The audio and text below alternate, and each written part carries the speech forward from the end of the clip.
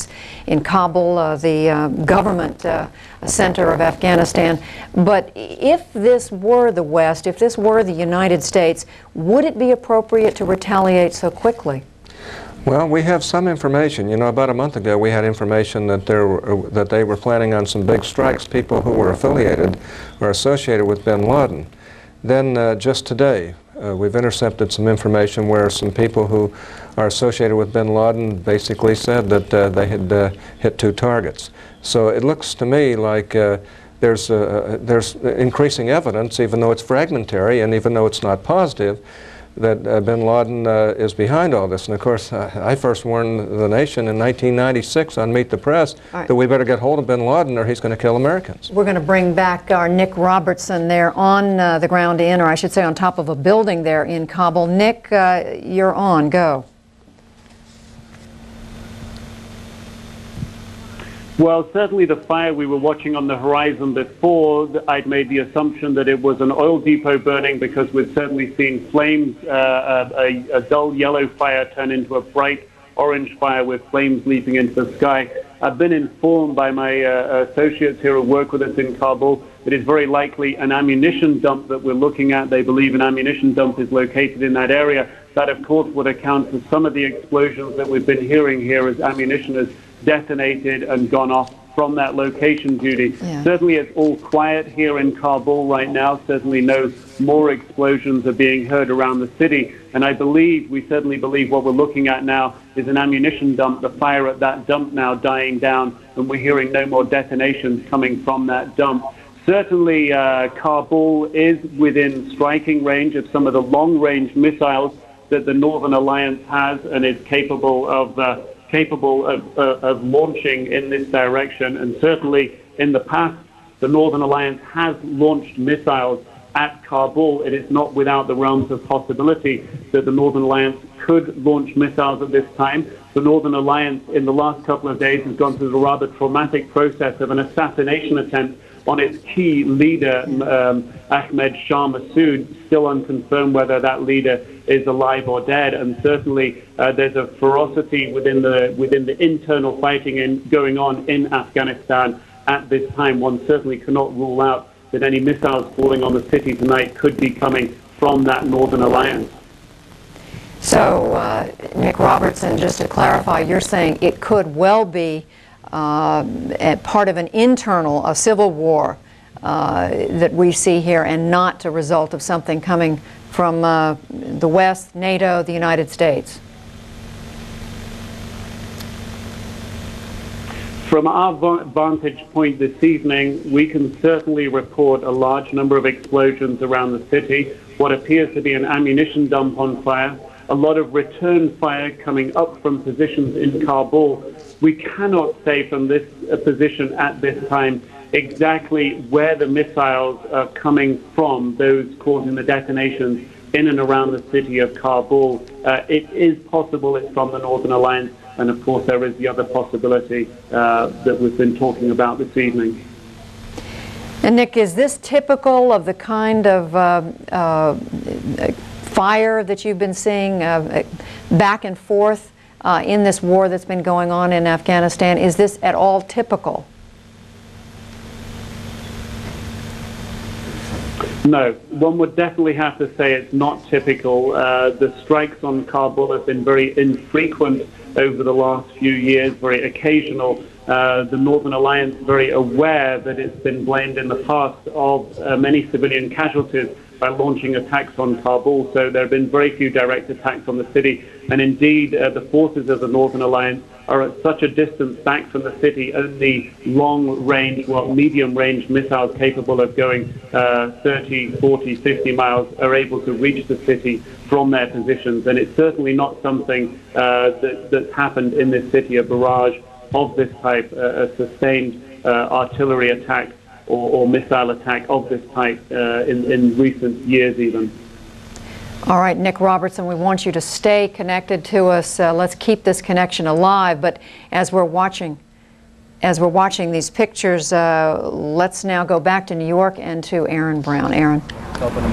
Judy, thank you. I'm joined here as well by Paula Zahn, and you will hear her voice in just a moment. as we continue to look at these pictures out of Afghanistan. Again, I would remind you that the technology here is it's called a video phone. It is very high tech and a little bit imperfect, but it is perfect enough so that you can clearly see that fire burning in the distance. What Nick Robertson has described as an ammunition dump, very probably, and you can very clearly see, or we've been very able to see throughout Nick's reporting, the tracer fire coming up, the anti-aircraft fire coming up. I think we need to make it clear at this point that no group has claimed responsibility for the multiple attacks today, and yet U.S. intelligence officials confirmed with David Enser earlier today that they believe a group connected to Osama bin Laden may have been involved. You have talked about this all day long, and I think you've done a very good job of explaining how well financed this would have to have been, how well orchestrated. It begs the question, if not Osama bin Laden, then who? Then who? Nick, from the very beginning, the Taliban officials, Afghani officials have said we had nothing to do with this, Osama bin Laden had nothing to do with this. How do you hear that? Was there any nuance in the language that sent a different message that maybe the rest of us might not have heard?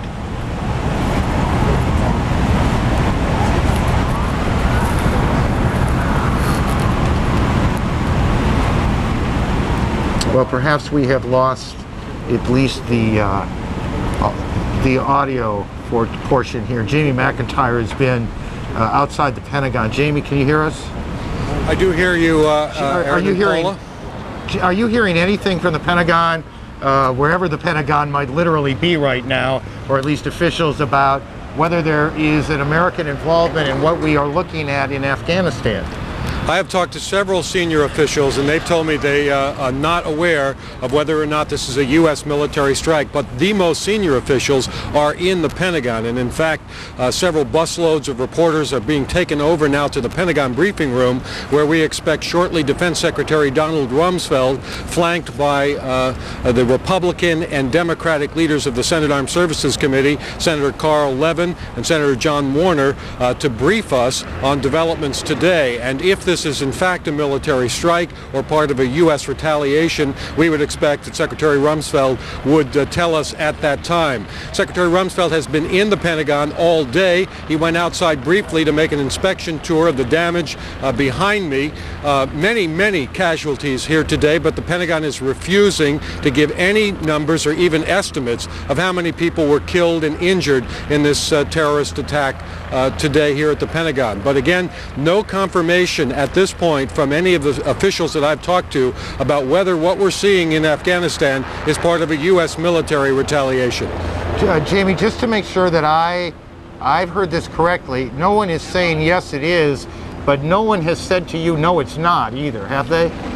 No, no one has steered us away from it. They've the officials who have been over here with the press, and we're just about a half a mile or so from the Pentagon, simply said that they had not been briefed and were not aware of this action when we told them that CNN was reporting explosions in Kabul. So. But again, several officials speculated that if this were the case, that might explain the reason for Secretary Rumsfeld's appearance. And of course, being flanked by the bipartisan support of Congress is clearly designed to send the message that there may be squabbles between the Pentagon and Congress, but when it comes to something like this, there's absolute unanimity. That may also account for the reason that despite the damage to the Pentagon, that they want to hold this event in the Pentagon briefing room, which is on the other side of the building, which was not damaged by the plane crash into the side of the building, in order to show a portrait to the world that the United States military headquarters is still up and functioning, and that the United States is still capable of reaching out and touching its enemies. All right, thank you very much, Jamie. Right now, we're going to have Senator Orrin Hatch join us to provide some insights as to what might be going on.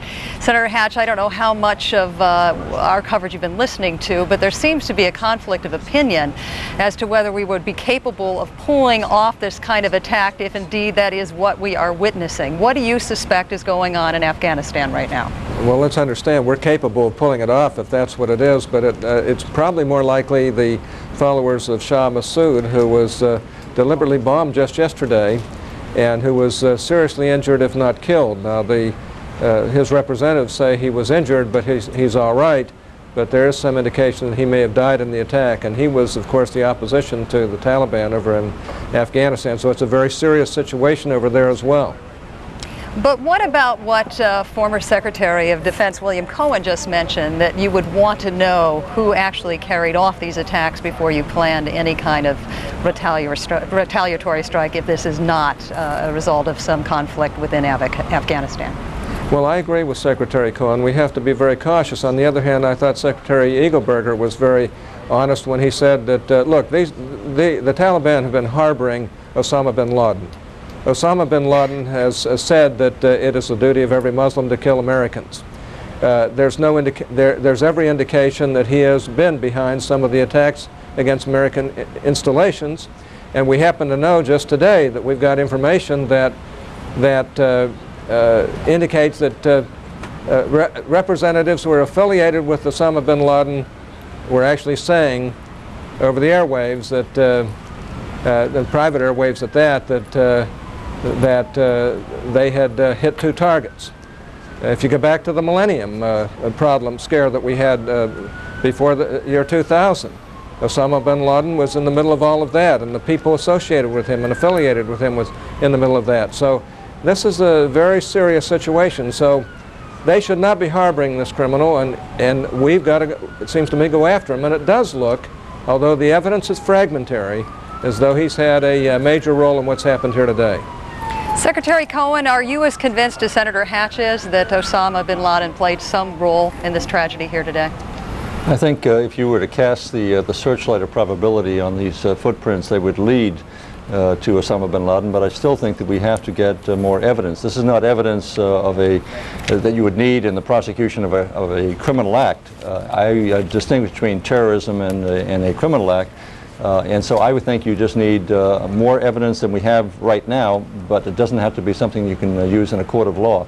I think that the probability is it points to Osama bin Laden himself or the groups that he supports, and therefore I think we ought to keep our focus very much on him but not exclude others. And so I think a little more time is necessary, but I don't disagree with Secretary Eagleburger that we need to respond swiftly and very strongly to those who have inflicted this great tragedy upon the American people.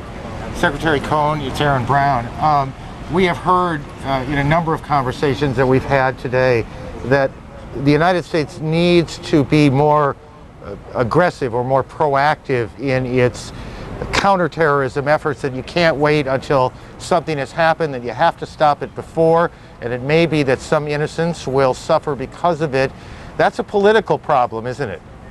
It is, and the thing we have to keep in mind is we do not want to allow terrorists to strike such terror in the hearts of the American people that we become like them, that we become indifferent to how many innocent people that we might kill. That is what separates us from terrorism and from the terrorists. We have a higher standard. So we have to be very careful in how we respond and how we take action against those who are planning further acts of terrorism against the American people, so that we don't become drawn down into that level of evil that they have perpetrated. So that's what distinguishes the American people and our ideals, and we ought to adhere to those. And Senator Hatch, you think that the political equation on how the United States deals with this has changed because of what's happened today? No question about it. We can't take this kind of action without a very heavy response. And we have some information. It may be fragmentary, but the fact is we have some information that indicates that that Osama bin Laden and many of his affiliates and associates, he's certainly the motivating force behind these people. He certainly has the money, and he certainly has the ability to motivate antagonistic forces against the United States, and he said he wants to do that. So it looks very much like that, although we're not absolutely certain at this point.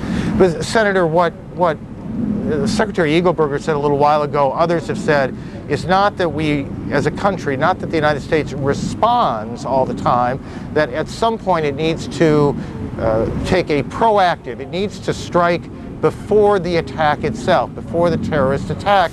And if some innocents are hurt, if mistakes get made, that is an unfortunate reality.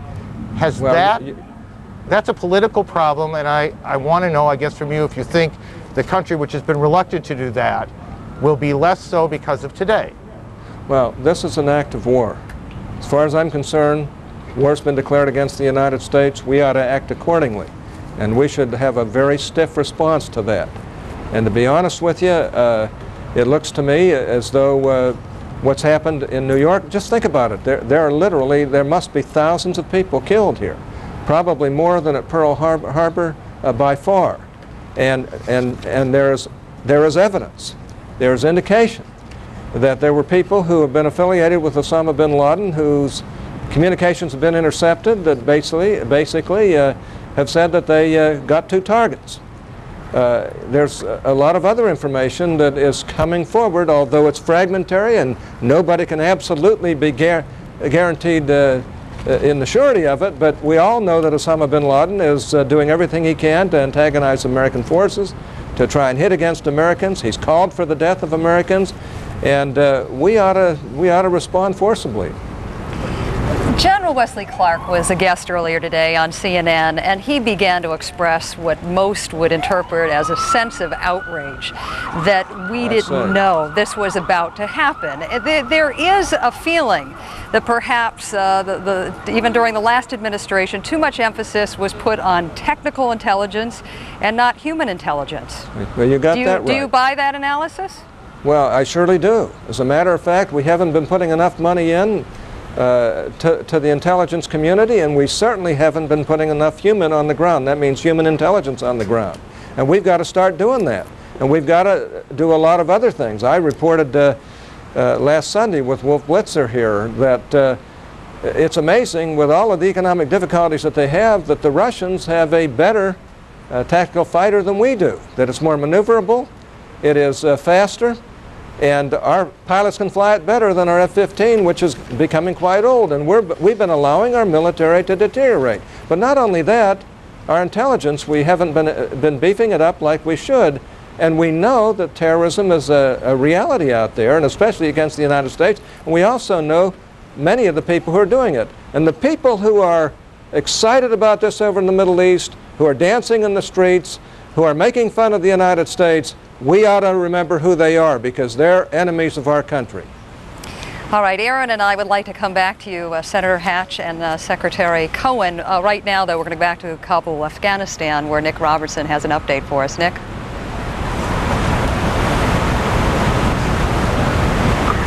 Well, I think if we review what we've been watching here in the last half an hour or so, we heard, first of all, aircraft coming in, then detonations around the city, then the fire and more detonations coming from what was we're told is an ammunition dump. We'll also fold into that the information we've been given here that 300 miles south of here in the spiritual heartland of the Taliban, their city of Kandahar, where their leader Mullah Omar lives, no reports of any detonations there. That city well beyond the range of the Northern Alliance forces.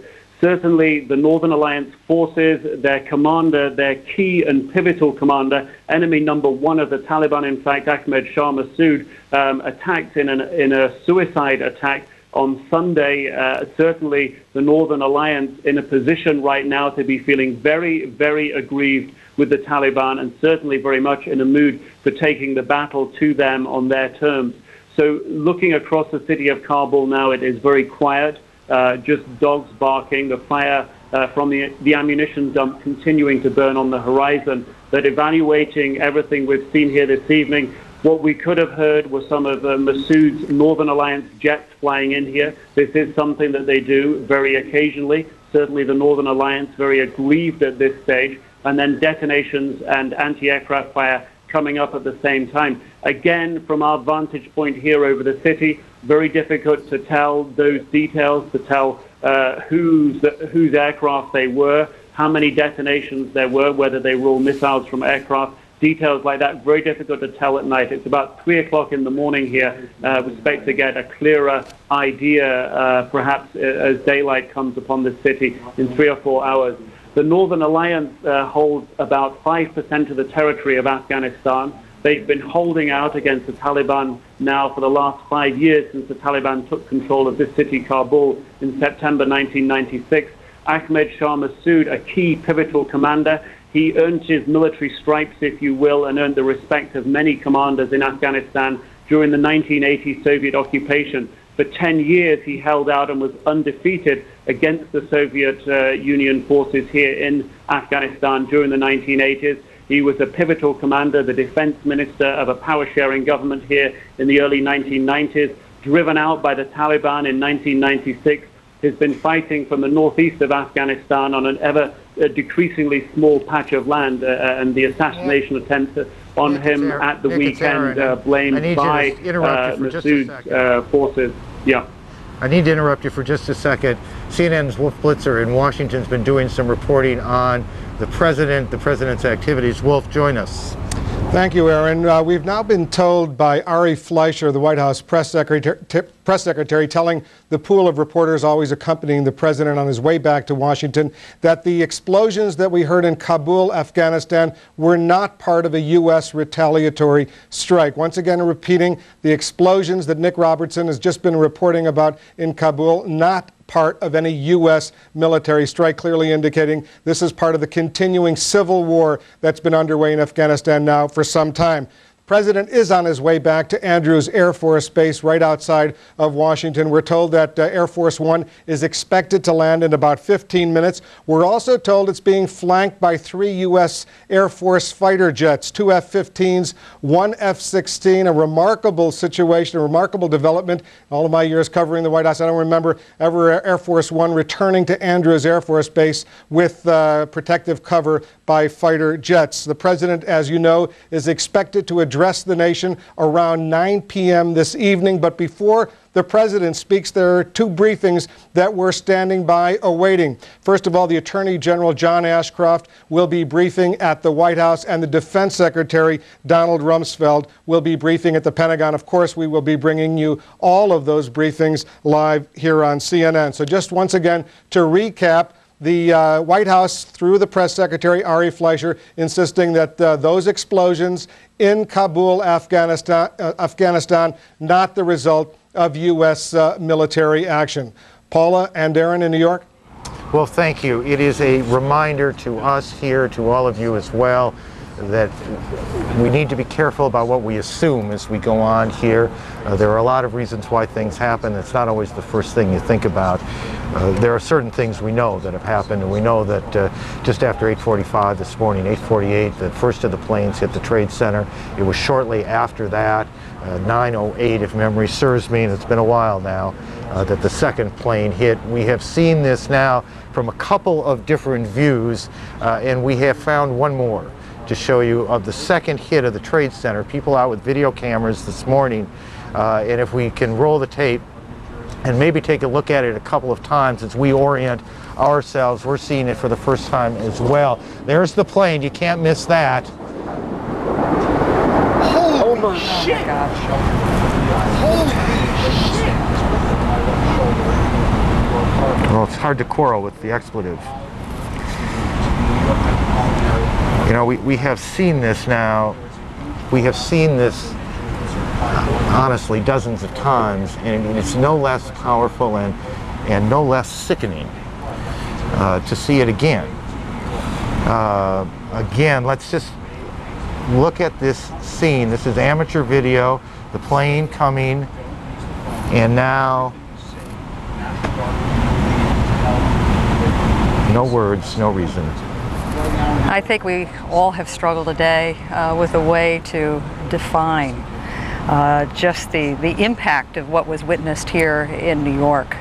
As you know, Aaron, this is 30 blocks away. This is 30 blocks away. As you know, the city is in a state of paralysis at the moment, although I am told that some of the bridges now are beginning to be opened up for outbound traffic. But at a point in the city today when people were trying to be evacuated from the south end of New York City, it was extremely difficult. You were up here and I was down on the street watching tens of thousands of people making their way on foot to get out of the city. Now, one of the things that we've witnessed within the last hour was the collapse of Tower Number 7, which is part of the World Trade Center complex as well. As you know, Aaron, because you've been reporting this all day, this has been on fire most of the day. This was expected to happen. 47 stories, not nearly as big as the 2 towers which once stood behind us.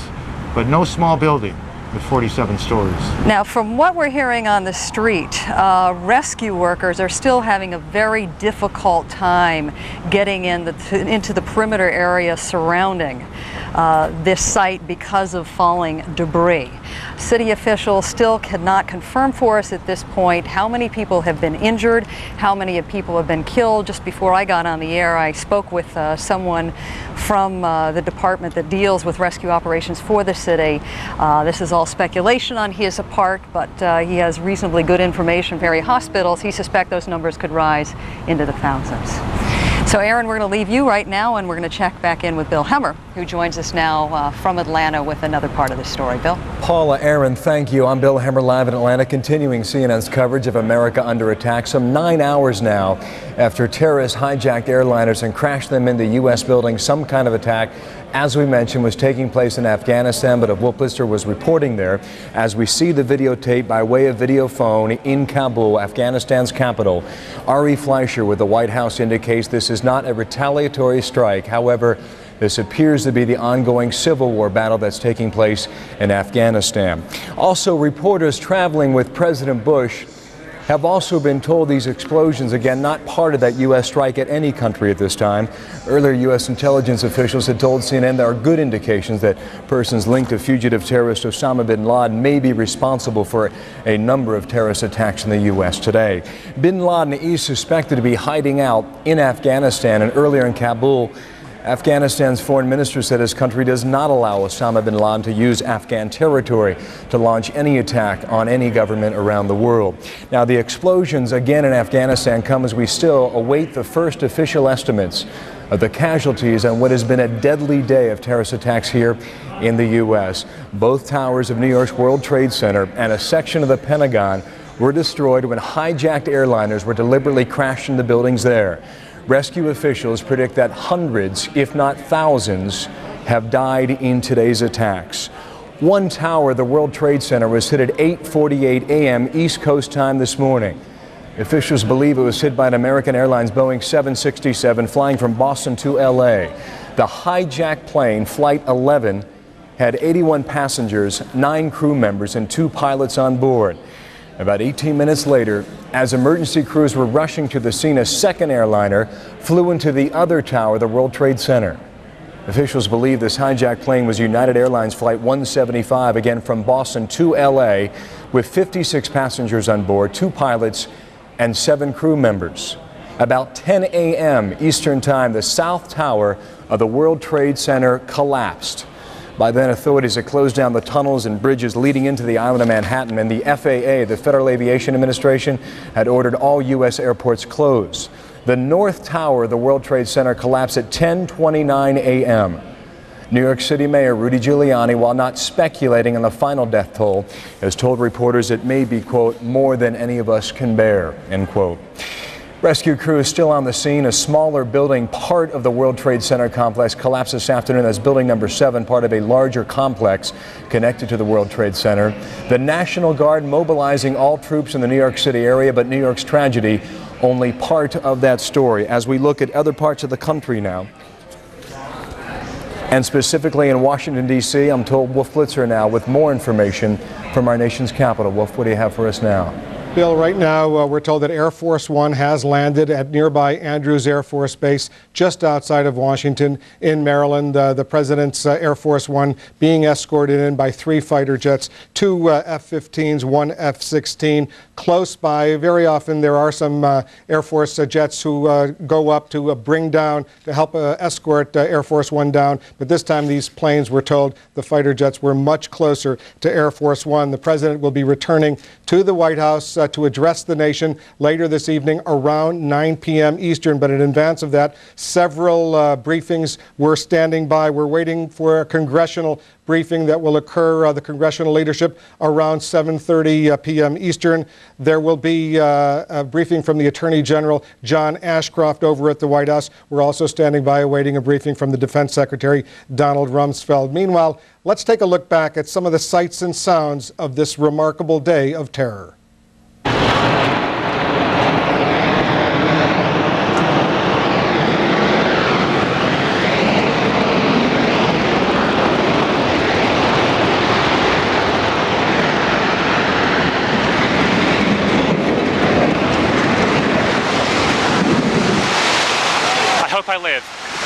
hope I live. It's coming down on me. Here it comes. I'm getting behind a car. It's incredible.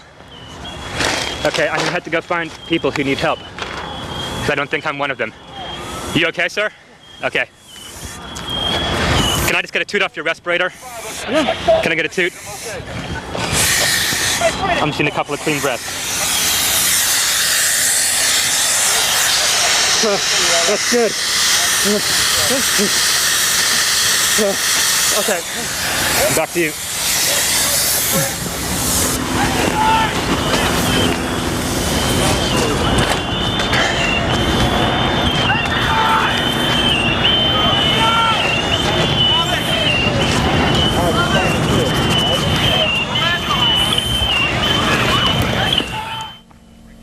The Pentagon briefing is now underway. Here's the Defense Secretary, Donald Rumsfeld.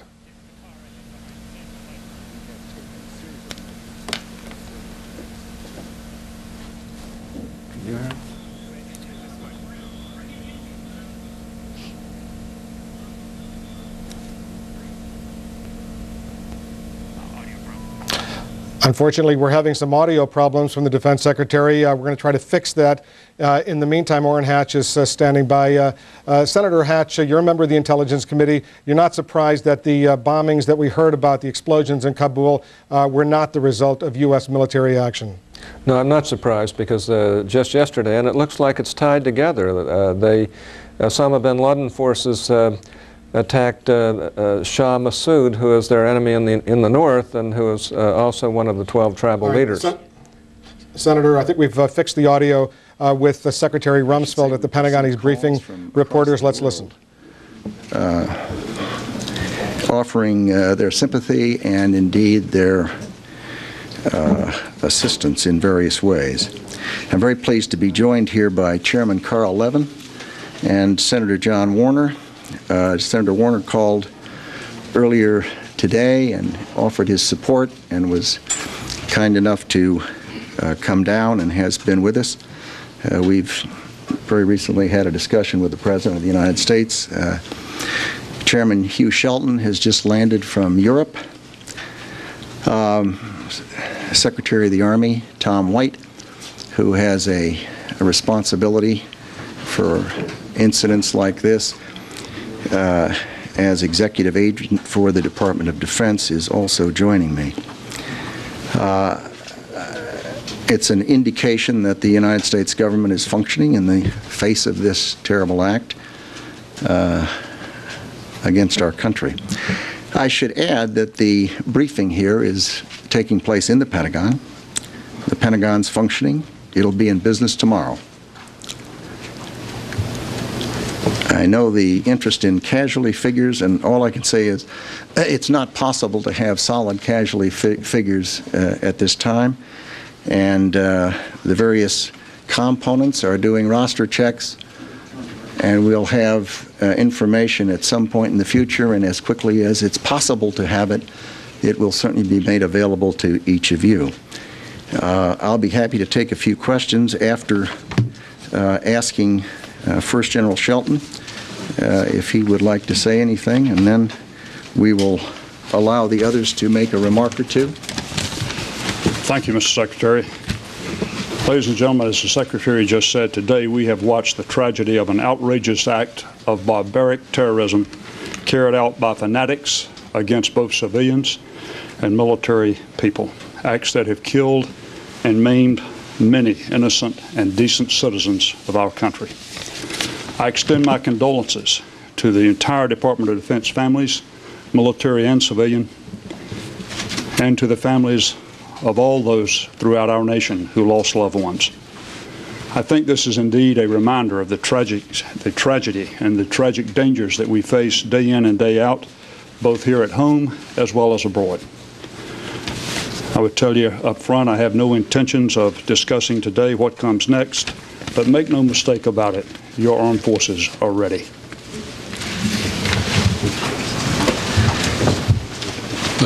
Chairman of the Senate Armed Services Committee, Carl Levin. Our intense focus on recovery and helping the injured and the families of those who were killed is matched only by our determination to prevent more attacks and matched only by our unity to track down, root out, and relentlessly pursue terrorists, states that support them, and harbor them. They are the common enemy of the civilized world. Our institutions are strong, and our unity is palpable. Senator John Warner.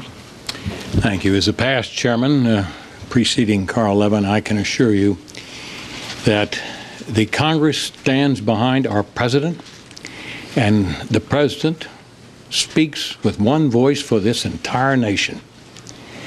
This is indeed the most tragic hour in America's history, and yet I think it can be its finest hour, as our president and those with him, most notably our Secretary of Defense, our chairman, and the men and women of the armed forces all over this world stand ready not only to defend this nation and our allies against further attack, but to take such actions as are directed in the future in retaliation for this terrorist act, a series of terrorist acts unprecedented in world history.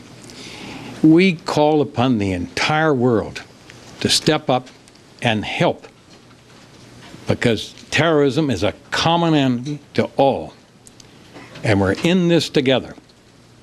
The United States has borne the brunt, but who can be next? Step forward and let us hold accountable and punish those that have perpetrated this attack. Again, I commend the Secretary, the Chairman, and how proud we are. We spoke with our President here moments ago. He's got a firm grip on this situation, and the Secretary and the General have a firm grip on our armed forces and in communication of the world over. Thank you very much. We'll take a few questions and then we'll adjourn. Charlie. Mr. Secretary, did you have any inkling at all in any way that something of this nature and something of this scope might be planned? Charlie, we don't discuss intelligence matters. I see. And how would you respond if you find out who did this?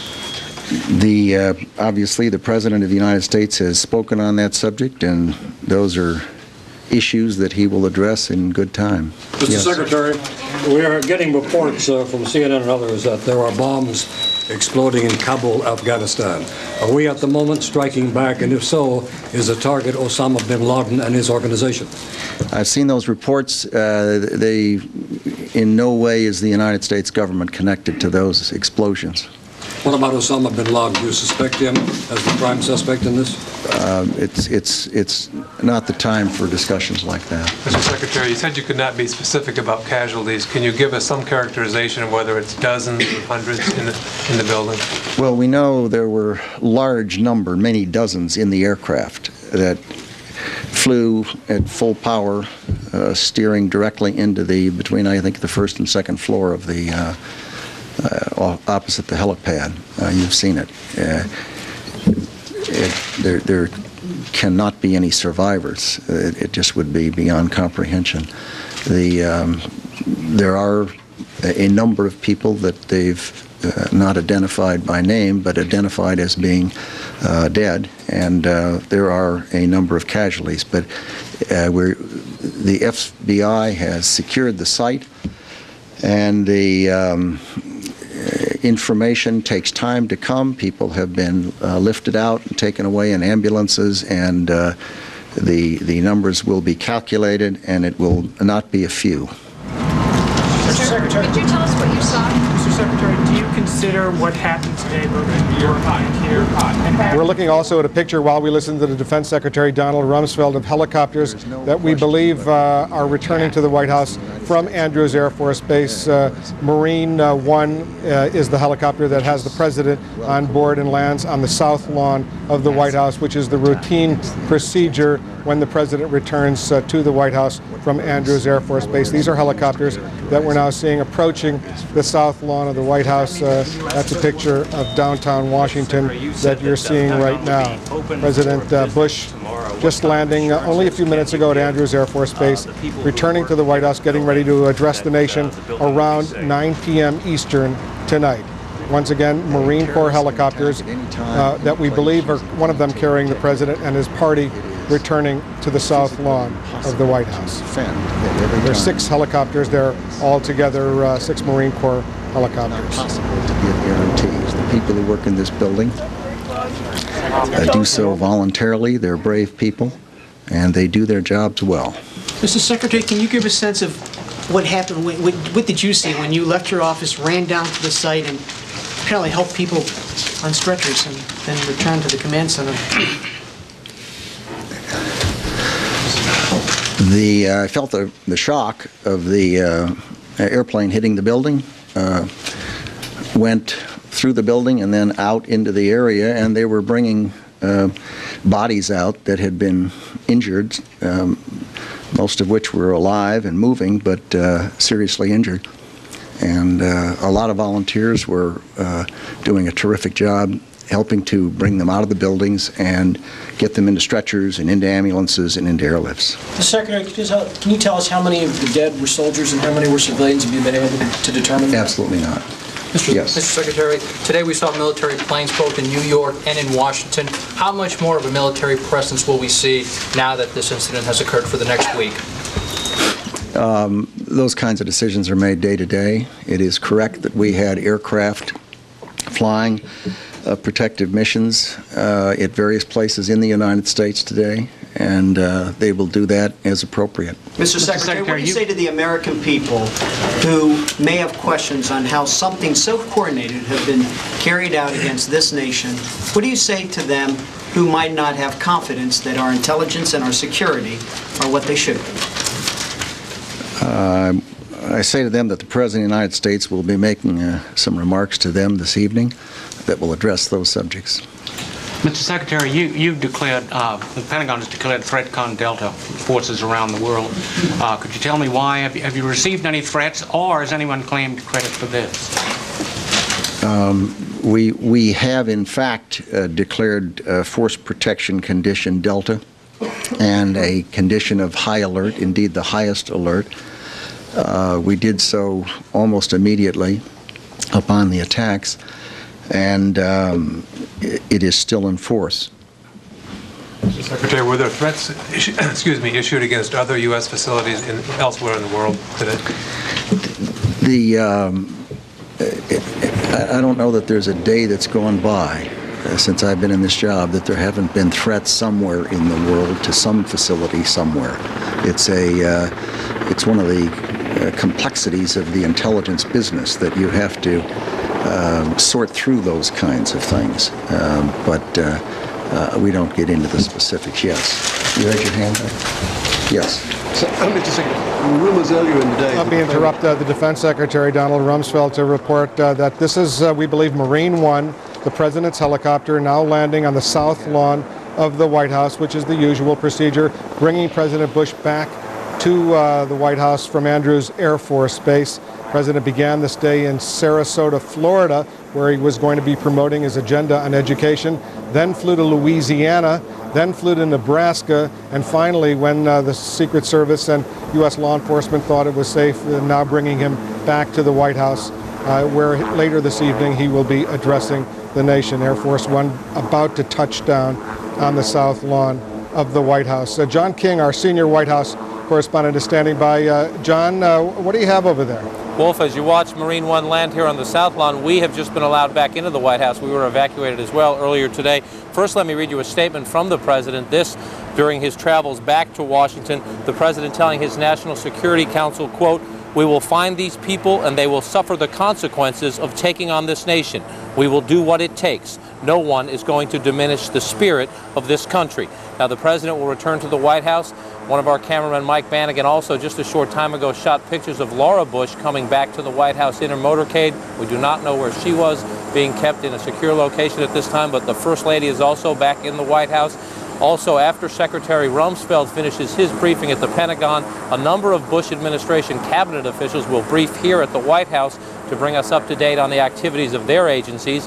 One, we're told, the Health and Human Service Secretary Tommy Thompson, who is involved, of course, in the medical help, blood banking and others. So he will bring us up to date on his agency. Attorney General John Ashcroft also on his way to the White House as well, we are told.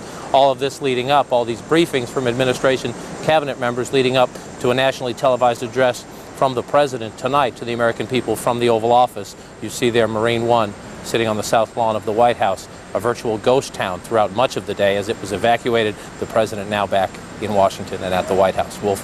John, the trips to Louisiana and Nebraska that the President took today, that was designed, we're told, and we see a Marine officer walking off Marine One as the President, we expect to emerge from Marine One any second now. We assume that was because security personnel thought it was too dangerous for the President to come right back to Washington. Is that right? The first stop at Barksdale in Louisiana was designed so the President could get to a command and control center that is fortified and structured so that he could be in contact. You see the President there emerging from Marine One, saluting his Marine escort on the south lawn of the White House. The direction he turned, it appears he is heading straight into the Oval Office. Had he gone straight, that is the path into the White House residence. The President turning left, indicating he will go straight into his office, the Oval Office. The President saying nothing as he walks by there. The first stop was to get him to a command and control facility so that he could have secure conversations with the Vice President, who is here at the White House, and with the National Security Council. At that point, we had been led to believe by some sources the President would come directly back to Washington. Then they took him to the headquarters of the Strategic Air Command for another briefing with the National Security Council amid some concerns that they wanted to run a few more security checks before bringing the President back to Washington. Obviously, one of the heinous acts we saw today on the Pentagon just a few miles away, so an enormous amount of security concerns. Even as we speak here on the grounds of the White House, you see the President here heading up into the path, being greeted by more agents and his senior staff into the Oval Office. Wolf. And as he goes into the Oval Office in the West Wing of the White House, once again, John, for some of our viewers who may just be tuning in right now, read to us the statement that the President has just released. This is a statement from the President. This is a statement, we are told by pool reporters, that he gave to his National Security Council, quoting the President, quote, "We will find these people and they will suffer the consequences of taking on this nation. We will do what it takes. No one is going to diminish the spirit of this country." We expect a statement very much like that to be included in the nationally televised address the President delivers to the American people tonight. He is meeting right now in the Oval Office with senior advisors to be brought up to date on the latest casualty figures, the latest information the federal government has on just what took place. The administration has also taken one of the steps, Wolf, that seems routine in some ways. Again, a reminder of the tragedy of this day, though issuing a statement just a short time ago declaring the state of New York a major disaster area.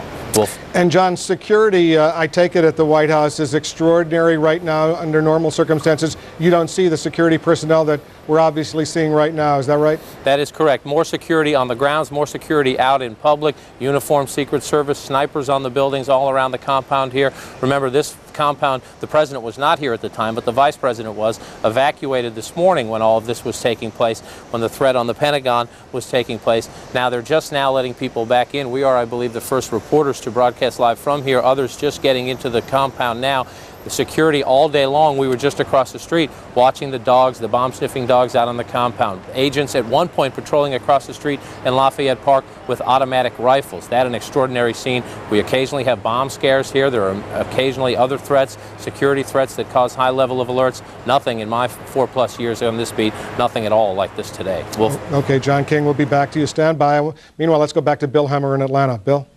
Well, thank you. And to our viewers who are just joining us possibly at this time, what has been a very already long and horrendous day in the U.S., we're going to quickly recap the developments of this day. It began with a series of coordinated terrorist attacks against the U.S. Then at the top of this hour, less than 60 minutes ago, explosions were seen in Kabul. That's the capital city in Afghanistan. However, reporters traveling with the President and the White House also tells us these explosions are not part of a U.S. strike against the country. Afghanistan's Taliban has been harboring fugitive terrorist Osama bin Laden. U.S. intelligence officials have told CNN there are good indications that persons linked to Osama bin Laden may be responsible for today's terrorist attacks in the U.S. However, that is far from confirmed at this point.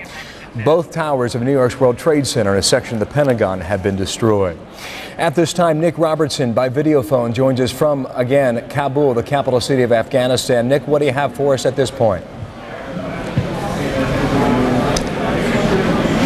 Well, Bill, we can confirm that the Northern Alliance, that's the alliance of fighters fighting the Taliban, who hold the last 5% of the country in the northeast of Afghanistan that the Taliban have yet to conquer, they have confirmed to us from their spokesman up there in the north of Afghanistan that they were responsible for the explosions here in Kabul this evening. They also say that they plan more such attacks. They don't say where and they don't say when. They say that they will brief us shortly on that, but they are claiming responsibility for the attacks we've seen here in Kabul this evening. It's not normal for them to attack Kabul in this way, but their leader, Ahmed Shah Massoud, a very key commander who holds together the alliance of fighters in the north of Afghanistan, he rose to fame during the Soviet occupation in the 1980s, where he was undefeated.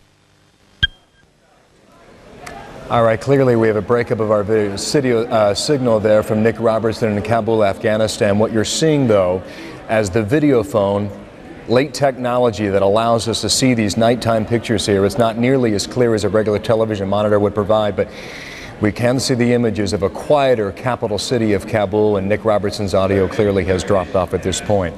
We hope to reestablish the signal again. It's almost 3 o'clock in the morning in Afghanistan, but back in New York it's just about 7 o'clock, and again we're about 10 hours removed from what has been a day that will live for a long time in the memories of a lot of Americans who have watched the images throughout the day. Back to New York City, the island of Manhattan, and CNN's Paula Zahn. Paula.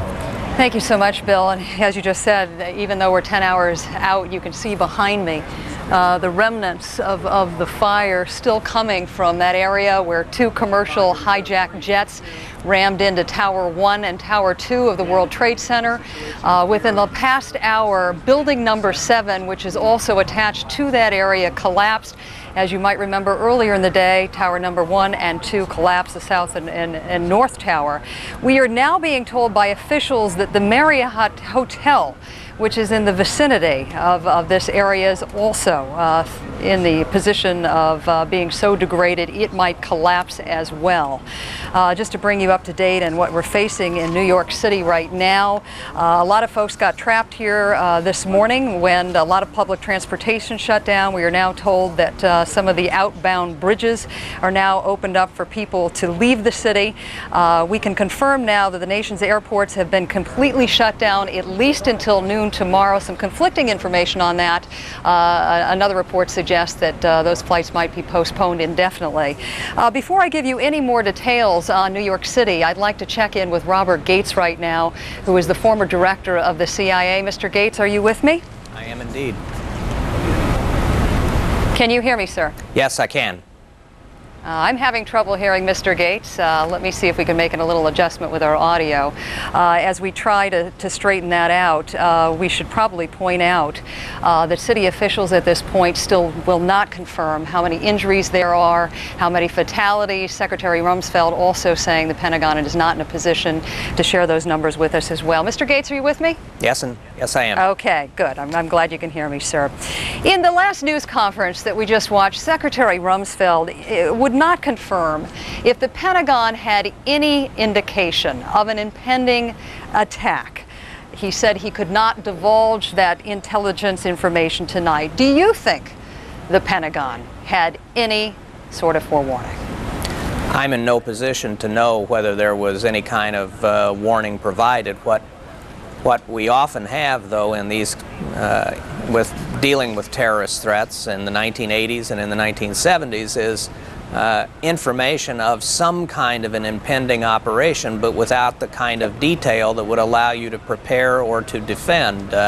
We ran into that with the attack on the Marine barracks in Lebanon in the early 80s and so on. So there might have been some kind of a general warning, or there may have been a specific warning, but often you get the kind of information that allows you to say something is coming, but without the kind of detail that allows people to take specific actions.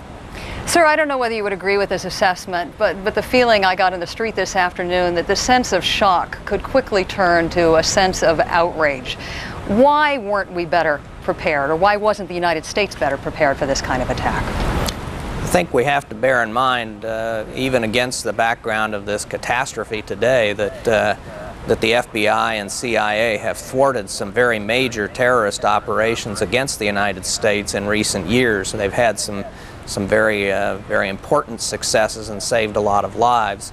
I think that there will be a time when all of this, when things have settled down, when people will be looking at what happened, what information was available, what was not available, and making some judgments about whether remedial actions need to be taken. But I think it's way too soon to begin making assumptions about some of those things.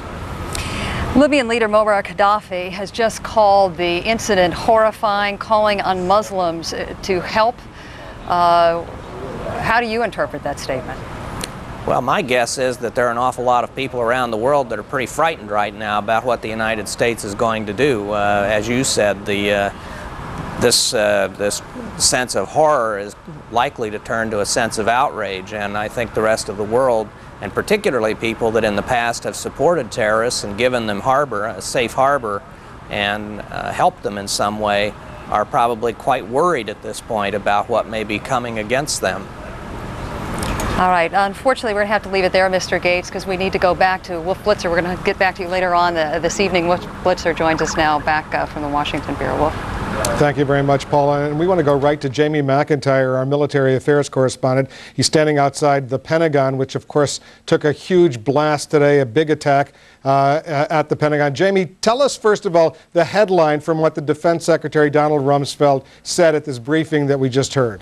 Well, probably the headline is what he didn't say, which is what the United States will do next, except to hint that the U.S. has firm resolve in this matter. Perhaps the biggest hint coming from Joint Chiefs Chairman General Hugh Shelton, who said he doesn't want to talk about what's going to happen next, but he said to the American public, rest assured, make no mistake, your armed forces are ready. So the United States clearly hinting that they are willing to take military action as soon as they can determine who is responsible for hijacking these planes and then crashing them into these buildings. Here at the Pentagon, the building is still smoldering, but the Pentagon, the head of the incident command team says that they believe they have the fire contained. It's not yet under control, and they think that they'll have the fire under control shortly. Secretary Rumsfeld vowed that the building would be open for business tomorrow. He's talking about, of course, the other side of the building where his offices are located, where the Pentagon briefing room is located. And the Pentagon wanted to make a point tonight of having Rumsfeld in the briefing room to show that the U.S. government and the headquarters of the U.S. military is operating. And he was flanked with bipartisan support from Capitol Hill, the leading Democrat and Republicans from the Senate Armed Services Committee there to show support that the United States, when attacked, has no divisions in its political will. Again, the Pentagon will not comment on how many casualties there are here. We know that there are probably at least 100, perhaps more. Incident teams, special urban rescue teams from the neighboring counties around here have been brought in to help sift through the rubble and look for survivors, despite the fact that when you have a smoky fire like this, it's almost impossible for people to survive. The rescuers say that they still have hope, that in these cases there still can be people trapped in areas perhaps where there was some air where they could survive, and they will not be giving up hope until they go through all of this wreckage. Wolf? Jamie, and just to recap, the devastation at the Pentagon, at that corridor at the Pentagon, several corridors, indeed the result of a hijacked American Airlines flight 77 from Washington Dulles Airport, scheduled to fly to Los Angeles International, hijacked and flown from Dulles Airport, which is about 15 to 20 miles or so from the Pentagon, crashing into the Pentagon, causing that devastation. Did we get any hard numbers, killed and injured in the attack? No, the Pentagon is absolutely refusing to even speculate, even though we know the numbers are fairly high. For instance, we know that there were 65 people on that plane. We know they all perished. We know that there are people in those offices that were right in an area of the Pentagon that had just been renovated, part of the multi-billion-dollar renovation here at the Pentagon. We know there have been bodies taken out. In fact, Rumsfeld made a comment at one point that he wasn't going to talk about what comes next while they're still removing bodies from the Pentagon. But apparently, in an effort to just stop any speculation about it. They're just not giving any numbers out here on the killed and on the injured.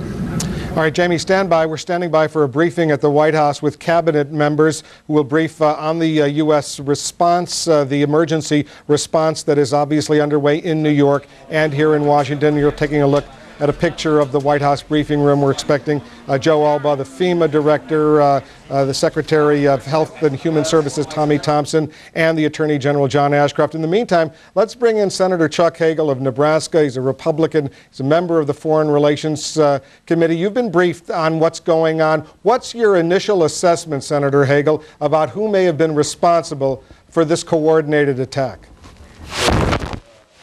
As has been said here tonight, we don't know. We will untangle this mess. We will get the facts, and we will respond. All right, stand by. Senator Hagel, stand by. We've got a technical problem with your microphone. We're going to fix it. The former CIA director, Mr. Jim Woolsey, is here as well, and he's joining us. You've been looking into this, discussing this with some of your former colleagues over in the intelligence community. What do you hear about those who may have been responsible?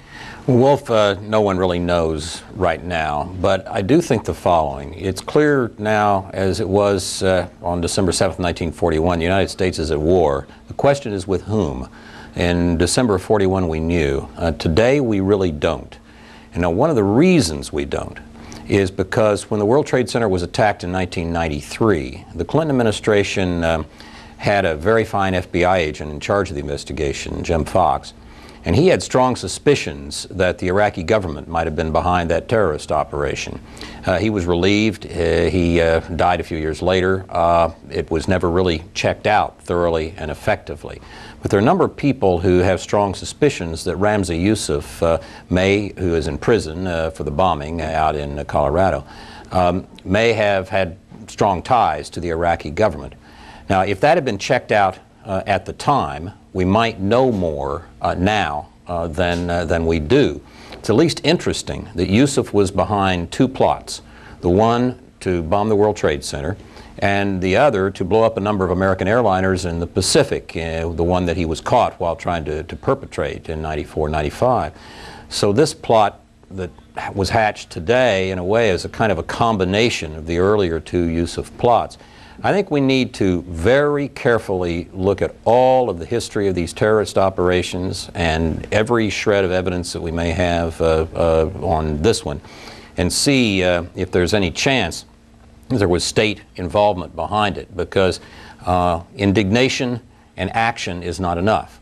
We need to have indignation and action at the real perpetrators, and as yet, we just don't know who those are. All right, Mr. Woolsey, stand by. I want to try to bring back Senator Hagel, who's also here in our Washington bureau. The former CIA director, Mr. Woolsey, suggesting that perhaps all the finger-pointing, direct finger-pointing that we've heard through much of today toward Osama bin Laden may be premature. Maybe others could have been involved, specifically the Iraqi government. What do you hear? Well, we must not rule anything out here as possibilities. We do know something, I think, for certain here, Wolf, and that is this was a very sophisticated operation. It took a great amount of intelligence, a great amount of resources, timing, all that goes into something like this. The world's never seen anything this sophisticated. Now, whether bin Laden was part of that or could have had the ability and the resources to do that, I don't know. But Jim Woolsey's right. No one should escape the net here as we find out who did this, and we will find out who did this. Is there a sense, though, that, Senator Hagel, is there a sense that that it definitely was some Middle East-oriented group that coordinated this attack, that it was not necessarily, as Oklahoma City was, a homegrown U.S.-sponsored attack? I don't know the facts here, but I would think it quite unlikely that it would be a homegrown domestic group involved here. I just don't think that would be the case. What part of the area of the world these perpetrators and cowards are from, I don't know. Stand by. Here's the Attorney General in the White House briefing room, John Ashcroft. Today, America has experienced one of the greatest tragedies ever witnessed on our soil. These heinous acts of violence are an assault on the security of our nation.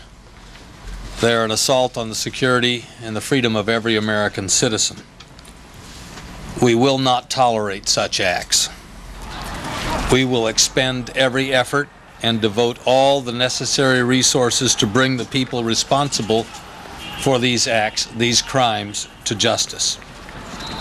Now is the time for us to come together as a nation to offer our support, our prayers for victims and for their families, for the rescue workers, for law enforcement officials, for every one of us that has been changed forever by this horrible tragedy. The following is a summary of the known facts surrounding today's incidents. American Airlines Flight 11 departed Boston for Los Angeles, hijacked by suspects armed with knives. This plane crashed into the World Trade Center. United Airlines Flight 175 departed Boston for Los Angeles, was hijacked and crashed into the World Trade Center. American Airlines Flight 77 departed Washington Dulles for Los Angeles, was hijacked and crashed into the Pentagon. United Airlines Flight 93 departed Newark for San Francisco, was hijacked and crashed in Shanksville, Pennsylvania. Crime scenes have been established by the federal authorities in New York, in Washington, D.C. area, in Pittsburgh, in Boston, and in Newark. The full resources of the Department of Justice, including the Federal Bureau of Investigation, the Immigration and Naturalization Service, the U.S. Attorney's offices, the U.S. Marshals Service, the Bureau of Prisons, the Drug Enforcement Administration, and the Office of Justice Programs are being deployed to investigate these crimes and to assist survivors and victim families. Thousands of FBI agents in all of the field offices across the country and in the international legat offices, assisted by personnel from other Department of Justice agencies, are cooperating in this investigation. The FBI has established a website where people can report any information about these crimes. That address is www.ifccfbi.gov. That address again, www.ifccfbi.gov. Individuals can report any information they know about these crimes to that website. It takes courage for individuals to come forward in situations like this, and I urge anyone with information that may be useful and helpful to authorities to use this opportunity. The Office of Victims of Crime has established a toll-free 800 number for family and friends of victims. They can call 800-331-0075 to leave contact information for a future time when more information is available, to find out information about a victim, or to find out information about the rights of victims and the services available to victim survivors and victim families. The determination of these terrorists will not deter the determination of the American people. We are survivors, and freedom is a survivor. A free American people will not be intimidated, nor will we be defeated. We will find the people responsible for these cowardly acts, and justice will be done. Tommy.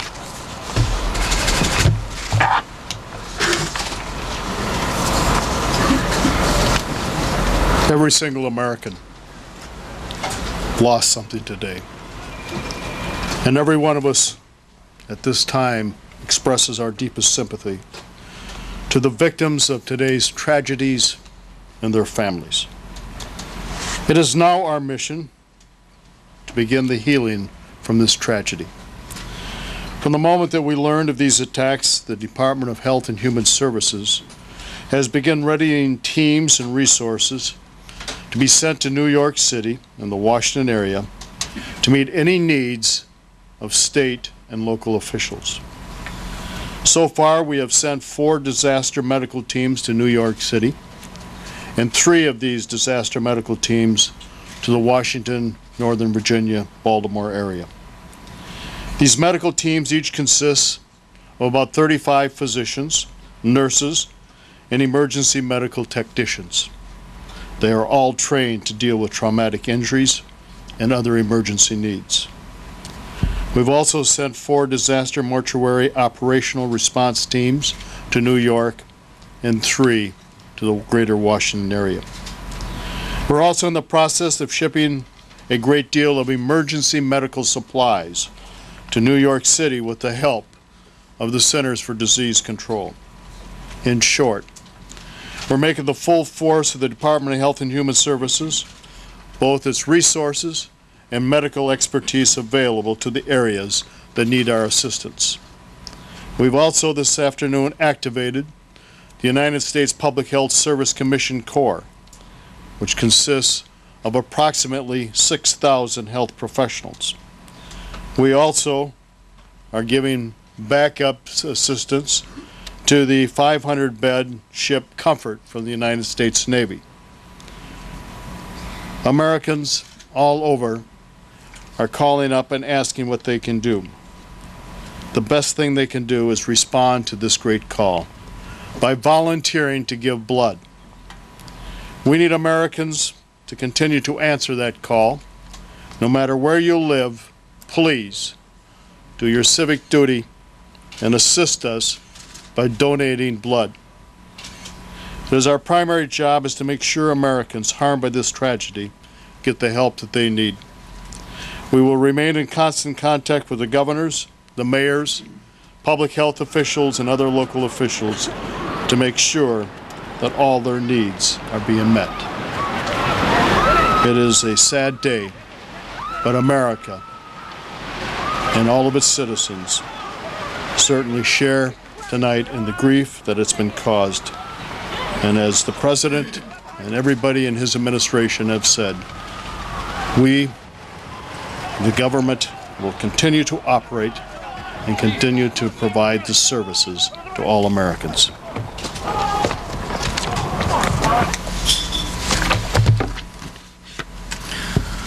One of the most cherished freedoms is the freedom of movement, the ability to move freely and safely.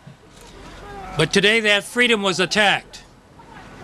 But we will restore that freedom throughout the national transportation system as soon as possible.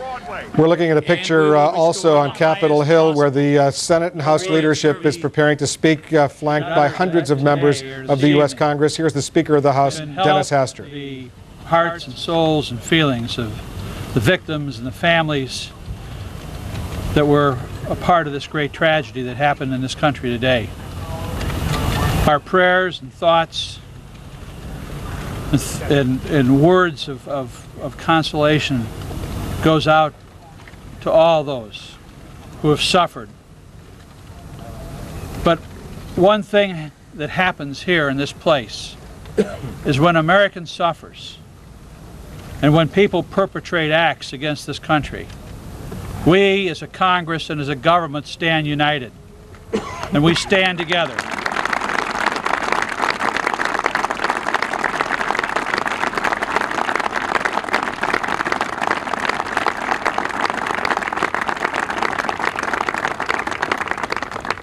Senators and House members, Democrats and Republicans will stand shoulder to shoulder to fight this evil that's been perpetrated on this nation.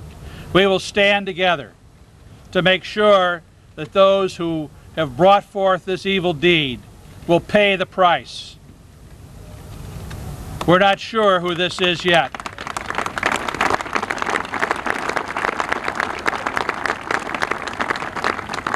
But we have our suspicions.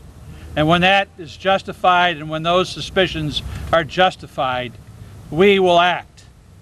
We will stand with the President, we will stand with this government, and we will stand as Americans together through this time. Thank you.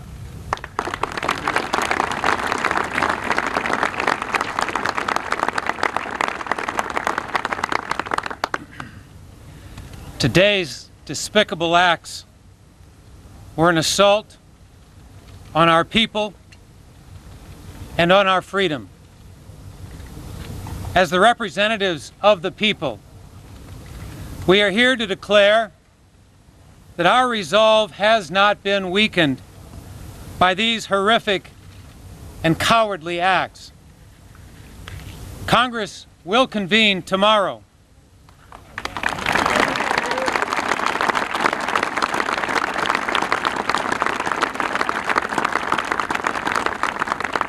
And we will speak with one voice to condemn these attacks, to comfort the victims and their families, to commit our full support to the effort to bring those responsible to justice.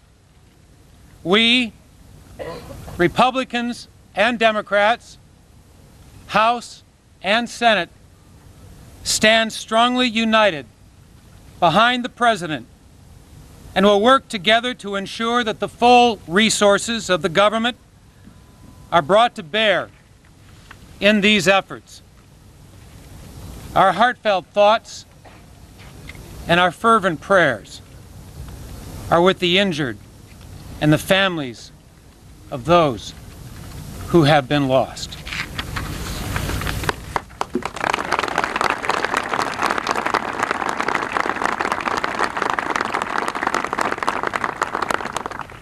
We know as a nation, as we said, our thoughts and prayers are with those families and those injured and those who are the casualties of today's attack.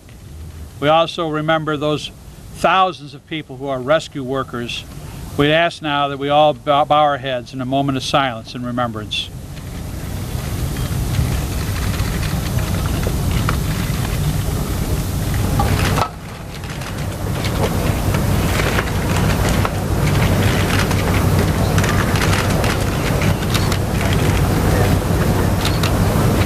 Thank you.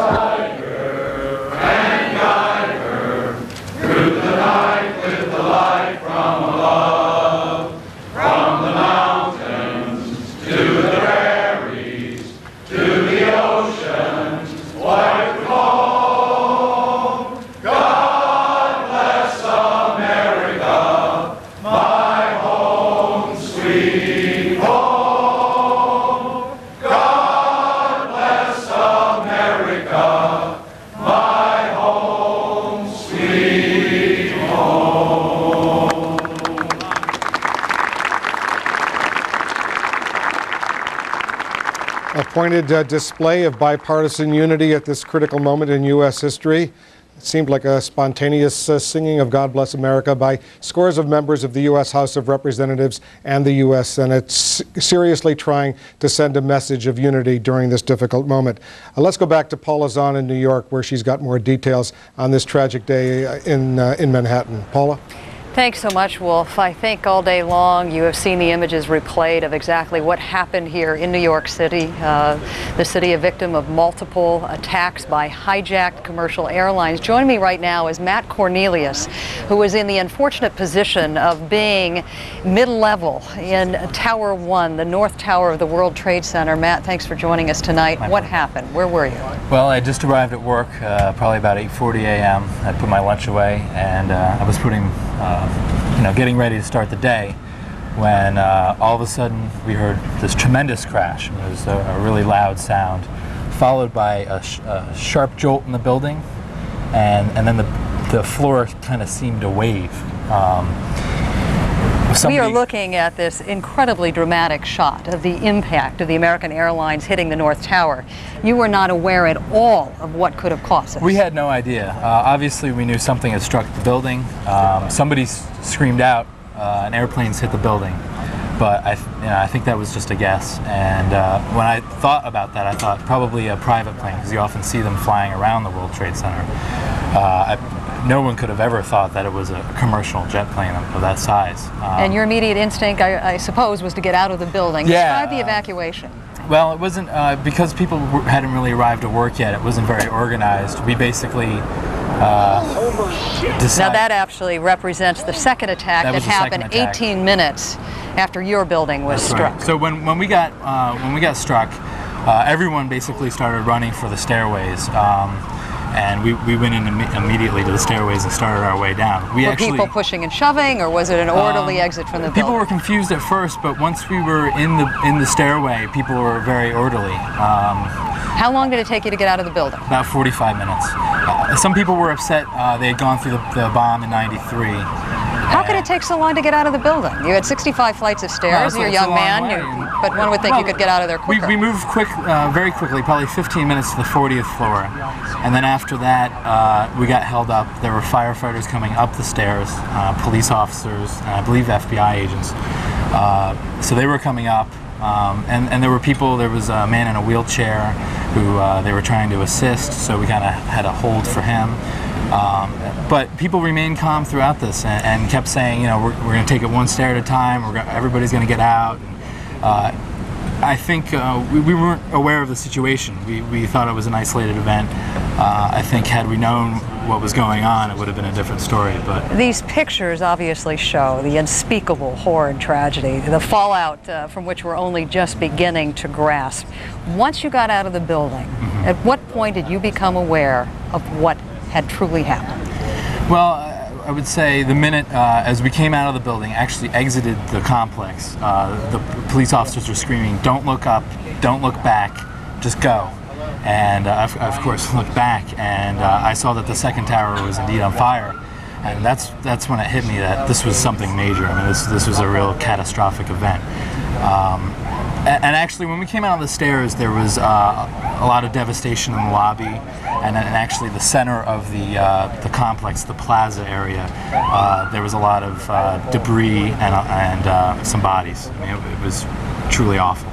We have some shots now that we'd like to show you of what some people have described almost as a nuclear winter, when they talked about the amount of soot coming down on those of you who were fleeing these buildings. Now that you've been able to absorb what happened, what's going through your head tonight?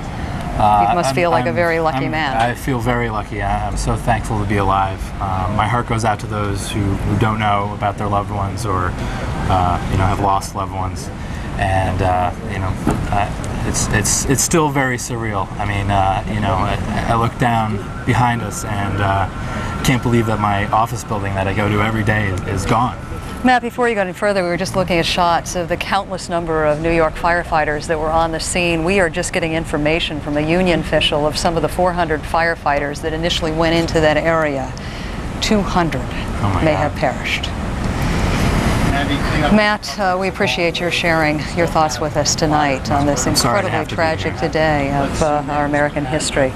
Let's go back to Wolf Blitzer. Once again, Wolf, New York City officials are not confirming, nor is the Pentagon, exactly how many people were injured here or how many people died. I know Governor Pataki of New York was saying earlier this evening it will be many, many days before we have any of those numbers.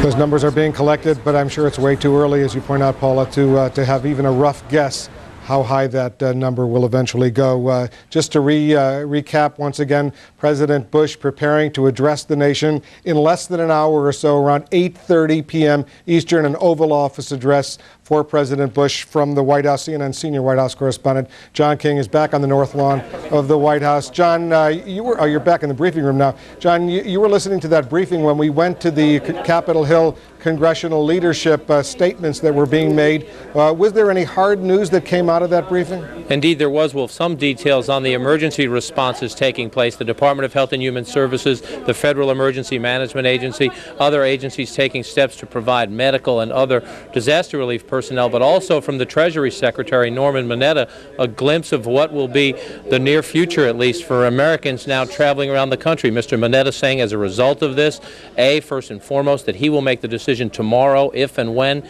U.S. commercial air traffic can resume, all planes grounded at least through noon, he said, and when Americans do go to an airport or a train station in the future, they are likely to see a much higher level of security. To increase traveler security. Travelers will indeed see increased security measures at our airports, train stations, and other key sites. There will be higher levels of surveillance, more stringent searches. Airport curbside luggage check-in will no longer be allowed. There will be more security officers and random identification checks. Travelers may experience some inconveniences, but we ask for your patience. Now the President is in the Oval Office with his national security team preparing for that address to the American people. About 50 minutes away from now, that address from the Oval Office. 4 members of the President's cabinet briefing here. They refuse to take any questions. White House saying that these cabinet agencies want to gather more information. Attorney General John Ashcroft vowing, though, that the perpetrators of these terrorist attacks, he said, would be discovered and punished. And again, much of the information dealing with the relief effort underway over at the Pentagon and up in New York City. The Secretary of Health and Human Services, Tommy Thompson, urging Americans, no matter where they live, to donate blood. He said that is one urgent priority right now. Wolf. Okay, John King, we'll be back to you. But meanwhile, I want to bring in the former Secretary of State, Madeleine Albright, who joins us here in our Washington Bureau. Secretary Albright, do you have a sense, you studied this situation, 4 years at the United Nations, 4 years at the State Department, who was responsible for this attack? I think it's impossible to tell at this time, Wolf, and it's very important to get all the facts straight. But what is essential is that the countries of the world who believe in democracy and human rights stand together. And the statements that have come out, I think, from other world leaders are very important. We all have to stand together. I ache for America tonight, but I know that we will rise to the challenge because we have the best system in the world. Is there, given the earmarkings of this highly sophisticated, very coordinated attack, that some sort of state sponsorship was behind it? I think it's tempting to speculate, Wolf, but I think that it's probably wrong at this time to make statements that point the finger. We need to look at the facts very carefully and then respond at a time and place of our choosing. We have the best military in the world. I have the greatest confidence in our military, and I support President Bush. We are all waiting to hear what he has to say. I think the unity of this country is now essential. But even at a time of unity, we've heard from many members of Congress, Democrats and Republicans today, members of Congress lamenting what they say was an enormous intelligence and security failure.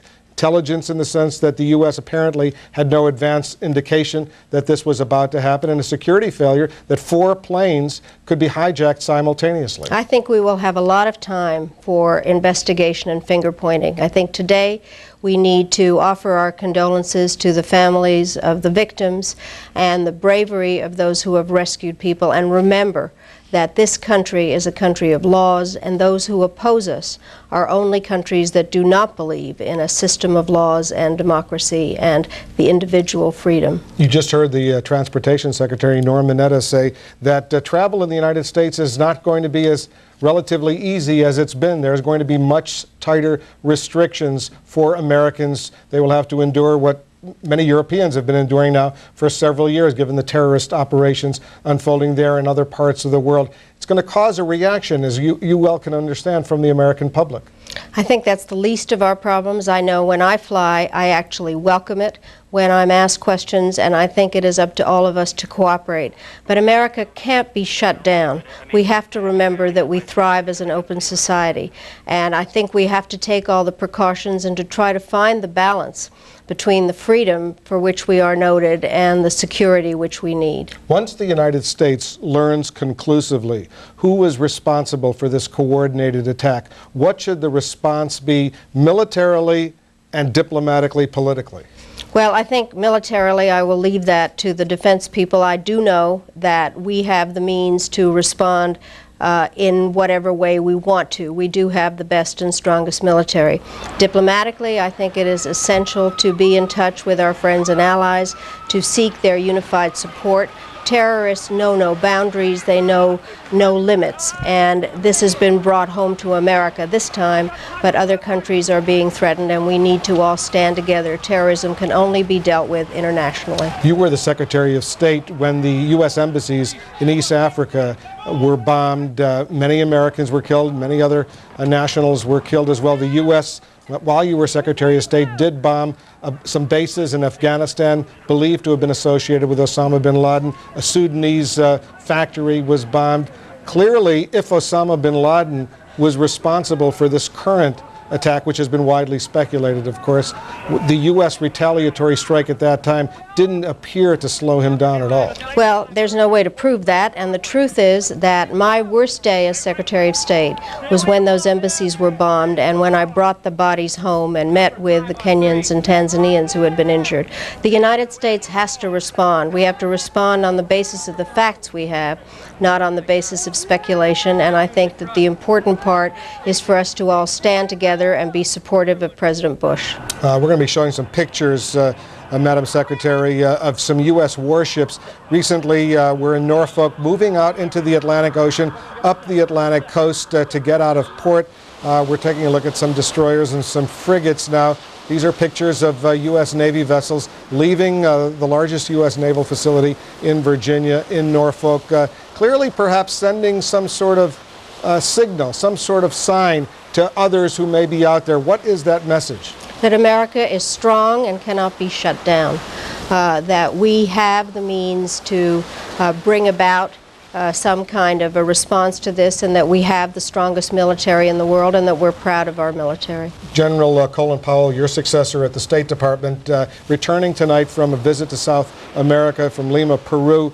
What should he be doing right now? What do we assume he is doing to generate international diplomatic support for the United States position and for perhaps some retaliatory U.S. response? I can understand that he must be very frustrated not to be in Washington, because I was not in Washington when the embassy bombings happened. I was in Rome, and I came back right away, and what I'm sure he is doing is being in touch with his counterparts and mustering the kind of international support that is necessary, and I'm sure will be forthcoming from our friends and allies, because we're in all of this together.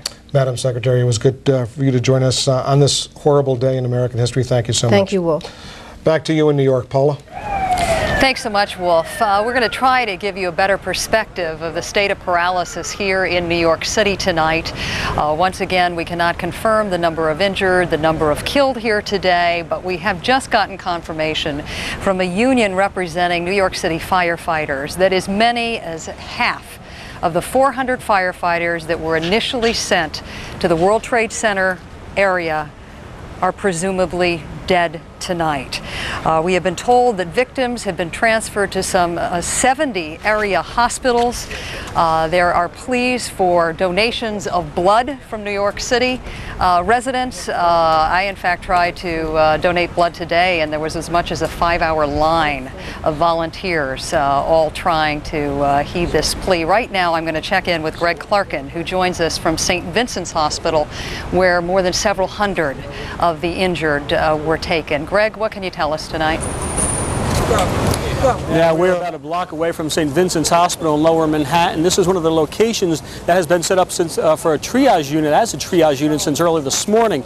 Really an incredible scene at the hospital. What you see is dozens and dozens of hospital workers outfitted in their scrubs, just basically awaiting victims to treat. At this point, what we're hearing is that the pace has slowed down considerably. We've just been briefed by the president of St. Vincent's, that is David Campbell. He says at the moment there are 319 patients at St. Vincent's.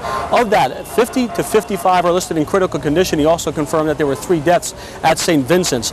Also, New York Governor George Pataki stopped by. He spoke to the doctors as well as the victims. One of the doctors overseeing the operations in the emergency room today described some of the injuries that they saw early on. He said at the very early stages of this tragedy, what they saw were severe burns, a lot of trauma, and a lot of heart-related problems. Now, he said the heart attacks and cardiac arrest could be from pre-existing heart conditions or possibly induced by the trauma that the people saw tomorrow at the World Trade Center today.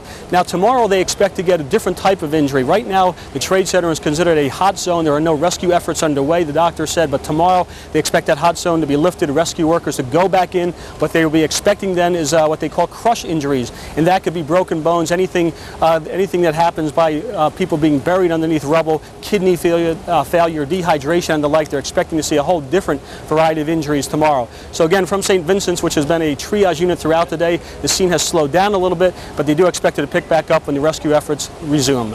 Paula, back to you.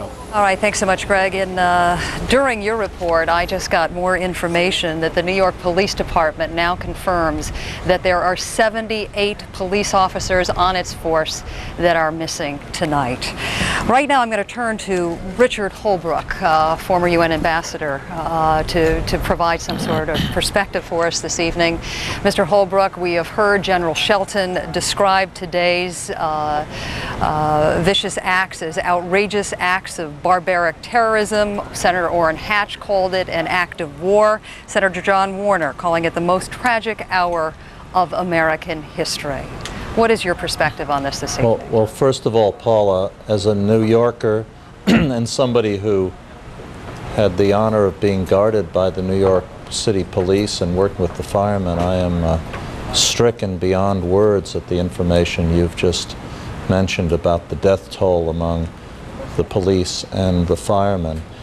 I used to work in that building and was there next door during the previous attack, and as in the 1993 case, New York City citizens have responded in this extraordinary way. Your description of the attempt to give blood is so emblematic, those lines, and I'm just heartbroken about this. In terms of your question, and having listened to your interview with Madeleine Albright, I just want to add something to what she said, and that is this. In the past, Osama bin Laden and other terrorists who do not represent national governments, a distinction which is critically important, but are sheltered in various countries in the world, including Afghanistan, sometimes North Korea, Iraq, Libya, have played this shell game about where the government that shelters them and protects them says, well, we don't know where they are. I think it is absolutely essential for the United States to lead an international effort now that makes clear that any country which shelters people is part of an act of war against the United States. The United States, Paula, cannot make the response alone. It is true, as Madeleine said, that we have the finest military force in the world, and I've been privileged to work with them for over 30 years in Vietnam, in Bosnia, and all over the world. But I will tell you that unless we have international united front of the European allies, the Russians, the Chinese, and I want to stress this, the moderate Arab states, which must close ranks to get the extremists who are behind this, we're not going to be able to succeed. This is the beginning, after we get through the rescue phase, after we find out how the security failure occurred that you referred to, that Wolf Blitzer referred to earlier, we're going to have to turn to an absolutely non-stop diplomatic effort to create the pressure behind which we can take the necessary military action against this act of war. All right, I hear what you're saying, Ambassador, but it was Henry Kissinger who said earlier on today that we will be able to, or the United States at least, will be able to judge its friends by their level of support in trying to figure out who unleashed this fury today. What, though, realistically, do you think will happen in terms of resistance from some of these countries? I'm sorry, I don't understand your question. I heard the interview with Henry Kissinger, and he and I are in full agreement on this. Any government which shelters the people who did this has to be held equally responsible for it as an act of war. And we are going to have to mobilize an international coalition for that position, as we prepare to take the necessary military responses. And I know that Henry agreed with that because I listened to the interview. Oh, no, I don't think I'm saying that anybody has misinterpreted the interview here, but I think there has been some suggestion by other guests that you may not get complete support here. No, I don't know whether we'll get complete support or not. The Taliban is denying any influence in this thing, but all the evidence seems to suggest that. John King and others on your excellent coverage have suggested that the administration is 90% sure it's Osama bin Laden. If some countries don't participate, let them understand that they're joining a coalition of terrorists who have declared war on the United States. The key nations involved are going to be the moderate Arab states, the Russians, and the Chinese and other countries which must isolate the cause of this. Osama bin Laden is not a government, but if he is indeed, as the administration appears to believe, behind this, anyone trafficking with him should be on notice that that is tantamount to an act of war by a government. And I talked this afternoon to the Secretary General of the UN, Kofi Annan, who is trying to deal with the consequences of this for the UN. He's going to have to decide whether to postpone or cancel some major UN meetings that are coming up in New York, a children's summit in 10 days. And he has been talking to Arab leaders, and I think he will be very supportive of this. The UN will meet in General Assembly tomorrow to start the condemnation process, and we're going to have to conduct diplomacy alongside rescue and finally decide what the correct military response is. Mr. Holbrook, we're going to have to leave it there this evening. Thank you very much for your insights and some of your poignant thoughts on what it was like to have once worked in one of those buildings that no longer exists. Joining me right now is Jeff Greenfield, who has some thoughts on the magnitude of what was witnessed here today. I know Senator Dodd earlier today compared this to the equivalent of the bombing of Pearl Harbor. Right, and you know, he said, I don't think that overstates it. We may find out it will understate it. When Franklin Roosevelt told us that many American lives were lost on that December 8th speech, he was talking about 2,400 American servicemen and women. Unless a miracle happened 2.5 miles south of here, we are looking at a death toll that could dwarf that. The largest act of violence in American history, Oklahoma City, 168 dead. More people than that died just in the plains. And when you and I as New Yorkers look and we realize the landscape of New York has changed, the Empire State Building is once again the largest building, I would suggest to you the landscape of America has changed. We are going to wake up tomorrow in a different country. Our luck has run out. 6 people died at the World Trade Center in '93. We saved thousands more because the buildings didn't collapse. We averted terrorist acts in the past, not today. And I think we will not get on an airplane the same way again. We will not feel the same way about our security again. I looked at some numbers, Paula. The largest number of American dead ever in one day in this country was Antietam, the Civil War battle in Maryland in 1862, 22,000 dead. I hope to God we don't approach that number when all is said and done, but we're going to be possibly in that ballpark. And I think tomorrow, in some ways, may even be a worse day than today because the sheer magnitude of this event has kind of got everybody just excited and wondering. Tomorrow, the reality sets in. And I think you also talked earlier today how that reality turns from a sense of shock and, in some cases, a sense of outrage. We've already heard what how has been handed this country. And one of the biggest issues we're going to be facing is drawing the line between a response that equals the horror of what was done and restraint. All right, got to cut you off here and go back quickly to Wolf Blitzer. I think Dick Armey is joining you. All right, Paula, just to remind our viewers that in a little bit more than a half an hour from now, President Bush will be in the Oval Office to address the American public. He's preparing his remarks right now, but our congressional correspondent, Jonathan Karl, is up on Capitol Hill, and he has the House Majority Leader, Dick Armey, with him. John? Well, Wolf, an amazing day up here, and we just had about 200 members of Congress, Democrats, Republicans, senators, and members of the House on the steps of the Capitol with a message. Now, we have here the Majority Leader, Dick Armey, Republican leader in the House of Representatives. Mr. Armey, you were one of those in the top leadership of the Congress that were whisked away from the Capitol this morning to a secure location, a classified location. What was it like in that room all day today? Well, we had the bipartisan leadership of both the House and the Senate. We were, of course, obviously, like everybody in America, seeking information, trying to understand exactly what's happening, where is it coming from, who's responsible, and how do we respond, measuring the threat to the nation, and preparing ourselves to bring the members of Congress back to work at the appropriate time under the right circumstances, and make the point that I made earlier. You may scar democracy, but you don't shut it down. We'll be back to work tomorrow. We think of this as a horrible criminal act. It is just inhumane. It's insane. And the American House and Senate, the Congress of this nation, as the President of this nation, will address that tonight. We will address the nation's business this week, and we will continue the process of finding the people who are responsible and bringing them to justice. Now, I understand that at least 4 times during the day, the Vice President briefed the members of the leadership that were in that room at that classified location. What did you learn about that 4th plane, the plane that landed in western Pennsylvania? Well, we learned some things about that. At this point, the information is classified. It is clear that we do have a good investigation going forward. We are gathering information.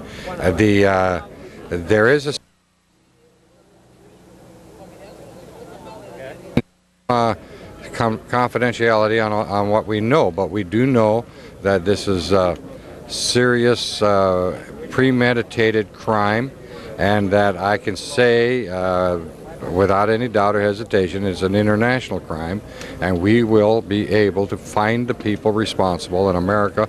I believe, with the cooperation of all civilized nations, will bring these people to justice. Now, over the Capitol Police radios this morning, there was a report that there was a plane headed for the Capitol building. What can you tell us about that? Was the Capitol in danger at any time during the day? I don't know. We've tried to distill exactly what that report might have been. It could have been somebody's interpretation of the heading of either the plane that went to the Pentagon or the plane that went down in Pennsylvania. But there was a concern about the Capitol that caused Capitol Police, I think correctly and prudently, to vacate the building. All right. Well, Mr. Leader, I thank you very much for joining us. And Wolf, tomorrow, both the House and the Senate will reconvene. This message that wants to be sent here is that terrorism will not stop the people's business, the work of the Congress from going forward. All right, Jonathan Karl on Capitol Hill, thank you very much, and thank Mr. Army as well. I want to bring in Senator Bob Graham of Florida. He's the chairman of the Senate Intelligence Committee. Of course, he's been receiving regular briefings throughout the day. We're hearing a lot of suspicions, Senator Graham, about who may have been responsible. Can you share what you know about that responsibility with our viewers? I would agree with Madeleine Albright. It's premature at this point to be identifying who the prime suspect might be. The number of potential suspects based on the complexity of this operation is relatively small, and I think we will soon be able to identify who the culprit is, but tonight is not the night. Has anybody definitively made any conclusions in the briefings with you and your colleagues about responsibility? Because, as you know, a lot of finger pointing at Osama bin Laden has been going on throughout the day. No, at this point there has not been a single primary suspect identified. Given the nature of this operation, the highly coordinated hijacking of these 4 airliners, is there some suspicion as well in the U.S. intelligence community that perhaps some government may also have been involved? Again, it's premature to try to determine who did it and who their collaborators might have been. One thing we do know is that we are going to, as a result of this and other incidents, reassess our ability to identify and prevent this kind of event in the future. Right now, we're in the stage of responding to a horrendous event rather than where we should be, which is congratulating on ourselves on the fact that we identified and were able to interdict the culprits before they were able to act. One of your colleagues on the Intelligence Committee, Senator Orrin Hatch of Utah, told us earlier today that as far as he had been informed, there was no advance warning whatsoever that these attacks were about to take place. Is that what you're hearing as well? Yes. There had been a general heightening of concern about the potential of terrorism over this summer.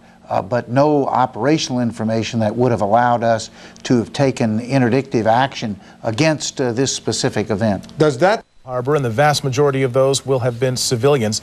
A number of those coming from Southern California. 3 out of the 4 flights involved were bound for Los Angeles, and they never made it.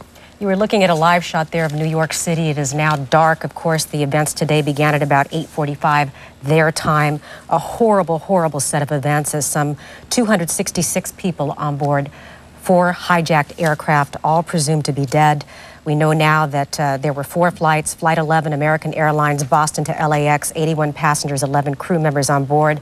We know that there was 1 local victim, 41-year-old Edmund Glazer, who is dead. Also, there's a new information coming into Eyewitness News. United Airlines Flight 175, 2 scouts from the LA Kings on board there. We are told that they are 31-year-old Mark Bavis and 53-year-old Ace Bailey. Okay, and those were 2. That was the one that that was the second plane into the World Trade Center. Let's go out now to New York and reporter John Berman, who is live there now. We are expecting the president to speak, I should mention. Now let's go to John Berman.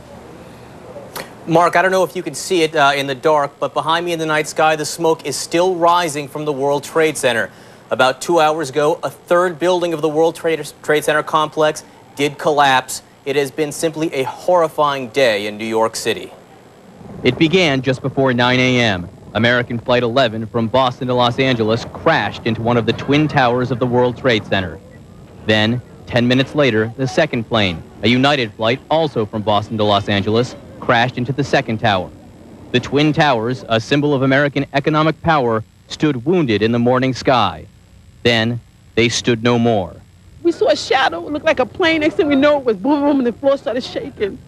And then we saw debris fall down, and next thing we know, we had to get out of the building. It was like a comet just hit the earth. Just after 10 o'clock, as thousands of terrified people watched from the streets, the South Tower collapsed. 20 minutes later, the second tower came down. Some 50,000 people work in the 2 towers at any given time. Evacuations began immediately after the first crash, and many were able to get out. But thousands of people are feared dead. On the streets of Lower Manhattan, it was mayhem. At local hospitals, the wounded started to pour in. A makeshift morgue was being set up on a Hudson River pier. Firefighters and law enforcement streamed to the scene, or as close as they could get. Many firefighters could be among the victims. Today is obviously one of the most difficult days in the history of the city and the country. The tragedy that we're all undergoing right now is something that we've had nightmares about. Just as the towers were falling, yet another plane, a United Airlines flight from Newark to San Francisco, crashed in western Pennsylvania. All the flights appear to have been hijacked. Government sources say that on the American flight that crashed in New York, a flight attendant called the operations center saying 2 flight attendants were stabbed and the assailants had broken into the flight deck. The mayor of New York, Rudy Giuliani, has said that tomorrow Lower Manhattan will be closed. No one will be allowed in so they can begin the investigation and the cleanup. The rest of the city will remain open, but the mayor has asked if people can take the day off, that they do take the day off. It will be a long, long time before this great city comes back to anything close to normal. This is John Berman live in New York. Back to you. All right, John, thank you for that. We should mention again, President Bush is expected to address the nation very shortly, and when he does, we'll bring that to you live. As a result of today's terrorist attacks, the New York City skyline has been dramatically altered. We have an opportunity to bring you more gripping images of the devastating scene as one of the World Trade Towers collapsed. Our team coverage continues with Eyewitness News reporter Lori Shore. She is live in Hoboken, New Jersey, right across the Hudson River from Manhattan. Lori?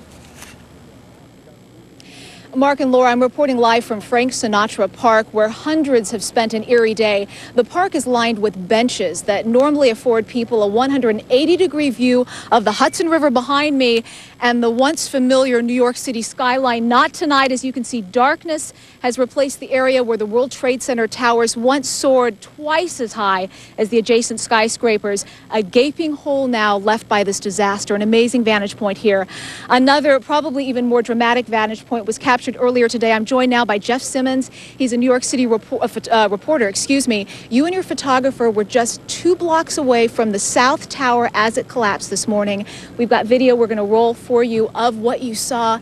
Describe to me what you experienced. We were at the corner of Chambers and West. At that point, that's right about 2 blocks from the Twin Towers. We heard the rumble. We saw people start to run, collapsed right onto the highway at that point. Dozens of people running towards us. I mean, you knew there were people that were trapped underneath that rubble at that point, caked in debris, caked in dust, running back towards us. My cameraman pulled the car around. I jumped out, shot this footage while people ran. At that point, as they realized we needed to put back the media, anyone who was over there, a school right there, they started to evacuate the children. Hundreds of kids walking out of that school uptown, headed north. We caught on video thousands of people at one point. And Jeff, what terrified you the most at that moment? The fact that we were so close, we didn't know if we were going to survive this, because at that point, once it fell to the ground, there was the giant cloud of smoke that could have suffocated us.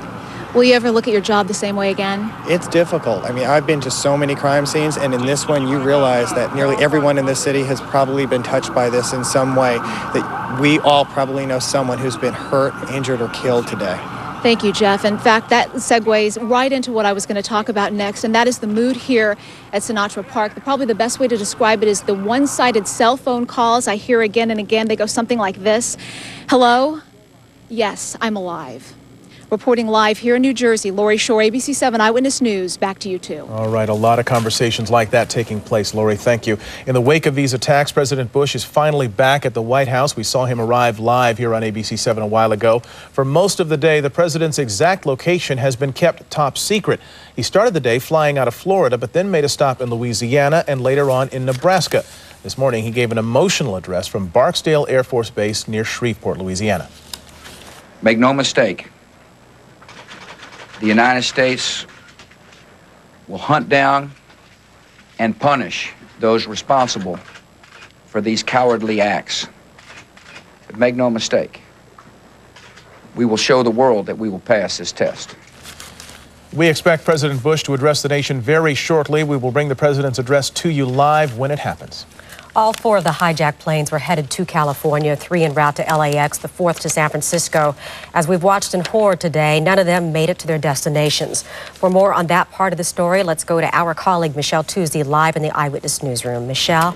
Laura, we weren't a direct target this morning, but we certainly were an indirect target in that many of the casualties were Californians, people who were on board those 4 aircraft heading to California when they crashed this morning. 266 people in total died. 3 of the flights were headed to LAX. All of them departed between 8 and 8:30 this morning, and all had crashed by 10 a.m. We're going to take a look now at those individual flights. American Airlines Flight 11 left Boston this morning, was headed to Los Angeles. It had 81 passengers, 11 crew members on board. That is the plane that crashed into the World Trade Center's North Tower at 8:45 a.m. American Flight 77, a Boeing 757 with 58 passengers, 6 crew members on board, crashed into the Pentagon at 9:40 a.m. United Flight 175 left Boston en route to LAX, a Boeing 767. It had 56 passengers, 7 flight attendants, 2 pilots. That plane crashed into the World Trade Center South Tower at 9:03 this morning. And United Flight 93 left Newark for San Francisco, never made it. The Boeing 757 had 38 passengers, 7 crew members, and that flight crashed about 80 miles southeast of Pittsburgh at about 10 o'clock this morning.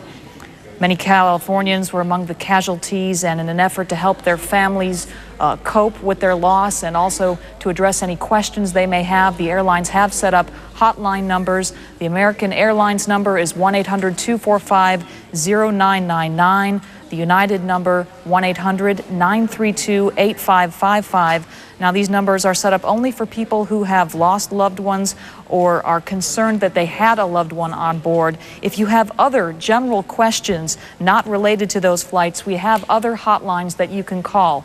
If you have safety concerns, if you need reassurance or peace of mind, you can call in LA County 1-888-356-4661, and in Orange County, the safety hotline number is 1-714-714 628-7085. We have another number to show you. This is the number for the American Red Cross. It is 1-800-448-3543. An easier way to remember it is 1-800-GIVE-LIFE. There is a great need for blood right now. You can use that number to find out about a blood donation center that's nearest you. They encourage people to call ahead and make an appointment. They have been swamped. There has been an outpouring of support in terms of blood donations. There have been lines estimated at 3 to 4 hours long, which is terrific, but it can also be a source of frustration if you are going down there this evening to donate blood. So the best thing to do is to call ahead and schedule an appointment. And also, just to let you know, these were a lot of phone numbers, and if you didn't have a chance to write them all down, we encourage you to visit our website at abc7.com for all that information. Laura, Mark, back to you. Thank you very much. Michelle Tuzzi reporting live out of the newsroom. In the meantime, we continue to look at those live pictures coming out of New York City, a surreal feeling tonight as darkness falls over. The city of New York, one of the premier cities in the entire world, brought to its knees today by what occurred this morning, Mark. And yes, still see the smoke rising out of the crater even now. Perhaps Senator John Warner said it best. He said it was the most tragic hour in America's history. In the meantime, we are going to continue to put together the pieces of the puzzle here this evening in California. Even though today's terrorist attacks took place all the way across the country, there is a strong local connection. As we have mentioned, 3 of the hijacked planes were headed to Los Angeles. We're getting word that one of the people on board one of those planes, American Airlines Flight 11, was David Angel, one of the producers of the sitcom Frasier, along with his wife Lynn. They were on board American Airlines Flight 11 that ended up hitting one of the twin towers of the World Trade Center. Eyewitness News reporter Steve Alvarez joins us live from Chatsworth with more. Steve. Well, Mark, as you said, no doubt there are many, many people in Southern California tonight dealing with personal tragedies. But until a short time ago, we had not gotten the names of any victims. No passenger lists were released. The first name we got was that of Edmund Glazer. He worked here at MRV Communications, a small firm in Chatsworth. You can see over my shoulder, the employees have a wreath, a picture. There's a black bouquet on the door as they mourn his loss. Throughout the day, like the rest of us, they have watched this tragedy unfold, and they have tried to deal with his death. His is the first face that Southern Californians have been able to put on this terrorist tragedy. 41-year-old Edmund Glazer, a longtime resident of Woodland Hills. He was on one of 2 flights out of Boston that slammed into the Twin Towers in New York this morning. Video of that attack slammed home the reality of the tragedy for his friends and co-workers. It brought everything home. I mean, terrorist is always, you can think the terrorist is always around the corner, but until it hits you, you really don't believe it. And here it is, and we've seen it on television. I mean, that second plane that crashed, I think, was Edmund's plane. Edmunds worked for MRV Communications in Chatsworth. The company's CEO and longtime friend, Noam Lothan, is dealing with the fact that he was the reason Glazer was on that plane. I actually asked Edmund Glazer to travel to Los Angeles today. You know, he called me yesterday, said, if you need me, I'll come. And I said, yes, Edmund, I need you. Today, employees needed each other to lean on in dealing with Edmund's death. He had moved with his wife and son to Boston 2 years ago, but was still close to many here in Southern California. It's very hard to accept right now, so it's only in times when you're by yourself that you can really face what's going on. Diana Hayden was with Edmunds and other company officials exactly 1 month ago today, when ironically, in New York, Edmunds rang the bell on Wall Street celebrating his company's growth. 1 month later, celebration has turned to sorrow, as this small company deals with the loss of a friend and the horror of his death playing out over and over again on television. I really don't want to watch the clips anymore today because it's just very hard to watch them. So trying to avoid the TV for the most part today, at least, in terms of not seeing that. And yet, like most of us, they have been glued to the television throughout the day because it almost seems impossible to believe that actually happened in New York this morning. Of course, all that is sinking in for all of us across the country. But for people like the folks here at MRV and others here in Southern California who have lost loved ones, the tragedy certainly hits home and is all too real for all of them. Live in Chatsworth, Steve Alvarez, ABC 7 Eyewitness News. All right, thank you, Steve. Hard to watch and harder still to believe. 2 members of the local sporting community are among the victims of today's horrific events. Bill Weir joins us with those details. They were on their way back here to Southern California to come home in time to start camp. Didn't make it. Didn't make it. The Los Angeles Kings are mourning the loss of two members of their organization. Director of Pro Scouting Ace Bailey and one of his assistants, Mark Bavis, were on board Flight 175, the second plane to crash into the World Trade Towers. Both were Boston area residents heading back to LA for tomorrow's start of training camp.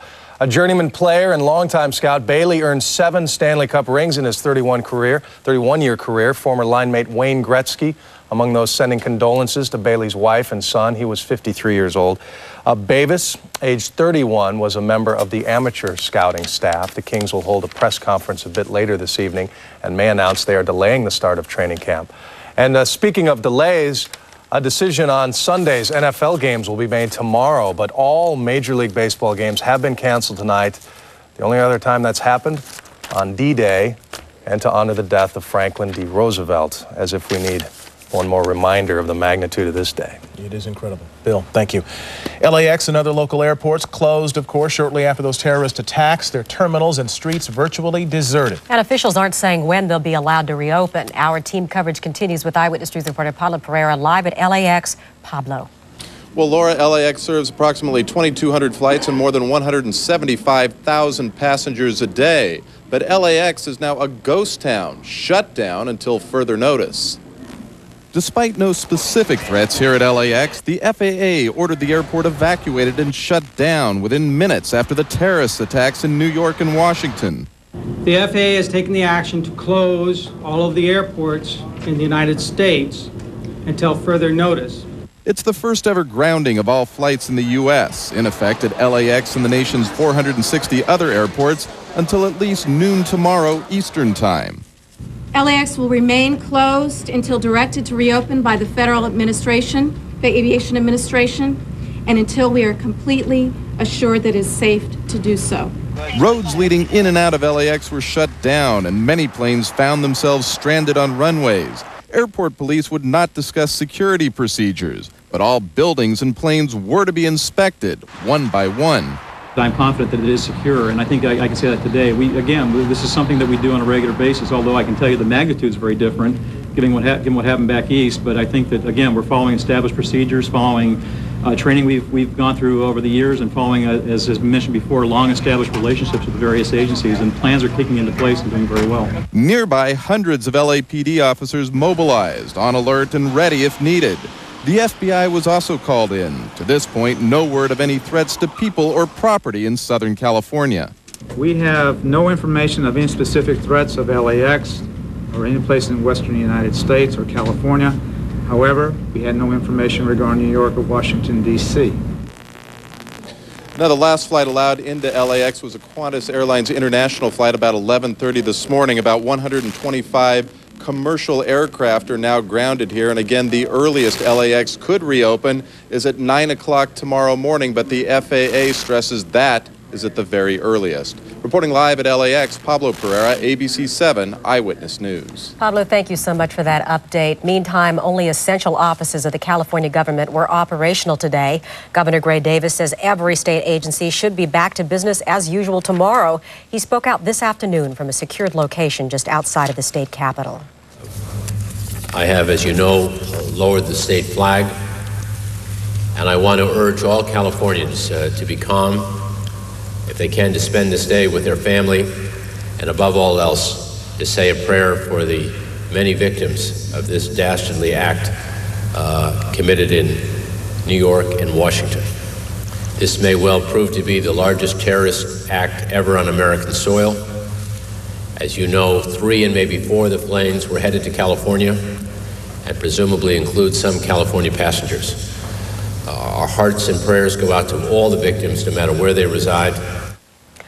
Governor Davis is also offering help to New York City officials in the form of 3 urban search and rescue teams. They should be arriving on the East Coast late tonight or early in the morning. Well, Laura, like every other town and city across America, work stopped today in Los Angeles as people learned of the tragedy on the East Coast. And as people tried to understand what was happening, only one thing was clear. This was an event beyond comprehension. We continue our coverage of the attack on America with Eyewitness News reporter Giovanna Lara in downtown Los Angeles. Giovanna? Mark and Laura, it was an extremely quiet day here downtown. The superior courts and other government buildings closed before even many of the employees arrived. Then, one by one, many of the businesses that inhabit these high-rises behind me sent their employees home. We spoke to many of those people before they left the area, and there is no doubt they spent the day glued to their televisions. Terrible. Everybody's terrified. Everyone's scared. I'm just nauseated, actually. It's a little surreal, everything, the situation. It's kind of shocking. Makes you kind of wonder if we're at war or not. The mood very sober. People quietly evacuated their high-rise offices downtown. Many of them talked solemnly on their cell phones. My closest friend in this world is in New York, and I can't get a hold of him right now. One woman was overtaken by emotion when she learned of the attack. Her aunt worked at the World Trade Center, and there was still no word whether she escaped before the collapse. Not many people made it out, unfortunately. And, I just can't imagine what it was like being trapped in those towers. Within an hour, most of the downtown area had been evacuated. The courts closed, businesses shut down. The streets, usually bustling with traffic, were transformed into a virtual ghost town. It's reminiscent of a war. I mean, it looked like what we saw of Berlin being bombed during World War II. I've never seen anything like it. You never thought living in this country that we could be subjected to this. We have to pray that God would take care of them and strengthen them. Now, people staying downtown were not evacuated, staying at the hotels, that is, and police say that people living in the area were not asked to leave. The area this afternoon is still quiet, and I want to show you one more thing. If we take a look over here to the Harbor Freeway, normally that freeway is backlogged with traffic. It is not so this afternoon. And one more thing, we are across the street from the Staples Center where the Madonna concert was scheduled for tonight. That concert has been canceled, and this parking lot that normally would be filling up with cars right now is empty. Reporting live from downtown, I'm Giovanna Latta, ABC 7 Eyewitness News. Back to you, Mark and Laura. Giovanna, thank you. President Bush has put all U.S. military around the world on its highest alert status. And that includes the Marines at Camp Pendleton, just north of San Diego. Eyewitness News reporter John Gregory is live now from Camp Pendleton with the way things are there. John. Well, Mark, you may be able to see the vehicles behind me, a long line of cars waiting to get into Camp Pendleton. It's going to be very slow going. Bases like this across the country, across the world, have been put on wartime alert, security extremely tight. The Marines here have been going from one vehicle to the next. They are going through trunks. They are going through bags, doing everything they can to ensure that no type of weapon or explosive device gets onto this base. One by one, Marine guards check the cars at Miramar Air Station. Military officials call it Condition Delta. It is the highest state of readiness. Only essential military personnel are allowed on the base, and it has many Marines wondering what's next. It's a scary thought. Just here on call, worried about what's going to happen, if we're going to go out. Worried about what's going on at home. I just got married 3 weeks ago, and I'm already leaving. Just a lot of mixed emotions, anxieties going on. I just can't believe it. I can't. It's unbelievable. I am scared a little bit. Sure. Anybody should be. At Camp Pendleton, barriers are being positioned as security is tightened. Bomb-sniffing dogs are also on patrol, and the military personnel are preparing themselves for the very worst. I'm just grateful that we have this freedom, and I just want to keep it free. It's just, I feel it's my duty to do what we have to do in order to keep that going on. And that is a common theme you hear here. A lot of Marines scared, nervous, but certainly ready to do whatever they are called upon to do. Once again, we are at Condition Delta. This is the same level of alert we saw during the Gulf War. It is the highest level of alert the military can put themselves on. And again, only essential military personnel are now being allowed onto this base and other bases across the country. We're live at Camp Pendleton. John Gregory, ABC 7 Eyewitness News. Back to you, Mark, Laura. Thank you, John. LAX security was so tight that news crews were ordered off of the grounds, but one international flight did manage to land there. Its pilot had no choice. And you can bet the people on board that plane, the passengers, had a lot to say about what happened today. We talked to some of them. Our live team coverage continues now with Eyewitness News reporter Philip Palmer at LAX. Philip. Mark, I guess surreal is the best word to describe and the most common word to describe the experience at LAX. And the most telling sign right now is the silence. Normally, planes would be lined up, ready to land or take off, and instead you can see them across the way. They're just sitting there. Roads surrounding the airport have been blocked off. Just a moment ago, right on Sepulveda, I saw a cyclist riding down the middle of the street. It's a sight no one has seen before and has left many shaking their heads in disbelief. Monitors throughout the airport were an example of the magnitude of what has happened. The FAA grounded all air traffic across the country, leaving LAX police and the FBI to do the unimaginable. They shut down LAX. Many American Airlines passengers were left unsure of what to do, as were employees of the airline who knew few specifics of what had happened to their coworkers and were often left looking for a shoulder to cry on. Passengers scheduled to arrive or depart from here learned of the tragedy in New York and Washington, D.C., and were told to leave. The exit was confusing but orderly, many obviously shaken by the day's events. When they said that the Pentagon was hit, that's when I said, we're not going. We're going home. I need to go home to my kids. I can't believe this is happening. Anybody who reads the Bible knows these kinds of things are going to happen. But it's very disheartening to think of all the innocent lives that are taken when someone else has a goal or a menu or whatever they're trying to do. They have no concern for other people. And that really takes a lot out of you. By 11 a.m., the airport was virtually empty until a flight from Australia landed here. And passengers were told that was only because they didn't have enough fuel to make it to Canada. I think the uncertainty is the cruelest thing for us right now because we don't know. We've had some cell phone conversations, but we've been ordered away from the phones at this point. And during picking up our baggage, we weren't allowed to make cell phone calls. Most of us have contacted our families, and I think we're going to be okay, but we're not going to get home for a while. The passengers were escorted to waiting shuttle buses that took them away from the airport, but none knowing where they were bound.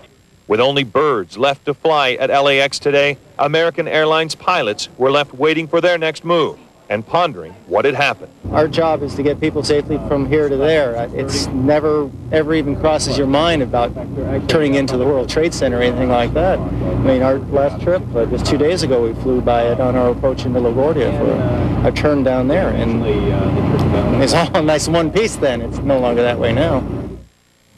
It said before, but it bears repeating again, LAX is closed. And I just talked with LAX police just about an hour ago, asked them when or if the airport might be reopened. All they would say was that it would happen sometime tomorrow. They would not give a specific time as to when the airport might be up and running again. Reporting live at LAX, Philip Palmer, ABC 7 Eyewitness News. Back to you in the studio. Philip, thank you very much. Of course, it rocks your sense of security, whether you're an adult or you're a child, but many small children really don't understand what's going on, and many adults are stunned with grief.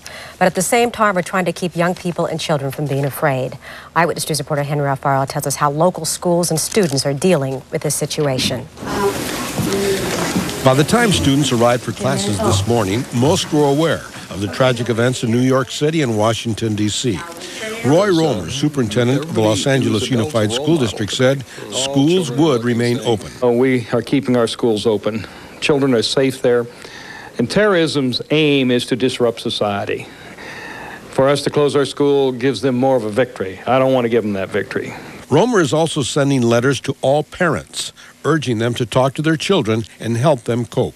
At Benjamin Franklin Elementary School in Glendale, it appeared to be another normal school day. This morning, through an intercom announcement, the principal assured the children that they were safe in the classroom. Our job and your parents' job is to keep you safe. The principal, Linda Russo Milano, said since the older students were already talking about what they had seen on TV, she took the initiative to ease any fears. Well, my main concern would be to answer in a way that does not bring any fright to them or fear, and to talk with them honestly as possible. Milano said there was no panic among parents. Some sixth grade students did express their concerns. Thank God that we're safe, and I feel sorry for all those people who died, and that hopefully, people who, survived at least can recover really fast. That's what I pray for. Why do you think something like this happens? I don't know, maybe people just don't have a heart and don't really like people. It's just really sad.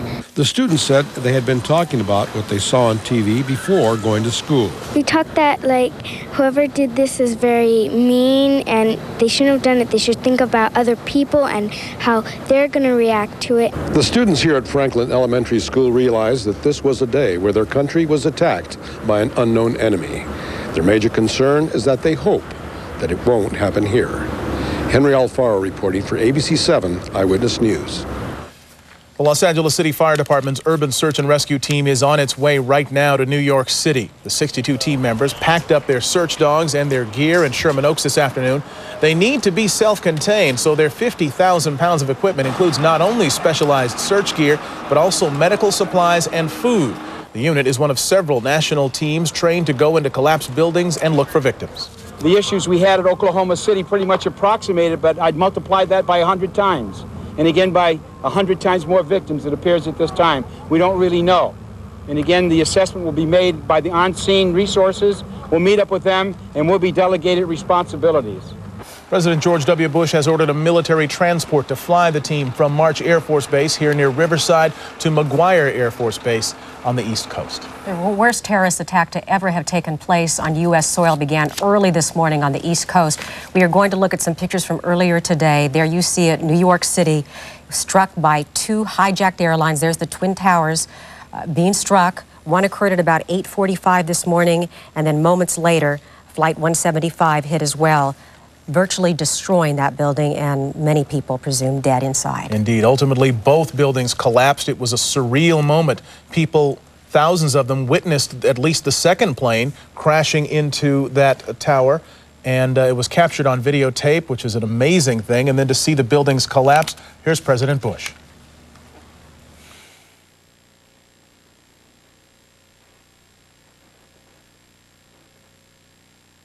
Good evening. Today, our fellow citizens, our way of life, our very freedom came under attack in a series of deliberate and deadly terrorist acts. The victims were in airplanes or in their offices, secretaries, businessmen and women, military and federal workers, moms and dads, friends and neighbors. Thousands of lives were suddenly ended by evil, despicable acts of terror. The pictures of airplanes flying into buildings, fires burning, huge structures collapsing, have filled us with disbelief, terrible sadness, and a quiet, unyielding anger. These acts of mass murder were intended to frighten our nation into chaos and retreat. But they have failed. Our country is strong. A great people has been moved to defend a great nation.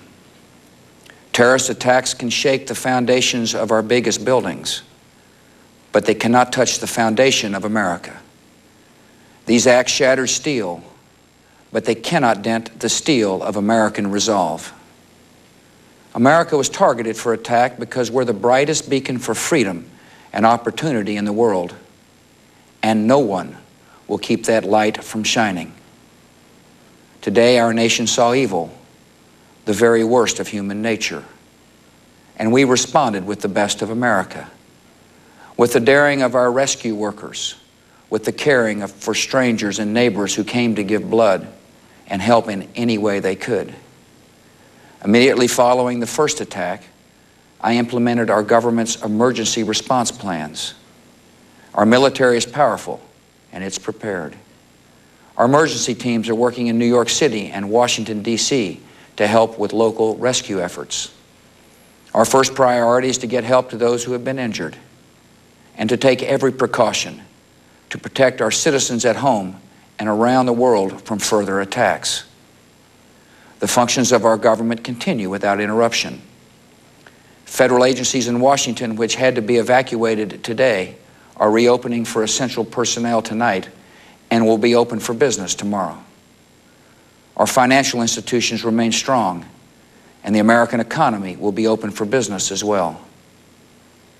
The search is underway for those who are behind these evil acts. I've directed the full resources of our intelligence and law enforcement communities to find those responsible and to bring them to justice. We will make no distinction between the terrorists who committed these acts and those who harbor them. I appreciate so very much the members of Congress who have joined me in strongly condemning these attacks. And on behalf of the American people, I thank the many world leaders who have called to offer their condolences and assistance. America and our friends and allies join with all those who want peace and security in the world, and we stand together to win the war against terrorism. Tonight, I ask for your prayers for all those who grieve, for the children whose worlds have been shattered, for all whose sense of safety and security has been threatened. And I pray they will be comforted by a power greater than any of us, spoken through the ages in Psalm 23. Even though I walk through the valley of the shadow of death, I fear no evil, for you are with me. This is a day when all Americans from every walk of life unite in our resolve for justice and peace. America has stood down enemies before, and we will do so this time. None of us will ever forget this day, yet we go forward to defend freedom and all that is good and just in our world. Thank you, good night, and God bless America. The President of the United States, when he is in many respects needed most, and we've been joined by George Stephanopoulos, who's been downtown all day and who very quickly picked up, George, that the President may have given us a hint in his first couple of lines there to the magnitude of this. He said thousands of lives that were suddenly ended, the first number we've had all day by an official verifying the magnitude of the casualties. Thousands of lives suddenly ended. He also did a lot of other things in this very short speech, Peter. He gave voice to the anger that many Americans are feeling. He talked about the quiet, unyielding anger of America, and then was very pointed in giving reassurance. Military is prepared. The emergency teams are on their way.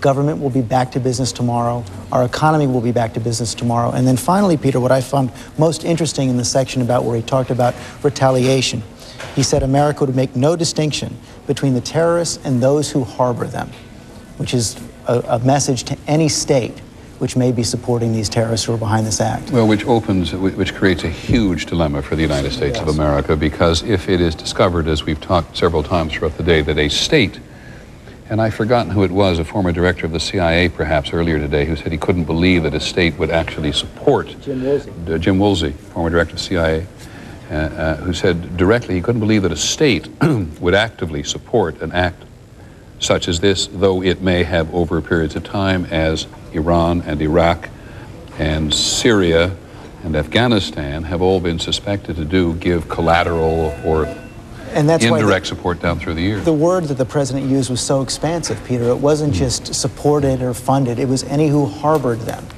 who may have given them sanctuary at any time. That is a very open-ended commitment. And then I thought, by the way, also, if I may add, that this president particularly, who feels so strongly about his Christianity, felt it a good time to say, to quote those lines from Psalm 23, even though I walk, or yea, though I walk through the valley of death, I fear no evil, because God is with me. And that will just sit so appropriately, I believe, in the minds and the sentiments of many Americans tonight. And we've felt throughout the day, we heard scattered reports of people going to churches and saying a prayer for those people who may or may not be lost, and for the families of those people around the country. Because don't forget, relatives in these locations have relatives all over the country. This is a total engagement with the nation. And I think you pretty much covered it all, except for one thing, George. The president talked also about the sense of safety and security of young people in America, particularly who were threatened today. And we heard that from people around the country today.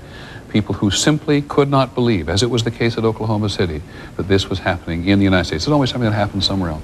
Or in the movies. And this is far worse than any plot that anyone could have ever devised. And I think I was downtown, as you mentioned today, Peter, so it was more surreal there, almost because people were so determined to get back to the normal life, even as all of downtown was being closed off. So I was a little bit cut off from what was happening around the country, but you did feel it down there. But I think this is very characteristic of New York, and probably would have been characteristic of any other major community in the country, any other community as well. Terry Moran, who covers Mr. Bush for us today, but ironically wasn't with him today as he went on this education trip, not on normal. I think you are now, Terry, back at your regular location on the north lawn of the White House. Does that mean the White House has loosened up just a little bit? Well, it has, Peter. The White House has leapt to life after several hours of the White House compound itself and the blocks around it in Washington essentially being deserted, a ghost town really coming in here.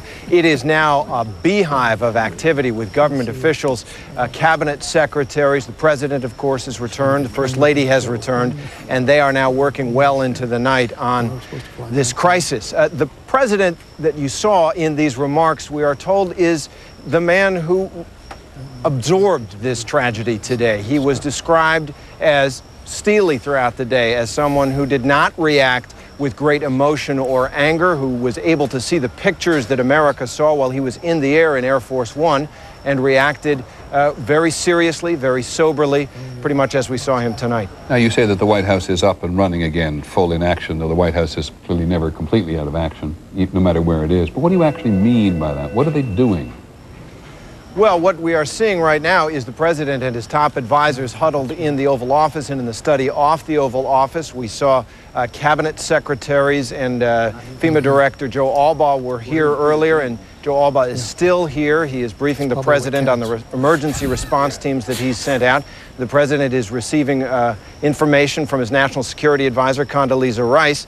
You just see a great deal of activity. And you're right, this was not a completely deserted White House. Vice President Cheney was here, as was Dr. Rice, through the day. And in fact, we are told that the president, while he was in the air, had an open line of communication to the vice president throughout the day. And Terry, you know as well as I do that much of the country had this feeling of helplessness today. As the president said, our sense of safety and security as a national entity were attacked today. They must have been just as frustrated because they didn't really know any more in the White House than we did on the outside. They did not, and the president's response and the Secret Service's response to the events as they developed was determined by misinformation sometime. At one point, there was a report of a car bomb going off at the State Department. At another point, there was a report that this plane that crashed in Pennsylvania was on its way towards Camp David, and those things helped determine the Secret Service's decision to keep the president out of Washington, to put in place this plan to take him to Air Force bases which are predetermined and keep him away from harm. So the staff works on at the White House to get some sense of what is it. Thanks, Terry. I'll come back to you in just a minute, man. We've been joined in Washington by Leon Panetta, a former White House chief of staff for Bill Clinton, now out of government, back for the most part in California, if I remember correctly, Mr. Panetta. That's correct. What's the White House chief of staff do at a moment like this? Where do you reach? What buttons do you try to push? Who do you try to connect with? Are you in some respects at the mercy of the military and intelligence establishment at the moment? Well, you should not be. What you should do is try to organize the White House team so that the main focus is in the White House. You have your security people, your military people, your defense people. You have your national security advisor, your State Department people. I think it's better to run this kind of crisis directly from the White House so the president is in charge of not only what happened, but what to do. Take us back to Oklahoma City and to the attack on the barracks residence at al-Qaeda in Saudi Arabia. What am I, 96, 97? I apologize, I've forgotten. I believe about 96. Were you just immensely frustrated that you just didn't know anything? Well, Oklahoma City, the first time we heard of Oklahoma City, it was on television. And we were sitting near the Oval Office watching television reports of what had happened. And it was only after it was first reported on television that we began to get some telephonic communication about what had taken place. But you feel rather helpless because you know a tragedy has taken place, but you don't know all of the facts and why it happened. And you know, Oklahoma is a good example of not jumping to conclusions, because in Oklahoma City, we had all kinds of thoughts that this was a Middle East terrorist effort in Oklahoma, and it turned out not to be. So I hope this country has the patience to carefully investigate, determine who really did this, and then respond. To be open about it, we've said this several times today and reminded people in Oklahoma City that our tendency towards prejudice emerged pretty quickly and was proved to be wrong. As you have tried, I assume, to talk to people around the world today, have you picked up anything which contributes to the understanding of this? Not really. I mean, you have You have obviously your suspicions about who's involved, but we are a country that believes first and foremost in justice. That's what distinguishes us from the people who carried out these acts. So I hope we take the time to fully investigate this matter, determine who did it, and then take appropriate action. That's what a great democracy does. But there is, Mr. Panetta, tremendous pressure on the president to strike back at somebody. We've struck back at Osama bin Laden's training camps in Afghanistan, didn't get him, spent a fortune, and didn't accomplish very much. Is the pressure on the president huge to do something in order to satisfy the anger and the frustration of the American people? The pressure is incredible, Peter.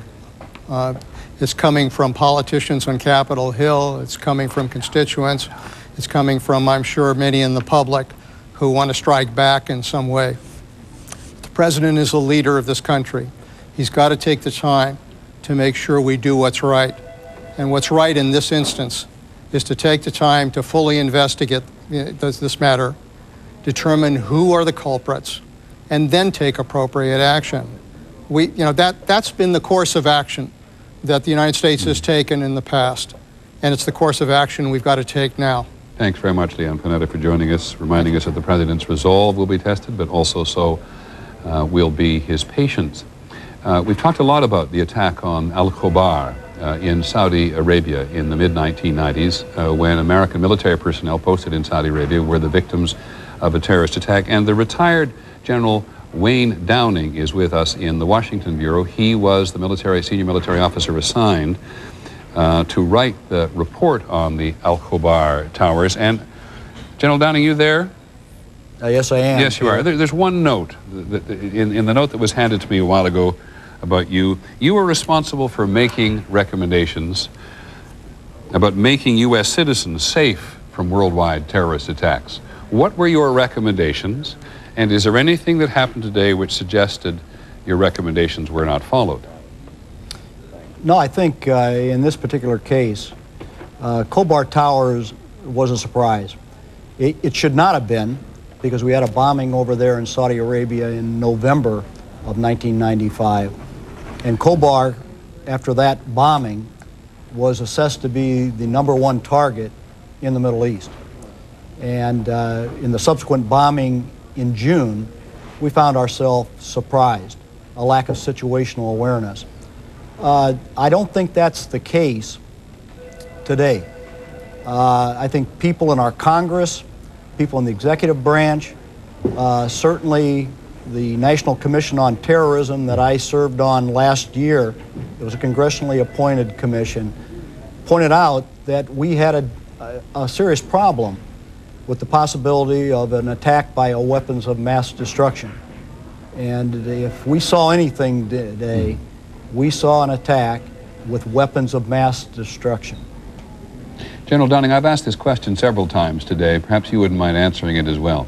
There is a sense that the intelligence community or the counter-terrorist organizations in the country were consumed with the fear or the awareness of a chemical or biological weapons attack on the United States. And this kind of conventional attack got less than full appreciation, the potential of it. Is that a fair observation? I don't think that's fair. I think certainly we have been concerned about chemical and biological, but I think the experts in this business have always felt that our greatest threat came from a kinetic energy weapon or an event like this, a suicide, if not aircraft, certainly a suicide bomber, suicide truck. And do you agree with others today, particularly in the intelligence community, both in it currently and even some members of Congress who said the failure here is the United States' emphasis on human intelligence around the world, that one of the mistakes the United States made was to downgrade the degree of human intelligence that people thought was necessary? Well, this is a complicated subject. Certainly when the American barracks in Beirut was bombed in 1983, one of the findings that Admiral Long came up with on his investigation was we had a problem with intelligence. Certainly one of the things that came out of Khobar was we didn't have enough human intelligence. We did not have tactical warning. But I think what we came up with was the fact that the terrorists we're up against are not going to give us the opportunity to get tactical warning. And so it's a very, very difficult subject. Now, to be fair to the intelligence community, they have made Herculean efforts over the last several years to improve our access to tactical information. And it's a very, very difficult subject. It's a difficult subject because we as Americans are very uneasy sometimes with the type of people we have to deal with to get this kind of intelligence. So on the one hand, we want the information, but on the other hand, we get very upset sometimes with some of the dirty, rotten people you must deal with who have this kind of information. And I think we're in a new era now. I mean, I think we've seen a formal declaration of war on the United States, although it shouldn't surprise us. We've had a lot of people saying this, our enemies, people who hate us, for many years. But now we see a manifestation on a scale that is almost unbelievable. Downing, I very much appreciate you waiting for us and taking the time to tell us, to talk to us. Is the former Commander-in-Chief of the Special Operations Unit, is General Downing, and he wrote the KOBAR's report, the report which investigated the attack on Americans in Saudi Arabia in November of 1995. We're going to go to, in just a second now, to ABC's Robert Krulwich and then talk to the engineer, or one of the engineers who worked on the trade tower, see if we can understand what it was that brought these buildings down today. But first, some more fairly late news from John Miller. John? Since the rescue workers are now first starting to work that scene, they're starting to have some very interesting results.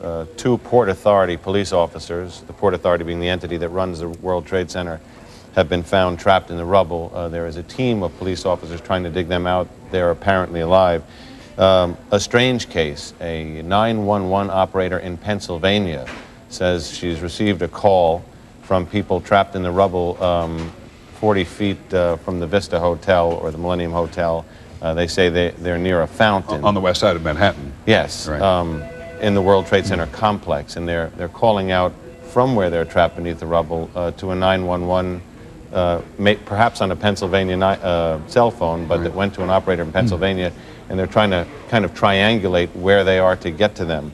So things are picking up there. They've also brought in dogs from all the counties around the city to aid in helping to sniff victims out. Exactly as we've said before today, exactly they do in the case of an earthquake. People are now underground, and dogs are just the best thing you have in trying to locate them. Yet, as we've learned so often in modern times, in recent times, in Columbine, the role of the cell phone in modern disaster is incredible. From the people who called out from the airplane, something we really didn't expect, an odd development, to people perhaps calling out from the rubble, if that's a legitimate call to the Pennsylvania operator. Great. John Miller, we'll come back to you. Now to try to examine the building. ABC's Robert Krulwich has put together a piece on the structural engineering of the World Trade Centers, perhaps better able help us to understand that when these 2 aircraft hit these 2 towers today, exactly what was going on. Robert? Why did the towers collapse as quickly and as suddenly as they did? Engineers from the original firm that built the towers told ABC they can only guess at this point, but they believe that the collisions themselves, the plane hitting building number 1 and the plane that smashed into building number 2, by themselves, they did not cause the collapse. It was the fire, they say, the intense fire and heat from the explosions that brought the buildings down. Temperatures inside could have built up to 1,600 degrees Fahrenheit. At that temperature, steel loses its strength, and steel beams connect every floor to the outside walls. As it got hotter, the beams got weaker, and the hot air inside began to push and press against the outside walls until the outside walls just buckled, snapped, and released the top floor, which fell onto the floor below, and the entire building sinks in a straight vertical, the floors falling faster and faster down, until you notice that every floor in the building is gone. Viewed from another angle, you can see the same thing. Notice the aerial stays vertical, just stays straight as it sinks into the building. There's no buckling or tipping, just straight down. And this happened in both buildings. The first tower, too, stayed straight as it went down, each floor falling neatly on top of the other. So the reason the towers went so quickly is because all the floors were literally hanging onto the skin. And once the skin went, the buildings went too. Robert Krulwich, ABC News. Well, that report, as we look at New York City at night, which has a still quality about it tonight, it's a city of light at night, as so many American cities are, but there's a still, almost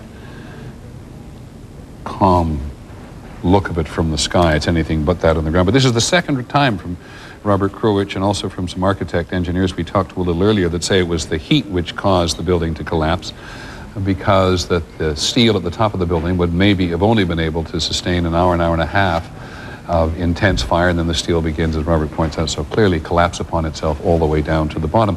I think we have with us on the phone or in person from Seattle, John Magnuson, who is an engineer. John, are you there? John Magnuson, who is with the company that actually built the World Trade Center towers. John, have you heard our two layman explanations tonight of what it was we think collapsed the building, and do you agree or disagree? I agree. I need to say one thing. At the time of the design of the World Trade Center, that was in the mid-1960s, and I was in 6th grade. So to kind of put in perspective how much time has passed since this design was actually completed. But the description of the fact that steel, when it gets up to 1,500, 1,600 degrees Fahrenheit, that it loses its strength is accurate. The buildings actually survived the impact of both the planes, and it was really the fire that finally created the disaster. And the upper floor fell on the next floor down, which fell on the next floor, and the sheer accumulation of weight just forced the whole building to collapse on itself. Right there, from the videotape, and I can only go from what I've seen on television, but the videotape showed that several of the upper floors fell onto the next lower floor that was still intact. And once that happens, there's going to be an instant overload situation, and then it will fail. And then that will drop down to the next floor into another instant overload situation. And so the floors just progressively collapse down all the way to the bottom. I appreciate very much the fact that you were very young in the mid-1960s when the trade towers were built. Though I have heard it said earlier today that they in fact, were stronger, more sensible structures than many of the more daring shaped buildings that are being built in parts of the world today. Right. The term that structural engineers use is redundancy. And the World Trade Center towers really set a new standard in redundancy. And that's why those airplanes were able to crash into the towers without causing the structural failure. The buildings were still standing. And then the problem was the fire and the jet fuel. And in normal buildings, all the steel is protected with fireproofing, and there's sprinkler systems, but they're not designed to protect against a jet fuel fire inside of a building. Can you be a little more precise what you mean by redundancy? Redundancy is that if you have a structural element that is damaged and is no longer able to carry the load, that load is able to be passed on to other elements or other columns or other beams within the building. And the columns on the World Trade Center, they were spaced at 39 inches on center all the way across each face. What does that mean, 39 inches at center? Every 3 feet 3 inches there was a column that supported the building. So they were very closely spaced together. Many buildings, the columns are 10 or 15 feet apart or more. And so having these very close spaced columns on the outside created a lot of redundancy. That's why there was able to be a hole in the side. If you go back and look at the tapes, there was a tremendous hole in the side of the building, and it didn't collapse until the fire brought it down. And Trade Tower number 7, which was the last to go, which was a building 47 stories high, do you have any sense of why it ultimately collapsed? Was it the concussion of the other buildings collapsing which undermined it? I'm not familiar with that building. We were not involved in that building, and I haven't seen any of the details on that yet. So aside from your horror, which I assume you share with the rest of us today, when you look at what has happened today, do you learn something? Well, it's a very difficult situation because if you take that much of a load and that much jet fuel and you put it into a building, there's very little that you can do. And really, I think the solution to this will be to keep the planes and keep these attacks away from the doorsteps of these buildings. John Nance, who's our aviation analyst, said to us several hours ago when speculating, as we all are in many cases, about who may have been involved, said he would not be surprised if somewhere in the world there was a structural engineer who was part of this operation. Does that make sense to you? It makes sense. I sure would hope not. Every structural engineer is dedicated to preserving public safety. And just the thought that someone would take that training and use it for evil purposes just really disgusts me. Is there anything I've missed, John? No. No? Okay. I'm very grateful for the time. What's it like up there in Seattle tonight? People feeling exactly the same thing people here in New York City are feeling? Yes, and there was certainly a lot of apprehension during the day. Many of the buildings were evacuated just as precautionary measures. But there's this same empty feeling in your stomach about the whole thing. And just watching, people, of course, were glued to the coverage on the television sets. Well, thank you for being so articulate about it and helping us understand, at least from the, thank you very much, from the slightly cold-blooded language of engineers and journalists covering this from some distance today, the structure of the building, which may not have been able to stand up to that fire, which was caused when those two planes, the first and the second, struck under somebody's control fairly high up in these superstructures, and then simply, as Robert Krulwich pointed out, and John Magnuson confirms, collapsed down upon themselves. And it was the president, we think. George Stephanopoulos is still with me. You were down there all today. It was the president. We'll get through this.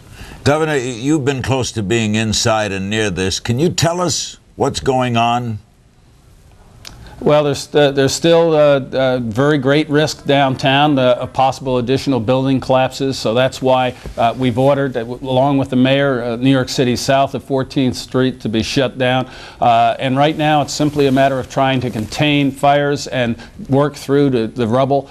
We have National Guard heavy equipment, wreckers and tow trucks and others on trying to help out with the police and fire who are going through the rubble and trying to just find as many people that we can save and rescue and help those who need our help as possible. At the same time, we're making sure that the city and the surrounding area is as secure as possible. And again, Larry, I got to tell you that the spirit of the people has been enormous. They haven't been intimidated by this horrible act of cowardly terror. I was just out on a block where from blocks people were lined up waiting to donate blood, not cowed by this terrorism, but showing their faith in America and belief in tomorrow. And that's what we have to make sure triumphs here. Governor, how close have you gotten to the scene itself? I've gotten downtown, but I haven't gotten all the way down to the towers themselves, perhaps later on. But what I've been trying to do is coordinate response and make sure that we have the best possible efforts, and I believe we do. And Larry, I also want to say that the cooperation, not just of the city and the state, but the surrounding states, the federal officials have mobilized resources from around the country to help us out, and they are here. And we've gotten expressions of support and condolences from around the world, and we're going to get through this. We're united as a people, we're strong as a people, and we will get through this and make America and New York even stronger. We know the military's on full alert and aircraft carriers are coming to your harbor. Is there fear of possibly more? Well, Larry, I think the federal government's looking to reassure us by having this presence, and we're delighted to have that reassurance. There can never be guarantees. No one predicted this. No one anticipated or had advance warning of this attack. So you never know what tomorrow might bring. But my understanding from my communications with the President and the White House is that they are unaware of any additional specific threats. Obviously, we are on the highest possible state of security and alert, and we'll continue to be so. Where were you when you heard of the first crash? I was in the city, and I got a call to turn on the television. There was a plane hit the World Trade Center, and then I saw the second one, and immediately called the White House and spoke with the president in a very short period of time and urged him to shut down the airspace around New York, and they immediately shut down the airspace around the country. And who knows what else may have happened if the president hadn't taken that step. He was in Florida, so he patched you right through. Right. What was his response when you got him on the phone?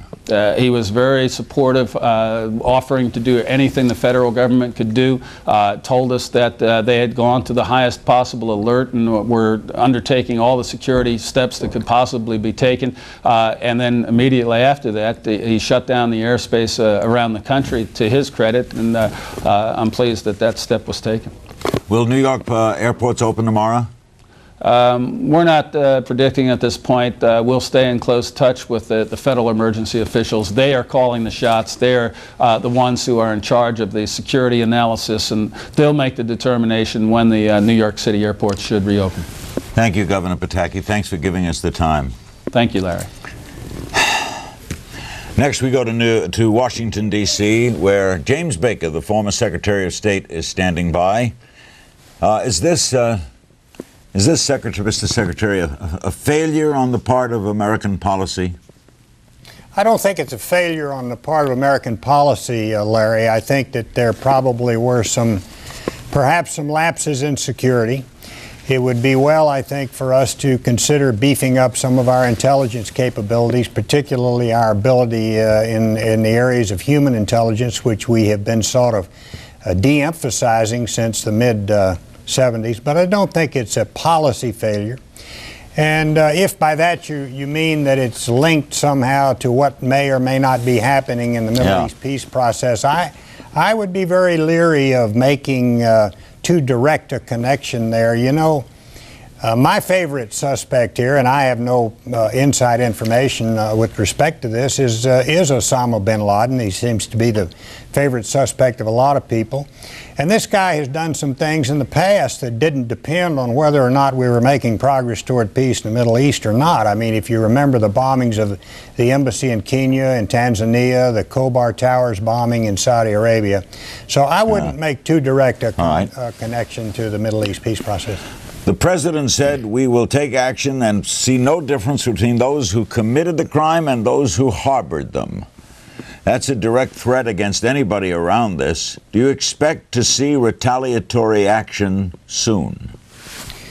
Well, I don't know how soon you will see it. I would expect to see it. We have contingency plans. We had them way back when I was dealing with these issues for the United States. And I remember well, as a matter of fact, Larry, when I was meeting with the foreign minister of Iraq in the lead up to the Gulf War in 1991, and I warned him against using weapons of mass destruction against American forces. I said the American people will demand retribution, and we have the means to exact it.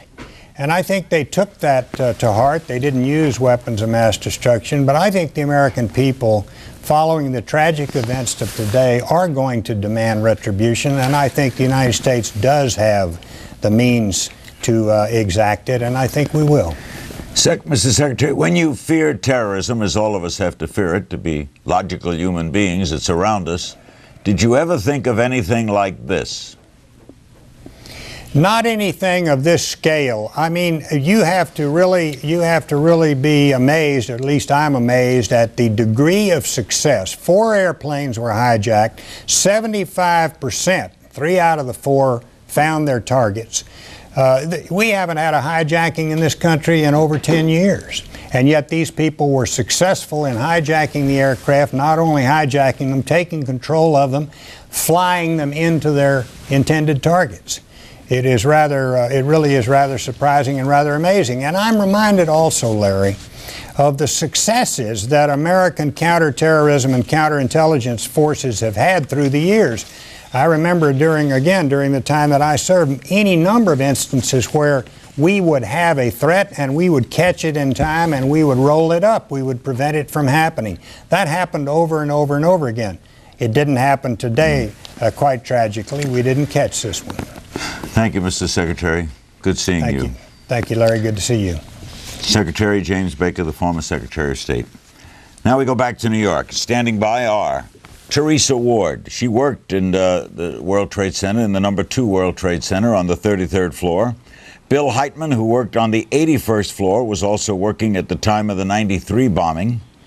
John Avarone, who works at the World Trade Financial Center, that's right next door.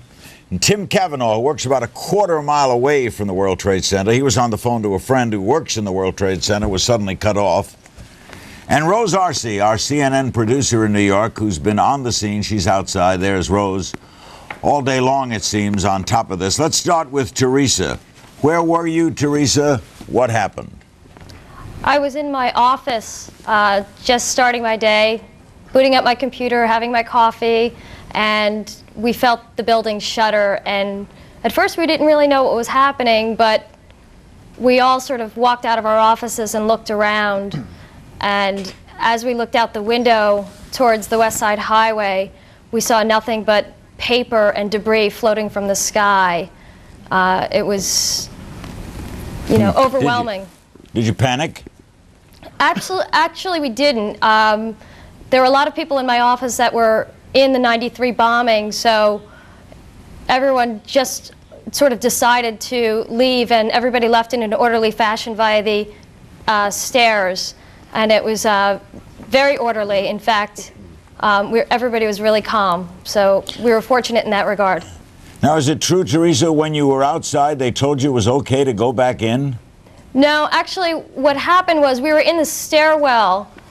I was on the 9th floor, and there was an announcement on the PA system that basically said that there was an incident in One World Trade, but that 2 World Trade was okay, and that you could return to your offices. It was okay.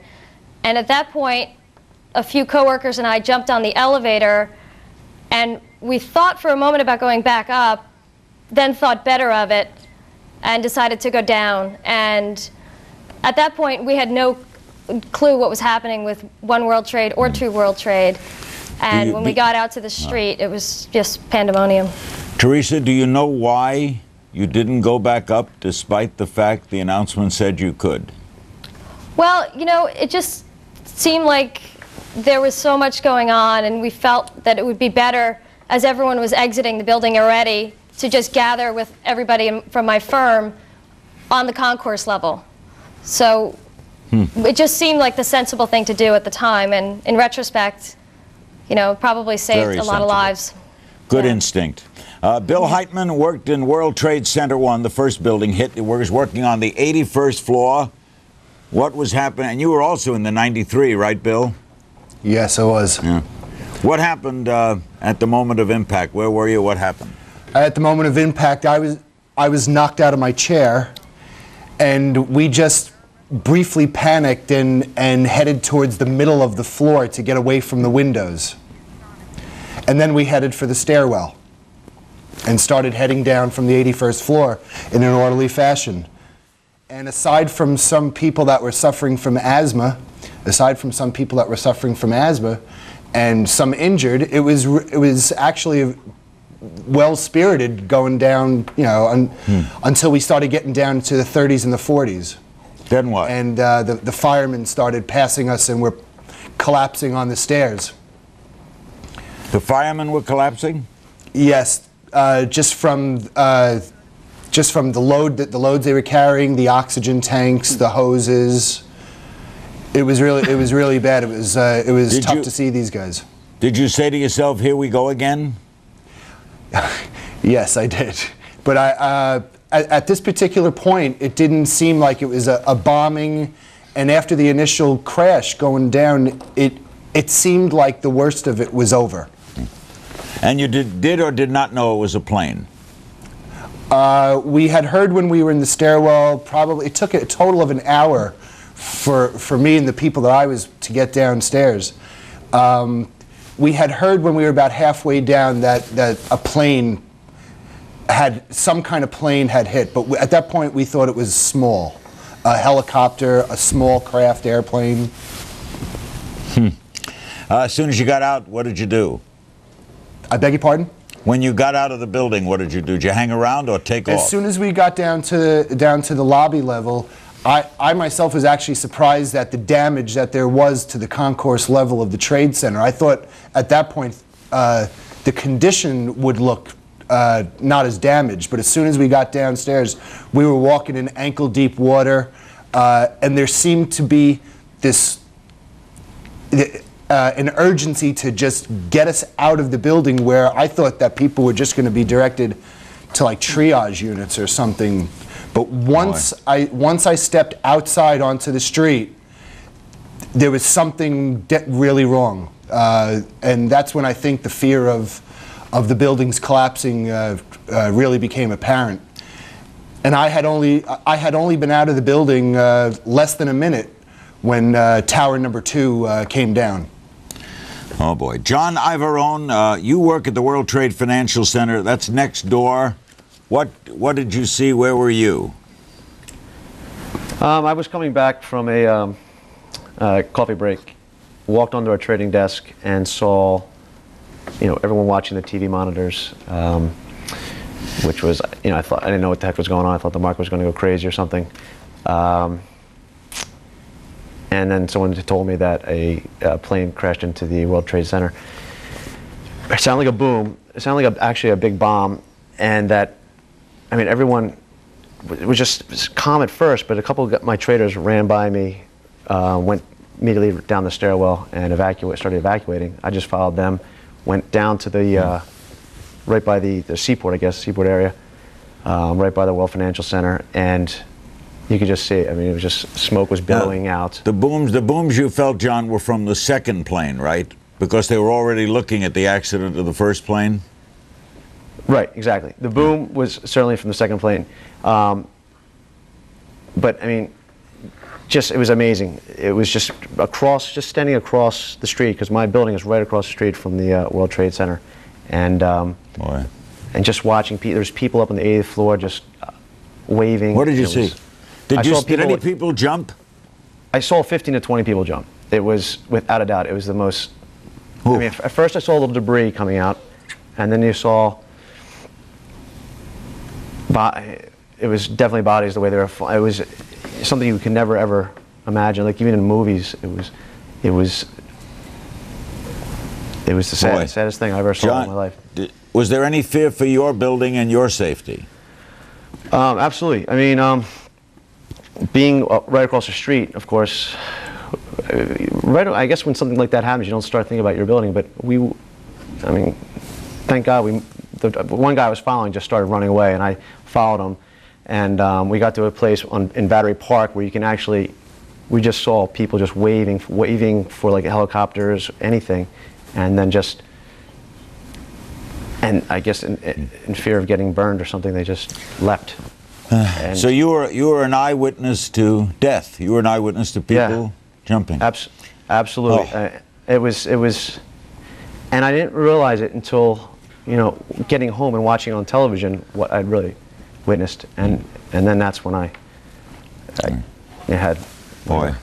Before we talk with Tim and Rose, we understand we have on the phone with us a member of the New York City Power Rescue Team. Are you there, sir? Yes, I am. Okay. What is the name of your group? What organization is it? Well, actually, we're fugitive recovery agents, and we're down here offering our assistance with federal authorities.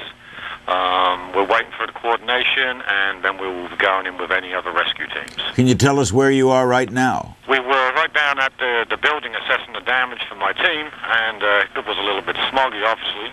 We're covered in soot right now, and we're taking our break until we can coordinate what's going on. What early assessment do you have? Right now, it's a mess. It's like Beirut down there.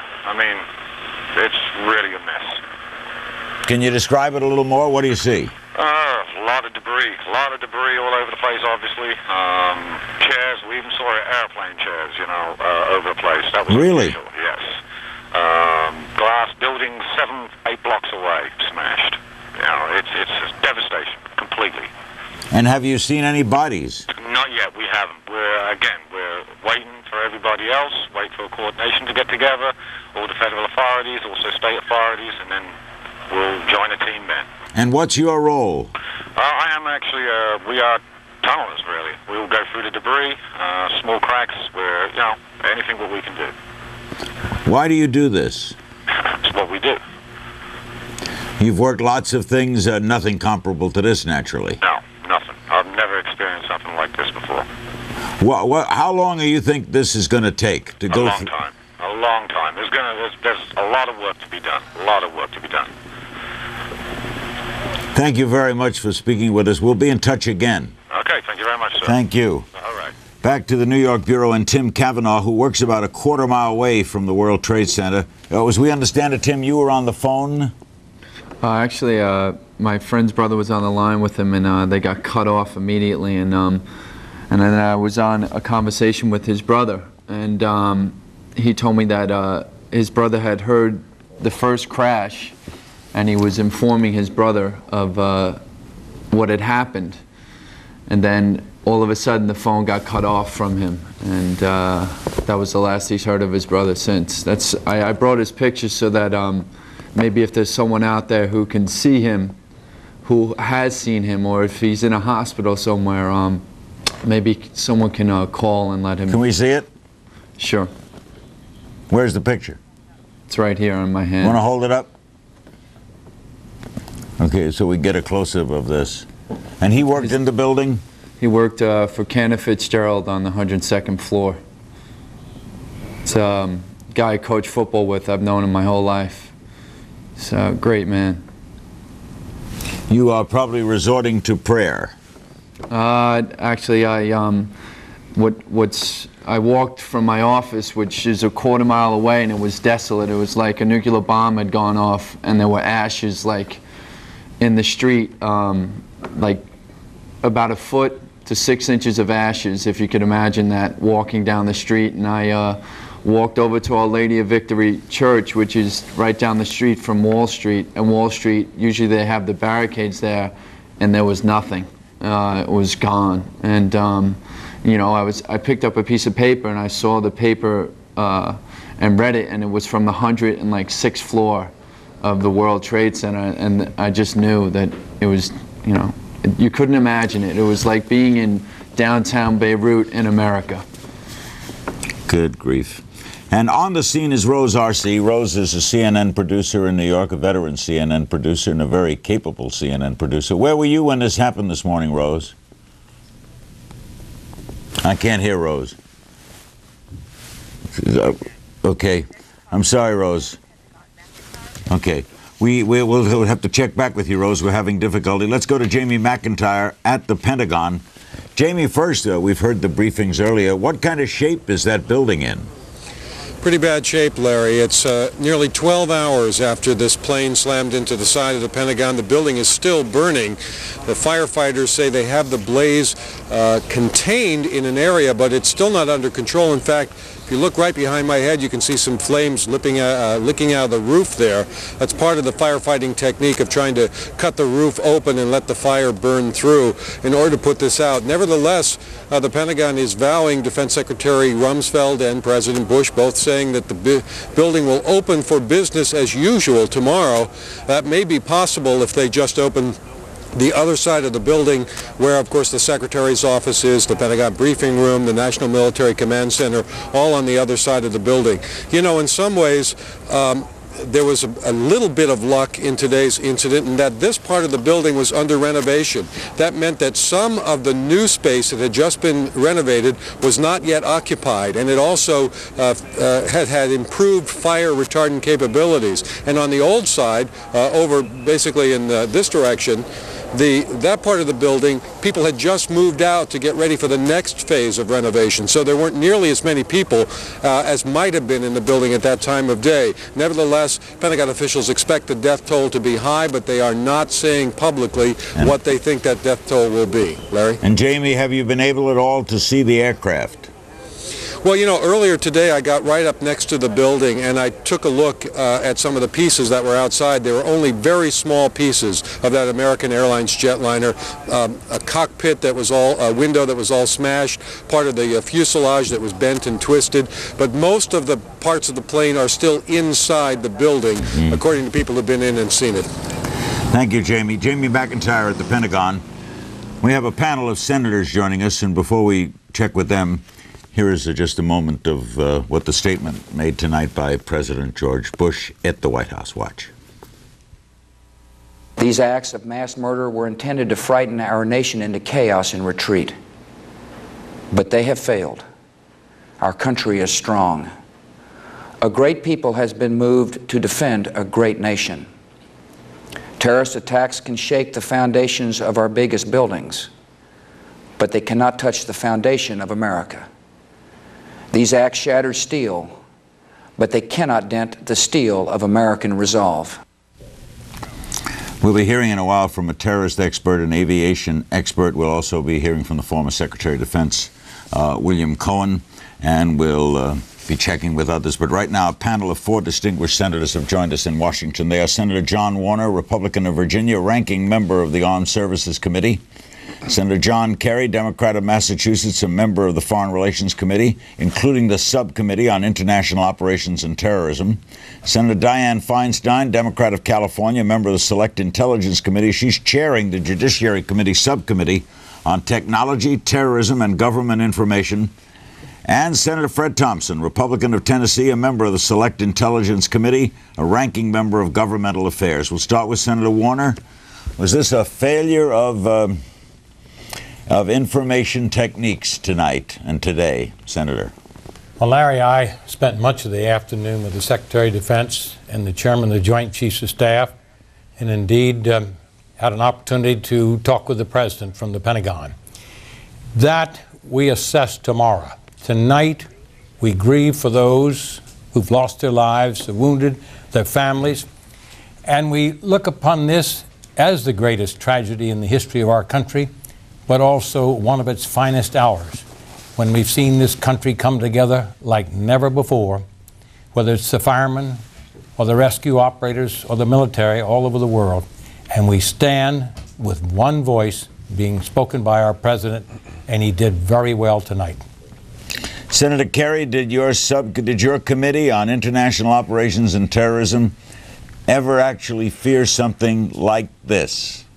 Absolutely, absolutely. But let me join John, and I know all my colleagues, in just expressing, I think all of us here in Washington are feeling in very personal ways the loss of what's happened here. I know that I had one friend I know of already on that plane from Boston, and I dread the learning of perhaps others, but for thousands of families tonight, there is just a huge loss. And I think in every American, there's a sense of, there's a fury, an intense burning fury about this, and a determination to do what is right about it. We have always known this could happen. We've warned about it, we've talked about it. I regret to say, as I served on the Intelligence Committee up until last year. I can remember after the bombings of the embassies, after TWA 800, we went through this flurry of activity talking about it, but not really doing the hard work of responding.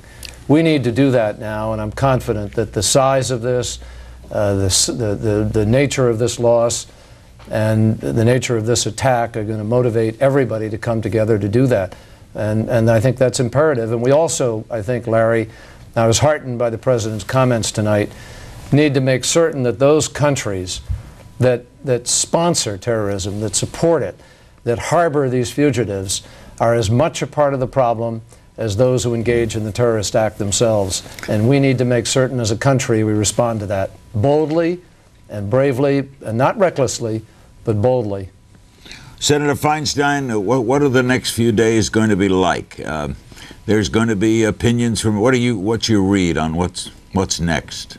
Oh, I think there are many of us that feel that this was an act of war against the United States, that its loss is our human loss is going to be extreme, that the deviltry, the cunning, and the evil behind the act is extraordinary, and that we need to respond, and that America needs to come together with a unity and a purpose and respond.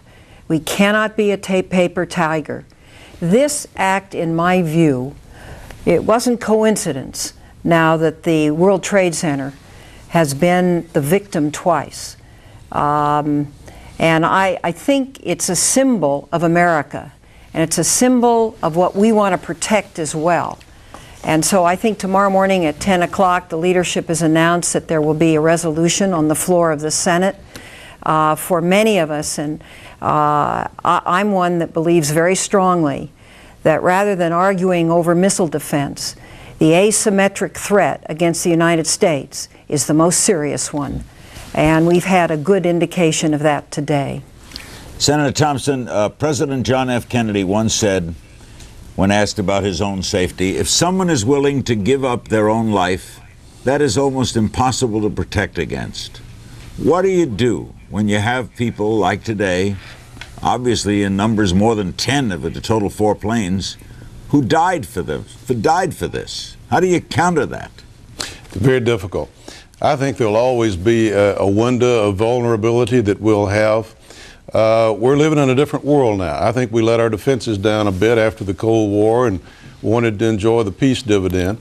But the fact of the matter is the world's a more dangerous place in many respects than it has been in times past. We're now seeing the other side of the technology coin. Technology has been a wonderful thing for us, but it also allows bad people to do bad things that they couldn't do a short time ago. We saw one form of that today, probably in the communications area.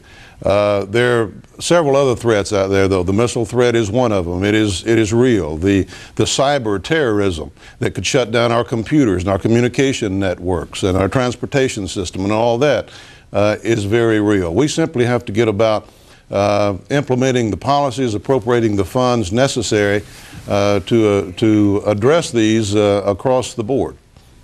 Senator Warner, what do you say to Americans in their grief about what they should do? You try not to let terrorism affect you, but people are not going to go easily to airports tomorrow. What do you say to them? Have faith in this great country. We've survived, although this is the worst, we've survived other crises. I see tonight in Washington among my colleagues, we're no longer Democrat, Republican. We're united as a Congress behind our president, and we're going to take every step. Number one, to find out what happened and see that it cannot be repeated. And secondly, we're a nation under the rule of law, but we will relentlessly pursue and hold accountable those who perpetrated this crime against our citizens. And when we pursue that, Senator Kerry, does America as a nation pursue it legally? Does it go through world courts, or does it take off? There are 3 ways to pursue it, Larry. One is multilaterally, which takes more time. That's the way George Bush, the father, did it in the Gulf War. You can do it bilaterally. You and another nation, you can reach an agreement, you can work together. And you can do it unilaterally when the circumstances call for it. I personally believe this is a circumstance because of the nature of it. As Diane said, as many have said today, this is an act of war. The difficulty is, unlike Pearl Harbor, this is a stealth enemy. Japan was identifiable. We knew where to find them ultimately, and after chasing around, and we could identify. Here, we know pretty much. I mean, there's a great certainty among many people about where the fingers point. But ultimately, we don't want to be a terrorist ourselves. We have to do what we do with the knowledge and the certainty that we can determine, but we must be prepared, absolutely, to move unilaterally if we need to protect the honor and the civility that we stand for. And I think that everybody in this country would support that based on the proper response with the proper information. Senator Feinstein, what if? What if it's bin Laden? Well, if it is bin Laden, what do? You go into Afghanistan, you look for him, you bomb, what do you do? I don't think America can be a paper tiger in this instance. This was a major attack, and let's face it, there isn't going to be chaos. We're not going to bend down. We are going to rise up as one people. And it's got to be stopped, and you have to ferret it out. I agree with what Dick Holbrooke said on this network earlier. You've got to work with our allies, the NATO allies, particularly Russia, China, and the moderate Arab countries. That's Egypt, that's Jordan, that's the Saudis. And we have to make a statement that is so strong that any country that harbors, that trains, that gives money to, that supports, becomes an enemy of the civilized world. Because if this can happen here, it can happen in other other places. Terrorism, as our report will say very shortly, isn't a crisis, it's an ongoing condition. And we've got to change the condition. So I must say, I feel very strongly about this, that the United States must respond. Those of us that have had the classified briefings over a period of time understand some of the networks that are functioning out there, even in this country, as a matter of fact. And it's not too difficult to put together 2 and 2, and I think get 4. All right. Larry, Senator Thompson? Can I just say that Putin was one of the first heads of state to call our president. And the Secretary of Defense this afternoon, colleagues, I was there when he talked with the Russian defense minister.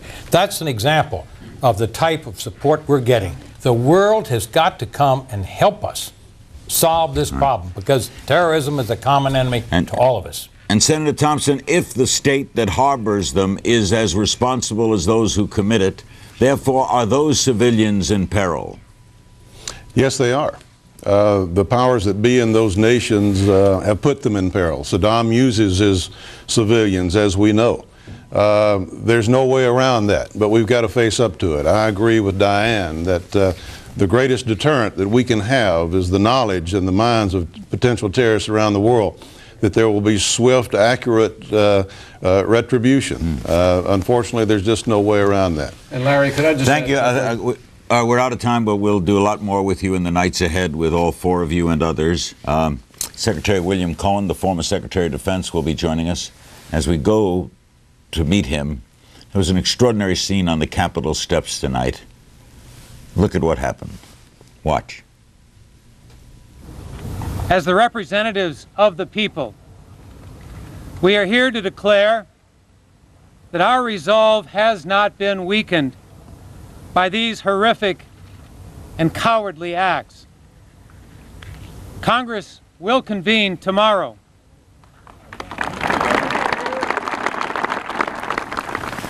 September 11th, 2001. That date will inject our brains. Joining us from Washington is former Senator, former Secretary of Defense, William Cohen, Chairman and CEO of the Cohen Group.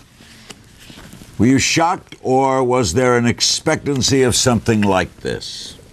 Well, I, like every American, every person watching this the world over, was shocked to see the act of terror actually being perpetrated on the screen and the horror that we all witnessed. Was I surprised? The answer is no. We have known for some time that Osama bin Laden and other organizations have targeted the United States abroad and at home. We formed the so-called Hart-Rudman Commission several years ago, and they filed 3 reports, the last of which was quite prophetic, indicating that we should anticipate acts of terrorism on American soil by terrorists who may in fact use weapons of mass destruction and engage in nearly simultaneous types of multiple attacks. And so it doesn't come as a surprise. It comes as a surprise or shock to see the horror that we have witnessed today. But we have got to take more measures. I agree with much of what has been stated this evening, but we also have to take care that we don't engage in the wholesale slaughter of innocents abroad. We have to go after those groups and those who support those groups in terms of our responses. So we don't go in and bombs away. What do we do? Well, first of all, we have to make sure we have the right information. And we don't want to prejudge the matter, although those footprints of guilt would seem to lead in one very certain direction. I think we go to those who are harboring the suspected groups and serve them notice. I think President Bush did that very forcefully tonight. And that they must produce those individuals, and certainly they will face a number of consequences, and I don't think we have to spell them out. They will be certainly diplomatic, economic, and perhaps even military action, but we should await for the President and his national security team to deliver that particular message. You worked there for a long time. Were you a little surprised that the Pentagon wasn't better protected? Well, the Pentagon, as you note from its proximity to the airport, really cannot be better protected in terms of aircraft flying near the airport and passing over the Pentagon itself. It's been one of my worst nightmares over the years to be out on the parade ground or in my office and know that at any time a plane could, through either accidentally or be directed into the Pentagon itself. There is virtually no way that one can protect the Pentagon against that type of an attack unless you banned all flights going into National itself, but even that might not be sufficient. So it's almost impossible to protect against an airplane engaging that type of activity. What do we do about a bin Laden? We've heard the name, we've seen him occasionally. He's obviously been involved in acts of terrorism over the year, but what do you do about someone like this? I think the first thing that we should resist doing, and that is focusing solely on him. To the extent that he is responsible, he will be held accountable and he will receive just punishment. But there may be other bin Ladens out there, and there'll be more following. What we have to do is to eliminate the climate under which they're allowed to train, to be funded, and to perpetrate these acts. Senator Warner talked about President Putin calling President Bush today. I was in Moscow a year ago when one of the bombs went off, destroying one of their buildings. I went on national television pledging the United States to work hand in hand with the Russian people because they were being terrorized. And so this is an international problem. We have to gather our allies and say this transcends all borders. When America is wounded, the rest of the world bleeds as well. And what happens here can have a dramatic impact on the life and the lifestyles of so many the world over. So we are in this together, and every American is in this together. Much like we came together after Pearl Harbor, we're coming together now, and we will respond as one nation. And Mr. Secretary, it must be asked, how did they get on these airplanes? Well, that's to be determined. Obviously, they were able to slip through the security. They may have had inside assistance. You may have had a situation in which bin Laden or another group has been placing sleepers for a year or so or less. We don't know exactly, having assistance to allow them to get on. There are many ways in which that could have happened, but that's going to have to await the investigation itself by the FBI and others. Thank you very much, good friend. Always good seeing him. Not under these circumstances, though. William Cohen, the former Secretary of Defense. In a moment, we're going to talk with Tim O'Brien, the CNN correspondent, close friend of the Olsen family, as was this program. Barbara Olsen passed away today on American Air Flight 77. Brian Jenkins with us in Los Angeles, the terrorism expert. And Arthur Woke, the famed attorney who has done a lot of work involving aviation and who is, we understand, an angry man tonight. Before we check in with Tim and Brian and Arthur, tonight on the Capitol steps, the members of House and Senate gathered. Watch this. I love, take beside her and guide her through the night with the light from above, from the mountains to the prairies, to the oceans, white with all.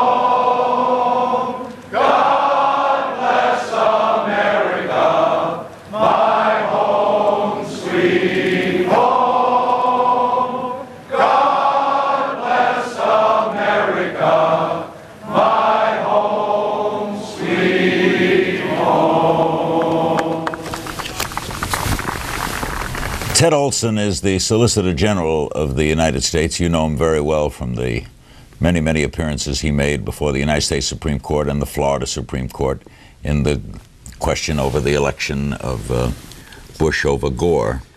His wife was Barbara Olson, who appeared on this program so many times in the last 4 weeks, almost every night. Barbara Olson was on American Air Flight 77 that left Dulles, bound for Los Angeles, and crashed into the Pentagon. I spoke to Ted Olson today briefly, and it was just sad, so sad to speak to someone who had just lost his wife. Another gentleman who spoke to him was a much closer friend to the Olson family. He's Tim O'Brien, CNN correspondent. He called Ted on the phone. We understand, Tim, that you were at their wedding. I was in their wedding. I was also out at his house this afternoon along with a number of other friends. It was a very sad afternoon. Now, I know he told us she called him, but he went into detail with you. What happened during that call? This is the only information we have on these terrorists. She was able to call him twice. How she could pull that off, we don't know, but she did. The phone went dead the first time after a very brief conversation, maybe less than a minute, and she called him back. And she said to him, What do I tell the pilot to do? Vintage Barbara, ready to take charge. She was in the back of the plane, huddled with other passengers, and we're told flight personnel and presumably the pilot.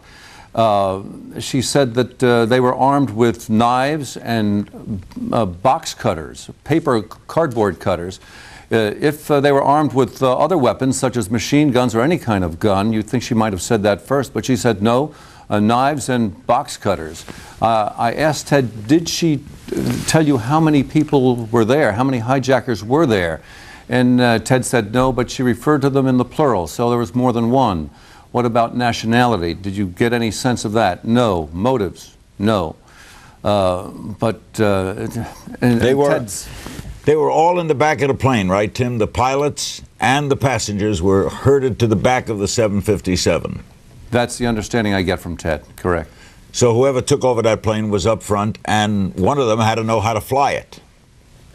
Presumably that's the case, yeah, but you know that's speculation and we don't know for sure. It's conceivable there was a co-pilot who still may have been in the cockpit. We don't know, but there were flight personnel and most of the passengers huddled in the back. Incidentally, Barbara was not supposed to be on that flight today. Her original plan was to fly to California yesterday. Today is Ted Olson's birthday, and she wanted to be with him last night, and so that was the cost. And when she was on the phone, Ted had already known about the crashes in New York, right? That is correct, and he did tell her about that, so she had a good idea of what she was up against. She knew about the 2 crashes at the World Trade Center. Tim, you stay with us. Brian Jenkins, you're an expert on terrorism. You've been involved in things like this for a long time, but nothing compared to this. Were you shocked? Shocked, but not surprised. Not surprised? Not surprised, no. The possibility of a large-scale terrorist attack on this country is something that we have anticipated for a long time. There have been previous incidents involving multiple coordinated attacks. We have dealt with previous situations where it was either threatened or certainly a concern of the authorities that a hijacked aircraft would be crashed into into the middle of a city. But from what Miss Olson described them as having, how did they get on the plane with that? Well, it depends. I mean, that's difficult to say, and we don't know. I mean, people do board aircraft with all sorts of small things. And get on? And potentially get on. I suspect that's going to change now, but I mean, people board aircraft with small penknives. They board aircraft with various kinds of metal objects. It does, however, raise some questions about how they were able to get on the aircraft and take control of the cockpit. This is not a standard hijacking where somebody seizes a passenger hostage and orders a pilot to fly to another city. And in fact, in 3 of the 4 operations, they succeeded. They did succeed. The one that went down in Pennsylvania was obviously heading for Washington. Is that correct? Something must have happened. That's a safe presumption. Arthur Woke, you're an expert at aviation accidents. You've been involved in the courts, often dealing with this, and we understand you're quite angry at this. Why? Well, because to me, it's disgusting to hear the platitudes of the politicians inside the Beltway saying that the government is in charge. I thought the government was in charge this morning. Where was the government yesterday, 5 months ago, or a year ago when this was unfolding? Where were the national security agencies that are supposed to protect us from this? Where are our allies who are supposed to be part of this anti-terrorist network? Why are there no sky marshals on aircraft anymore? Was that a budgetary consideration of the FAA? Maybe that could have stopped it. So what bothers me, Larry, is that we're talking about burying what may be 25,000 people. There weren't supposed to be any more Pearl Harbors. We put in place a system to prevent this from happening. This was not a minimal terrorist act. This was something that required the cooperation of many, many people. And I don't understand, and I'm sure many of our viewers don't understand, how this could possibly happen. Where was the government? All right, before I have Brian respond, Tim O'Brien, I know you're a reporter, so you're going to be objective about this. Does Mr. Woke have a point? I think he does have a point. How much of a point depends on perhaps where you sit. Certainly there are some security breaches here. One of your guests pointed out that we haven't had a terrorist hijacking in 10 years, and maybe we have gotten a little lax. But we also have to recognize when people are willing to give up their lives to stage something like this, it's going to be very hard to stop under any circumstances. And Brian, what do you make of what Arthur said? I mean, obviously, there was a failure today. There clearly was a failure, no question about it. We have to determine what happened with regard to intelligence, what happened with regard to security. But at the same time, we have to realize that there is an ongoing war, that there's a constant flow of information, threats, warnings, information passed on by intelligence agents. And many times, by evacuating an embassy, by issuing an alert, by raising the level of security, these attacks are thwarted. Those victories are invisible because you can't count things that don't occur. So we could have averted 14 things last month. We didn't know about it. It is entirely possible. What we do see, and certainly saw dramatically today, are the failures. When the intelligence fails, when the security fails, that's what we were faced with today. Can we get better on security? Yes. Can we provide absolute security? Absolutely not. Arthur, you know, as I quoted earlier, if someone wants to give up their life, that's awful hard to contain, isn't it? Larry, I think I agree with that. I think that we are supposed to have a system in place to prevent this from happening. And you can't stop terrorism at the gate at the airport. You stop terrorists before they enter the country. You stop them by investigating their cells when they're in the country. You avoid this by exercising as much security operations as you possibly can. I'm no expert in security. I'm just a guy who saw it on CNN Live today. And all I can tell you is that there weren't supposed to be any of these in this country, and the people who are supposed to have been in charge were asleep at the switch, in my opinion. And also, since you're an expert on pilots and things, were you surprised that whoever did this was able to commandeer these aircraft? Not able really. To fly them? Not really. Remember, we have no sky marshals on the aircraft, so we have no one armed on aircraft randomly to prevent this from happening. The door that separates the cockpit from the rest of the airplane is really just a symbol of security. It's not real security. And finally, it doesn't take someone who's a rocket scientist to fly an airplane once it's airborne and to fly it into a building. So you don't have to be a sophisticated pilot to accomplish this, sadly.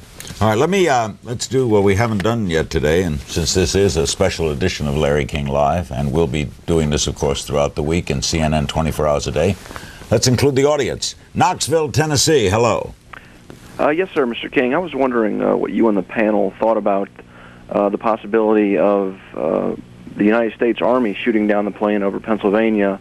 I know the Pentagon has denied it, but if they knew that plane was heading for D.C., is it possible that they did? And if they didn't, would they have later if it had gotten farther? Yeah, Tim, this is supposing. A plane's heading in. It's got passengers. It's going to go to the White House or to Camp David. Do you shoot it down? If there's that threat, you may have to, but certainly there are steps that can be taken before that threat materializes. First, you try to make contact with that plane, find out where it's going. But if it appears headed for the White House or the Pentagon or the Capitol or Camp David, and it's off route, that may be the only alternative you have, and it would make sense. You agree, Brian? In some cases, yes. The reality, however, in terms of major urban areas, airports are located in urban areas. Planes take off. It's not a long flight from Dulles to the Pentagon. It's not a long flight from some of the airports in the northeastern part of the United States to New York. How about the caller, though? You've got a plane, you know it's diverted. It's obviously not going to San Francisco. That certainly is one of those horrible decisions that someday, I suppose, someone is going to have to make. St. Louis, hello. Hello. My question is, we seem to have become very complacent, and we're being very sophisticated and very rational about how to respond to this. However, on all of the channels, and especially on CNN, which, by the way, I think has done a fabulous job, Osama bin Laden seems to be the prime suspect here. We've heard his name for years, and he continued to operate.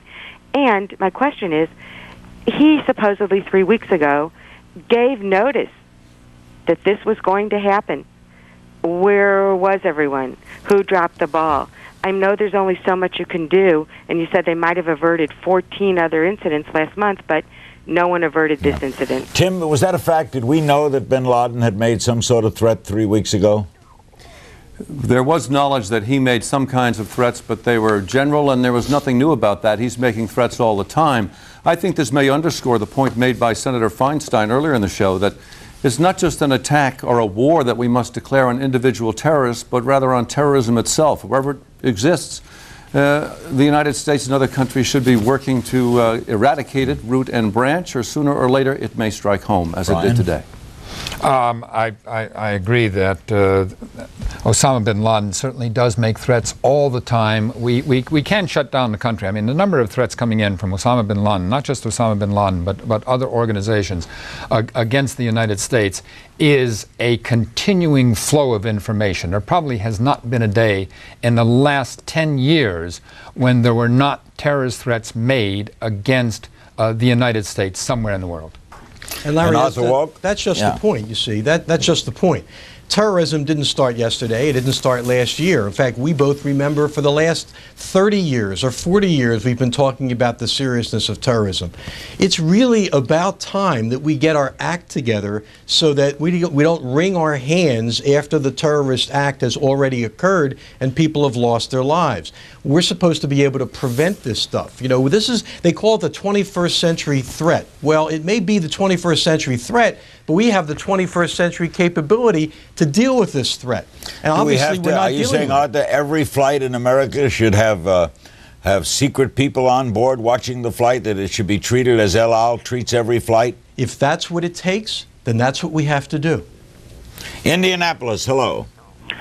Good evening, Larry. Hi. Like many Americans, I watched in horror from work today, all day long. My question, actually, the question I was asked by my 13-year-old when she got home from school, is this going to change our entire way of living? Not in the sense of being afraid, but what about fuel prices? Today I went to work, gas was $1.62. I come out of work, it's $3 and $4 a gallon. Really? What about our economy? Tim, what do you think the most stark changes will be? I'm less worried about fuel prices than civil liberties, which may be sacrificed in the aftermath of this. And that may have to be the case. A great Supreme Court justice once said the Bill of Rights is not a suicide pact. We will have to take steps to protect ourselves, and some of those steps we may find repugnant today, but they may become necessary. I think that should be of concern to everybody. Brian? Well, the fact is that we have found in other places where terrorist campaigns have been waged, life does go on. Nonetheless, but it changes, doesn't it? It does change in a way where we will see probably... Or do we get complacent? If nothing happens for years and years, then inevitably we will get complacent again. However, this episode, the magnitude of this, is going to leave a deep scar on the psyche of the American people. Now, that can turn into the kind of resolve, the kind of determination that the previous guests have been talking about. But it also can make us, in some cases, a more callous, harder-edged people. We are where the United States probably was on now December 8th or 9th, 1941. This generation, which felt so safe, has never experienced anything like this. This is greater probably in casualties, I suspect, than the London Blitz. And Arthur Walk, do you now want massive lines at airports? Do you want intensive security? Do you want people to get to the airport 3 hours before a flight? No, on the contrary. I think that the system we have in place needs to be made better. I think we need sky marshals on aircraft, but I think the people who are responsible for our security, both domestically and internationally, have to get down to work. That's really the problem. Tim O'Brien, we began this segment, and by the way, CNN, of course, will be on top of this 24 hours a day, and we'll have more special guests tomorrow night as well here on Larry King Live. But Tim, I want to leave on Barbara. I understand Rudy Giuliani is in New York. Rudy? Yes. Essential, then obviously do it. The upper part of Manhattan will be open. But if tomorrow is a day in which you want to stay home and stay with your family and give comfort and support maybe to other people that have been affected by this, it would be a good day to do that.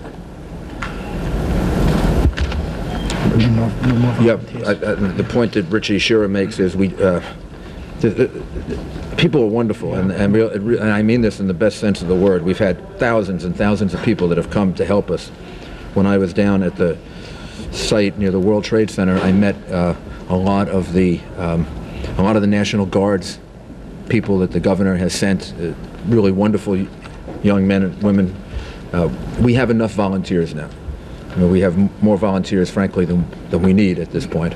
And what we need to do is to focus the efforts of the professionals that are there in being able to do the recovery and try to save as many lives as we can and restore services as quickly as possible.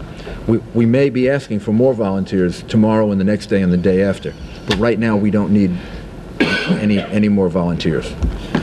Mr. Mayor, is there still hope that there are people who are still alive and well? Yes, there's hope. There's hope that there are people that are still alive. How is the rescue effort hampered by the darkness? What do you think? We moved a lot of lights in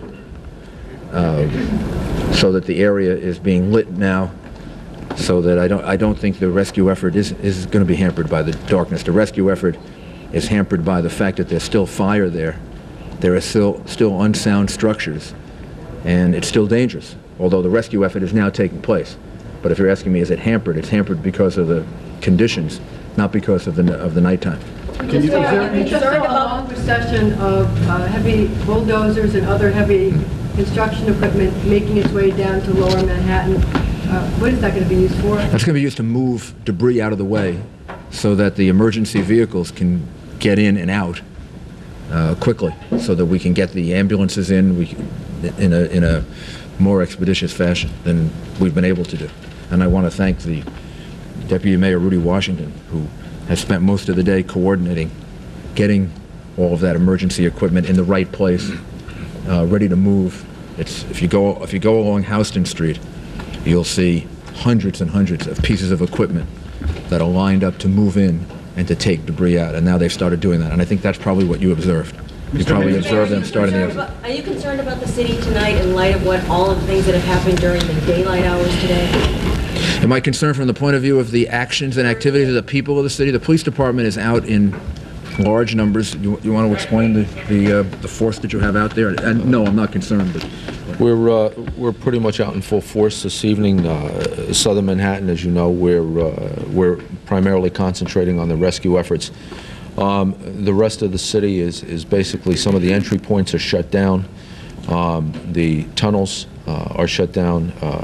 As of midnight, there will be no more traffic coming into Southern Manhattan from 14th Street. We're going to shut that down. I think the city's pretty secure, and we're going to continue doing what we're doing in the rescue effort and just hope for the best. Any reports of lawlessness, any reports of any looting or anything? Absolutely not. There's been no reports of looting or any other problems out of the ordinary. And as I said, the boroughs are working pretty normally, and so far so good. Mayor, did you see the president's comments tonight, and have you spoken to him against it? No, I spoke to him earlier today, and I only heard the very end of his comments because I was coming back from the World Trade Center. I'm sorry, he said thousands today. I don't know the number at this point. And that may be very well be the case. At this point, we're still in the effort of trying to recover people. So I don't know the numbers yet, but I mean, this is going to be, as I said, the numbers are going to be very, very high. Mr. Mayor, just if you think of the number of people that were in the building at the time, we've been spending time with the medical examiner, who, by the way, was injured himself, and so Dr. Hirsch was injured and had to be treated, but he's organized his office, and they are ready to deal with thousands and thousands of bodies if they have to. Mr. Mayor, earlier in the day, and we'll give them the support and the help to do that. He was down there, yes, and he got injured. I mean, he's okay, but he's obviously he was hurt. He was beaten up pretty badly. His body hurts, and he was beaten up. Well, no, I mean his body was. He got hit with debris. No one beat him up. He got hit. He described it that way. I said, "How do you feel, Dr. Hurst?" He said, "I got pretty beaten up." And then what happened is he got hit with debris. Mr. Mayor, earlier in the day you weren't sure exactly what the radius of damage was like, what blocks were involved, how much debris had fallen on surrounding areas. If you go down there now, I mean, the last time I saw it was when I was leaving this morning. It's horrendous. I mean, it's filled with debris. It's filled with dust. It's going to be a heck of a cleanup effort. How far down? Battery Park City, was that affected?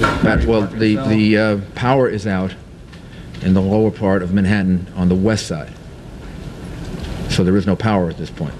So that's why we had to bring in the lights to light up the area so that they can do the rescue effort. And the people that live at Battery Park City have been evacuated. They were taken to New Jersey. So I don't know when that'll be back. That's going to take a while for that to come back. What about other South Street, Seaport? So on the east side of downtown Manhattan has power, and exactly where the demarcation line is, I'm not sure. But over by One Police Plaza, going east, there's power, and I believe there's power at City Hall now. What are your plans for the rest of the night, for the next 12 hours? And My staff? And will you all still be? We just had a long meeting with all of the agencies to make sure they have the support that they need. They'll all reassemble here at 8, 9 o'clock tomorrow morning, and some of the critical people will stay here throughout the night, and we'll have representatives here, and I'll be here for a while longer. Are you concerned about asbestos contamination? The health department has done tests, and at this point is not concerned. But so far, all the tests that we've done do not show an undue amount of asbestos. Doesn't show any particular chemical agent that we have to be concerned about. The accumulation of it for people who are down there can become very, very irritating. And there were a lot of people whose eyes have been burned, but I don't think there's any chemical agent that we have to worry about at this point. Is there any idea how many police officers and firefighters you are missing? Yes, we have an idea of how many we're missing. Can you tell us that? Well, it's a lot. It's a lot. A lot of firefighters and a lot of police officers, and I don't know that I really don't want to get into a numbers game until we know. It's a lot. It's a lot. There were also reports that there are some top brass in both departments who are missing. Yes, we lost the deputy chief of the fire department and the chief of the department. The chief of the fire department. The chief of the fire department. The first deputy commissioner. Feehan. Deputy Commissioner Feehan, Chief Gansey, Father Judge, and Ray Downey, who I just gave a party for at Gracie Mansion for his years of service to the fire department, who led our team in the Oklahoma City bombing rescue. We've also lost him. This must be very difficult for you, Mr. Mayor. It's very difficult, not just for me, for the fire commissioner, and there are some other very close friends that are missing right now. Have you had to speak to their families? I haven't been able to speak to their families yet. Mr. Mayor, advice again to New Yorkers who are still concerned about going to work and things like that. The very best thing would be to stay home tomorrow. If you have to come to work and you work north of 14th Street, then you can come to work if it's critical. So if it's important and it's critical, then you come to work. But if you can stay home tomorrow, you're going to make things easier on yourself and easier on the city if you stay home. So the city is not officially closed. Manhattan is not officially closed north of 14th Street. But we're advising people if you can stay home, it would be better. Outside of Manhattan, you go to work and do all the things you would normally do. There's no particular reason to be constricted in activities there. But if you can stay out of the city, that would be good. Any idea when the airports will reopen? I believe not before 2 o'clock tomorrow, but that was the report we had a while earlier. So at least closed until then. Mr. Mayor, Arab Americans for Peace issued a statement condemning the attack and asking for Americans and New Yorkers to withhold judgment until after an investigation has been completed. But they're also concerned about the fact that Muslim communities here in New York will be targeted for harassment both by law enforcement officials and by community members because of the nature of the attack. Just the opposite. They will receive extra protection. That's the point of what I was saying earlier. Nobody should engage in group blame. The reality is, whoever is responsible for this, law enforcement will figure that out. The United States government will figure it out, and the retaliation will be, I'm sure, very, very strong, and make an example out of those people. But nobody should try to make that determination on their own. Nobody should blame any group of people or any nationality or any ethnic group. The particular individual is responsible and the group's responsible. That's up to law enforcement, and it's up to the United States government to figure out. And citizens of New York should, even if they have anger, which is understandable, and very, very strong emotions about this, it isn't their place to get involved in this. Then they're just participating in the kind of activity we just witnessed. And New Yorkers are not like that. So we're sensitive to that. The police department will have special patrols in those areas of the city. And anybody that tries to do anything like that will be arrested. Mr. Mayor, is there anything you could say to put to rest some of the fears people have? Everything is being done to try to make the city as secure as possible. The president, the FBI, federal government, the state, the governor, the New York City Police Department, law enforcement authorities, everything is being done that can be done. And people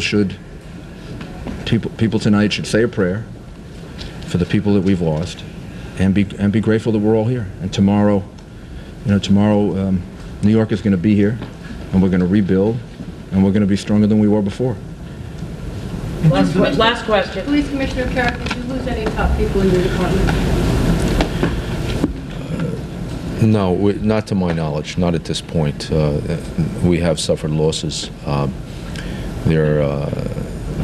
There was a contingent of cops that was with the mayor and I, and Chief Ganji and First Deputy Meehan.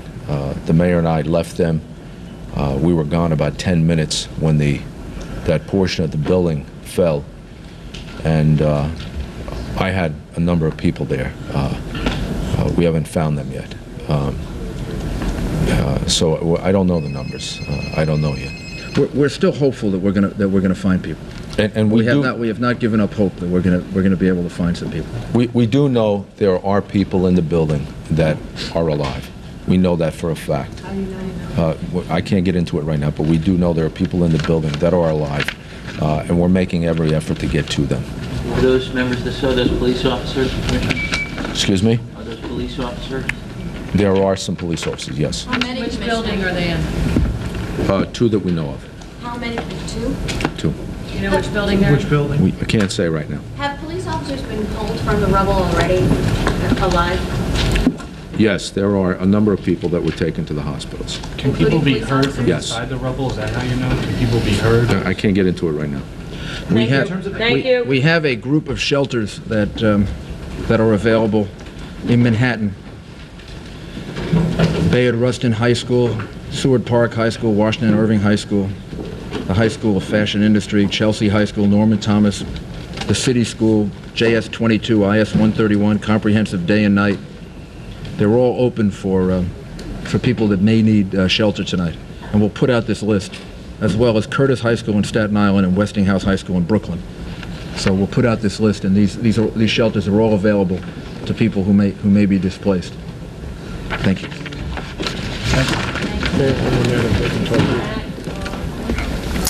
That was Mayor Rudy Giuliani in a late evening press conference in New York discussing the events of the day and the precautions taken by the city. This is the end of Larry King Live, but I did want to say a word and hold Tim O'Brien over too about Barbara Olson. Barbara appeared on this show many times, as you know. Sometimes her opinions could be infuriating, but you could not love her.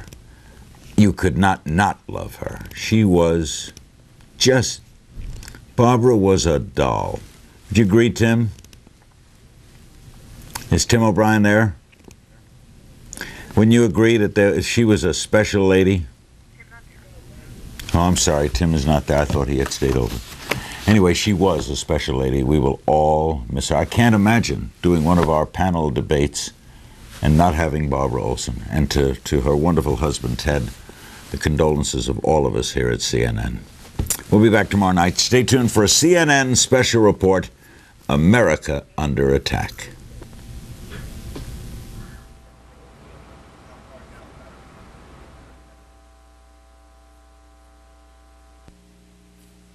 Undersides of any bridges for any unusual activity, which, I mean, without reading anything into it, this is a city that obviously may have felt that it was a potential target. Yeah, well, also, the ports were closed. Right. San Diego, L.A., San Francisco, Portland, Seattle, all up and down the coast, ports were closed today.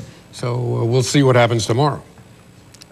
This is video outside the World Trade Center earlier today, shortly after the attack. But you can the debris and the papers and the just chunks of building, and some of them are just tiny little shards. There's nothing left. You know, we had reports that much of the paper also went as far as Brooklyn. Yes. That's a long way. Yeah, 3 miles about 4 or away. 5 miles away. Right. Yeah, more than 3 miles, about 4 or 5 miles away. Part of from the impact, and I guess from the wind. These are the charred cars around the World Trade Center. And people may or may not understand by now that not just the 2 World Trade Center buildings collapsed, but 2 other buildings also collapsed. And the World Finance Center, adjacent to those buildings, was also damaged.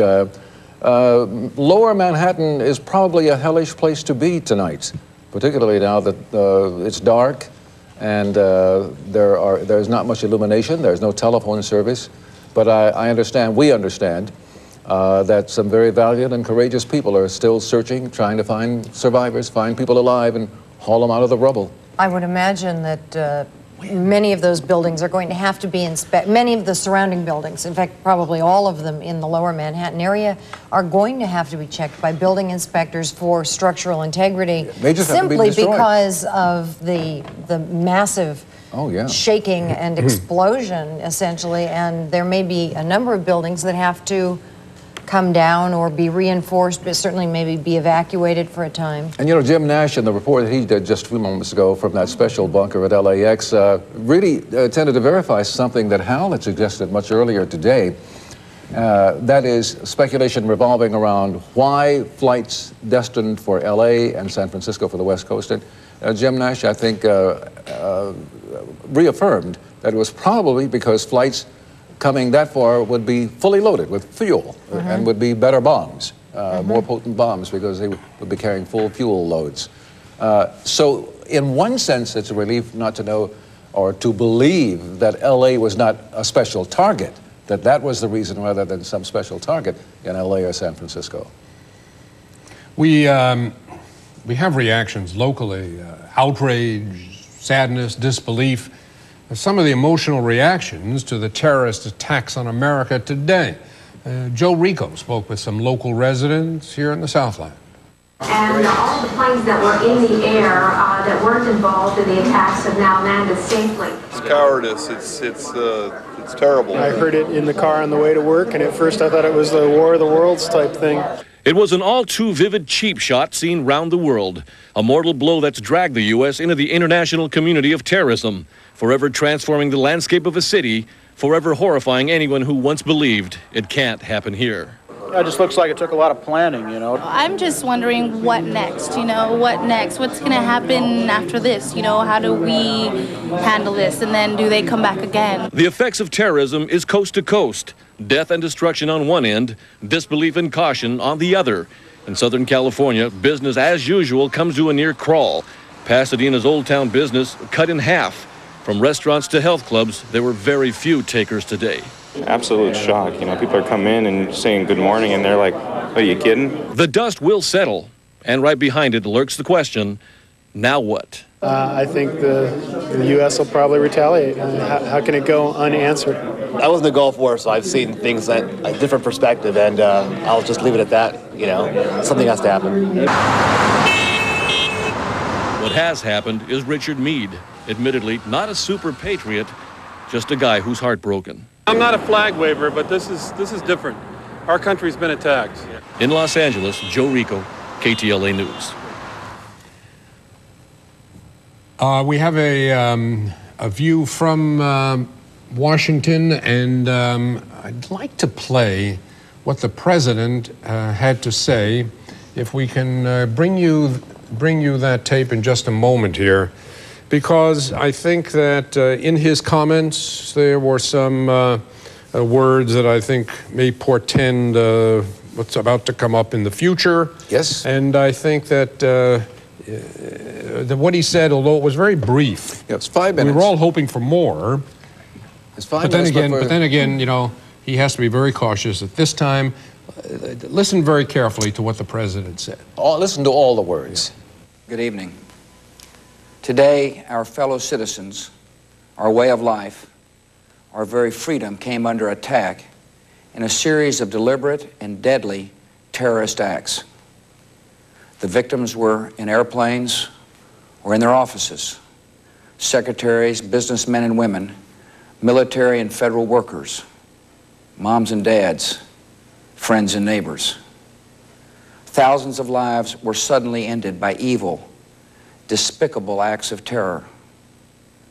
The pictures of airplanes flying into buildings, fires burning, huge structures collapsing, have filled us with disbelief, terrible sadness, and a quiet, unyielding anger. These acts of mass murder were intended to frighten our nation into chaos and retreat. But they have failed. Our country is strong. A great people has been moved to defend a great nation. Terrorist attacks can shake the foundations of our biggest buildings, but they cannot touch the foundation of America. These acts shattered steel, but they cannot dent the steel of American resolve. America was targeted for attack because we're the brightest beacon for freedom and opportunity in the world, and no one will keep that light from shining. Today, our nation saw evil, the very worst of human nature, and we responded with the best of America, with the daring of our rescue workers, with the caring for strangers and neighbors who came to give blood and help in any way they could. Immediately following the first attack, I implemented our government's emergency response plans. Our military is powerful, and it's prepared. Our emergency teams are working in New York City and Washington, D.C. to help with local rescue efforts. Our first priority is to get help to those who have been injured and to take every precaution to protect our citizens at home and around the world from further attacks. The functions of our government continue without interruption. Federal agencies in Washington, which had to be evacuated today, are reopening for essential personnel tonight and will be open for business tomorrow. Our financial institutions remain strong, and the American economy will be open for business as well. The search is underway for those who are behind these evil acts. I've directed the full resources of our intelligence and law enforcement communities to find those responsible and to bring them to justice. We will make no distinction between the terrorists who committed these acts and those who harbored them. I appreciate so very much the members of Congress who have joined me in strongly condemning these attacks. And on behalf of the American people, I thank the many world leaders who have called to offer their condolences and assistance. America and our friends and allies join with all those who want peace and security in the world, and we stand together to win the war against terrorism. Tonight, I ask for your prayers for all those who grieve, for the children whose worlds have been shattered, for all whose sense of safety and security has been threatened. And I pray they will be comforted by a power greater than any of us, spoken through the ages in Psalm 23. Even though I walk through the valley of the shadow of death, I fear no evil, for you are with me. This is a day when all Americans from every walk of life unite in our resolve for justice and peace. America has stood down enemies before, and we will do so this time. None of us will ever forget this day, yet we go forward to defend freedom and all that is good and just in our world. Thank you. Good night, and God bless America. You know, Hal and Larry, I want to say that my father fought in World War II, and he died 15 years ago. And he used to talk about the great bringing together of the country and how it was a united effort. In the good war. But yes, and a whole different generation. But it occurred to me as I've been listening to this that at that time, the enemy was very clearly defined. And there was an enemy and a common goal, and now it's sort of like battling ghosts. You know, you're sort of boxing in the dark, so to speak, because it's not the same. And my father was a great patriot and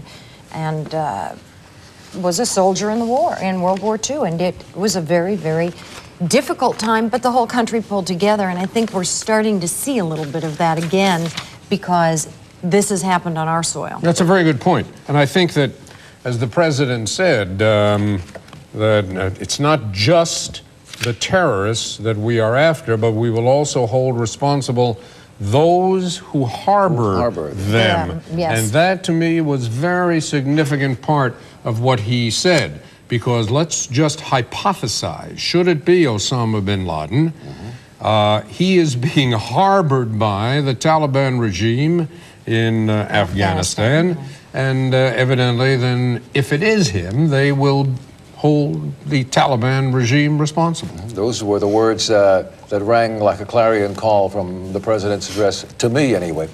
Marta, you were mentioning that the war your father fought in, and a lot of our fathers and uncles fought in, the so-called good war, World War II, where there was such unanimity of spirit in the United States. Earlier, Hal was mentioning that this is now a different kind of war that we are up against now. It's not the same kind of war with a clearly defined enemy.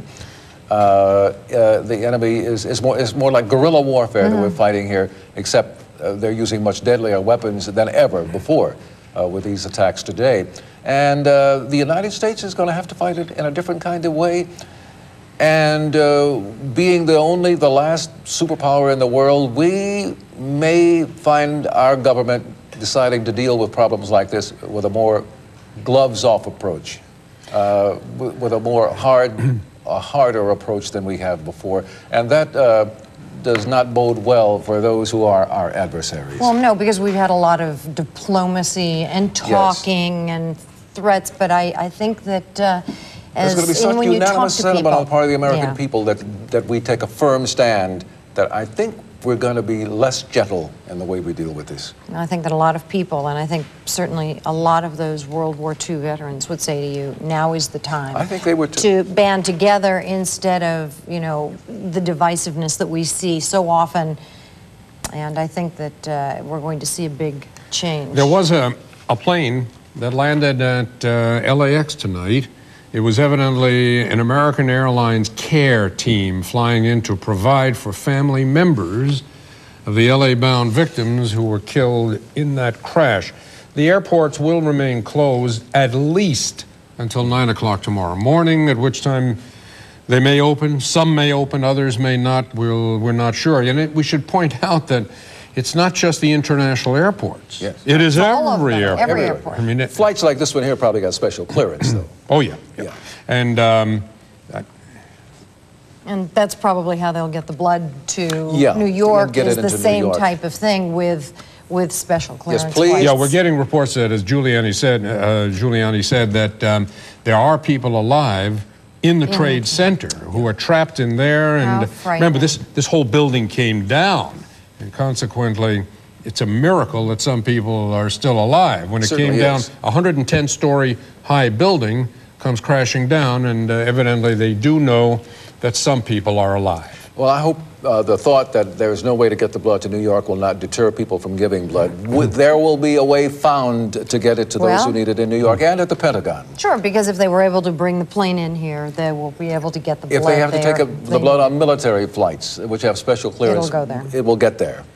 We do have some comments that were made by people who were at the Trade Center earlier, and we'd like to bring those to you right now. I put my stuff down, and all of a sudden we heard a huge explosion. Okay. I looked out my window, and debris was all over the place, and one of the guys in my office said a plane hit Tower 1, get out. People left. The elevators are working at 44, but by the time I got to 44, they made you walk down the stairs. And then by the time we got to the 10th floor, debris and the lights went out. And she said that she was watching people jump from the first building. And that was before the second explosion that hit her building.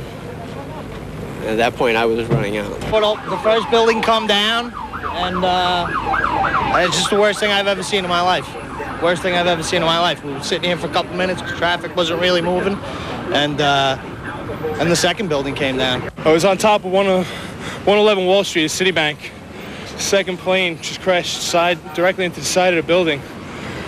When it crashed in, you felt it whole shudder right through the whole building itself. It was like a secondary explosion.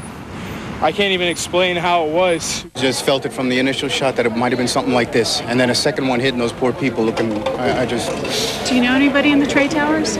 Yeah, just a few people. Yeah, we do. My wife called. Our staff, the FAA and the airlines, currently we have 178 aircraft that are grounded here.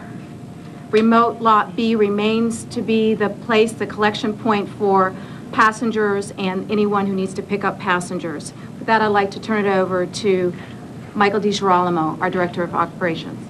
Hold your questions, please, till everyone has spoken, and then we'll take the questions. The FAA is working on two recovery plans. One is for the airspace. There's a lot of airplanes that need to be repositioned. They will be repositioned probably without passengers, and then eventually passenger flights will be put into the system. The airlines and the FAA in Washington are working on that recovery plan. There's also going to be a FAA security recovery plan. I would venture to say there's going to be some impact to airport screening and security as we currently know it, and there'll be some changes. Hopefully we'll have more information tomorrow, and we'll be able to pass it along to the traveling public. Bernard Wilson, Chief of Airport Police at LAX. Our plans continue as we've been going on all day. We've been working with our local law enforcement agencies, especially Los Angeles Police Department, also with the Federal Bureau of Investigation. As I have mentioned several times during the day, we have been implementing existing plans that we already have in place here, the confidential security management plans, and they've all been working for us very well.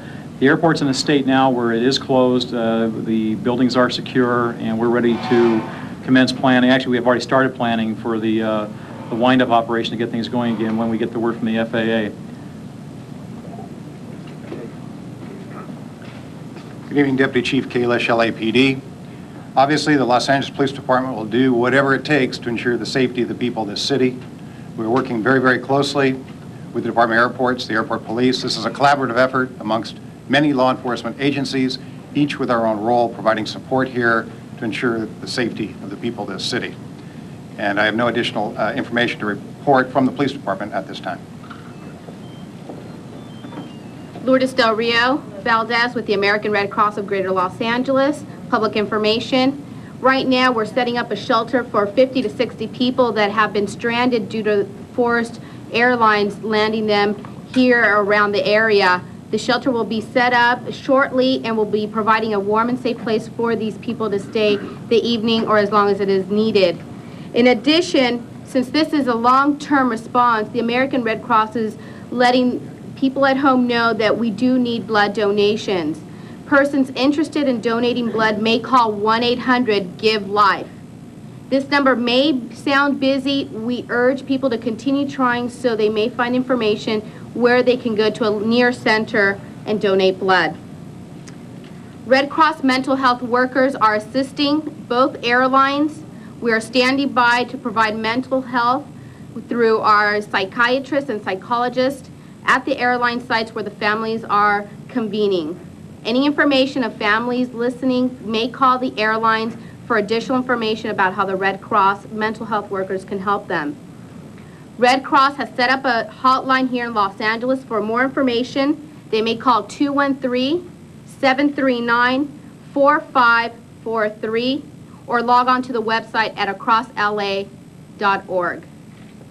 We can take your questions, please, one at a time, and please direct your questions to the person who'd like to answer the Where question. is that Yes, shelter? please. Can I ask about airport security, and are there any plans by the FAA to put U.S. federal air marshals on board any of the flights once flights resume? That's a question that probably should be answered by the FAA, and unfortunately, they're not here tonight to answer the question. I can't comment or speculate on that.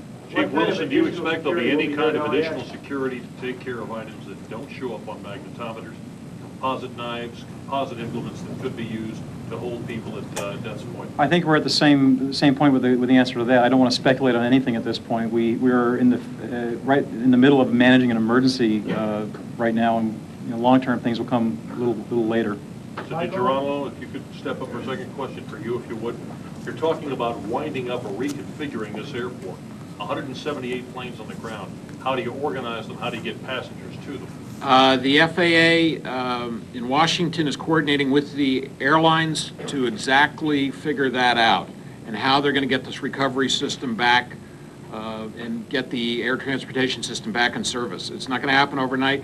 It's going to take a long time, but the FAA is working with the airlines. That is their responsibility. We're prepared to assist in any way that we can to get passengers to airplanes and to get the airplanes out of the airport. Have you war-gamed this or logistically tried to work this out on the sand table before, something this scale? Here again, the FAA in Washington is coordinating that. They know what we have on the ground here. The airlines know what they have, where they want these airplanes positioned, and they're in the process of working with the FAA to move these aircraft to the appropriate airport to handle the passengers and get the system back working. Mr. Geronimo, what impact do you think this will have on screening? You said it would have an impact on screening and security, and can something like that be implemented by 9 a.m. tomorrow morning, which is a time that possibly the airport will be open again? We have no time frame set. The FAA will make that determination. They're going to tell the airlines and the airport what they want on security levels. We'll follow those procedures and protocols, and we will be prepared to meet whatever they design and whatever they've come up with. And at this time, we don't have any more information than that, other than they are working on a recovery plan and a security plan. Is it possible at this moment, with what you know, could this airport be up and working at 9 a.m. tomorrow morning? Is there any chance that could possibly happen? We're prepared to assist the airlines and the FAA in moving passengers and airplanes through this airport, and we're prepared to do whatever we need to do. Can it open by 9 a.m.? Yes, it can, and we're prepared to do that. And whether it'll be 9 o'clock in the morning, I'm not so sure, but we'll work with the FAA. You have the air traffic system and the security system to consider, but I think we're prepared to do whatever we need to do to meet what the FAA wants us to do. How about the security upgrades? Will the security upgrades be in effect at 9 a.m. too? As soon as the FAA lets us know what they want and what level of security they want, we're prepared to meet it. We believe that we can meet it. We've been working with other law enforcement agencies. If we need mutual aid, more officers in here, whatever we need to do, we're prepared to meet the FAA mandates, and we're prepared to operate this airport in accordance with what the FAA has deemed appropriate at this current level. Question for the Red Cross, please. If you could step up, please, Ms. Del Rio. Yes. Have you been able to put some kind of a number on the number of people who are LA connected, who have families here? No, we do not have that information. We do know that we have helped 2 to 3 families through our Red Cross mental health workers. That's all the information that we have at this time. Set up shelters. What exactly is a shelter for? The shelters is for the people that were forced to land in or around the area. That when the FAA required all the planes to land, this is people that are stranded. So the Red Cross is setting up shelters locally here. We have one shelter that we're preparing to open, 50 to 60 people or more if it's needed. Are you working with the airlines, United and American, who each have a hotel for families of victims? Red Cross is working with each of the airlines to provide mental health counseling, crisis teams for the family and friends of the victims of this airplane crash. Are you compiling a list of Los Angeles, Southern California located people who may be victims? As it is needed, we are doing so. Where's your shelter? Where's your shelter? The shelter is being set up as we speak, so we don't have an address right now. Mr. Wilson, can we ask you a question, Mr. Wilson? We will be adding shelters if needed. We have one shelter preparing to open. We're assessing an area locally for 50 to 60 people. If there is more people, then we will assess additional shelters if needed. What have the mental health workers told you? Mental health workers I have not spoken with. Are you getting cooperation with United Airlines and American Airlines, who each have set up a hotel for families of victims? Absolutely. We're working together with all city and county and airlines for this operation. But again, do you have any kind of a raw number of the number of people from Southern California that may have been victims? No, 2 to 3 families is what we have for how many we have helped for mental health crisis counseling. Mr. Wilson, are we to understand that unless and until the FAA tells you we need increased security at this airport, it's going to be business as usual when you open up tomorrow or tomorrow afternoon?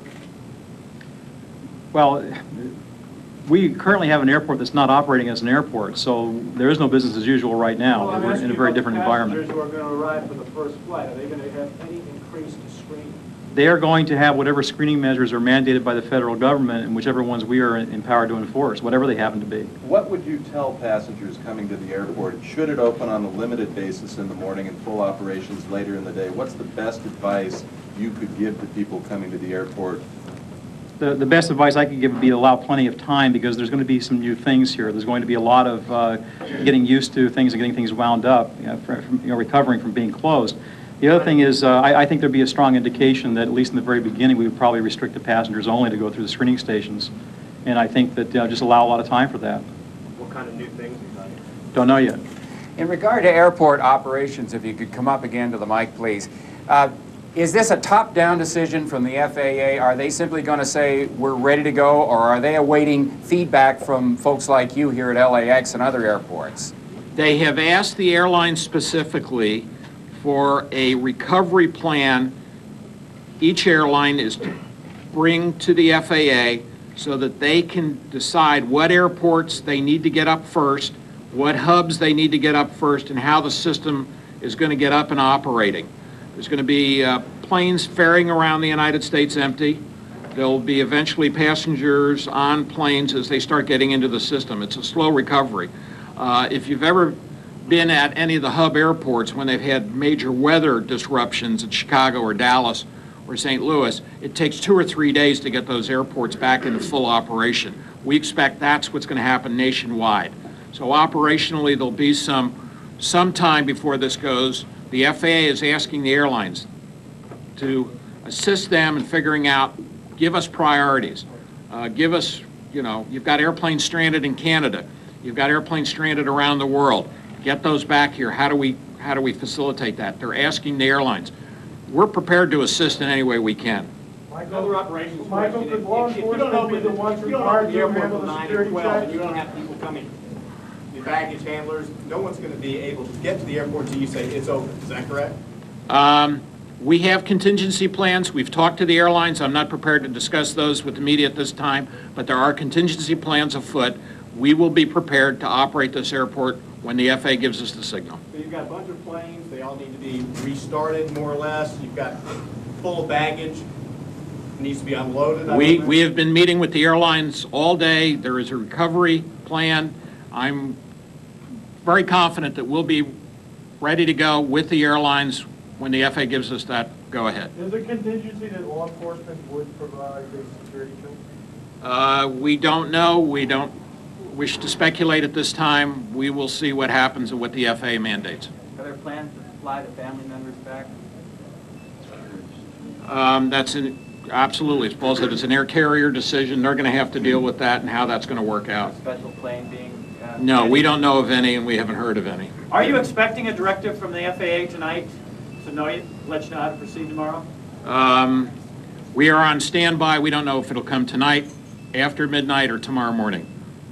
We're just waiting for them to advise us what they need. There's teleconferences going on as we speak.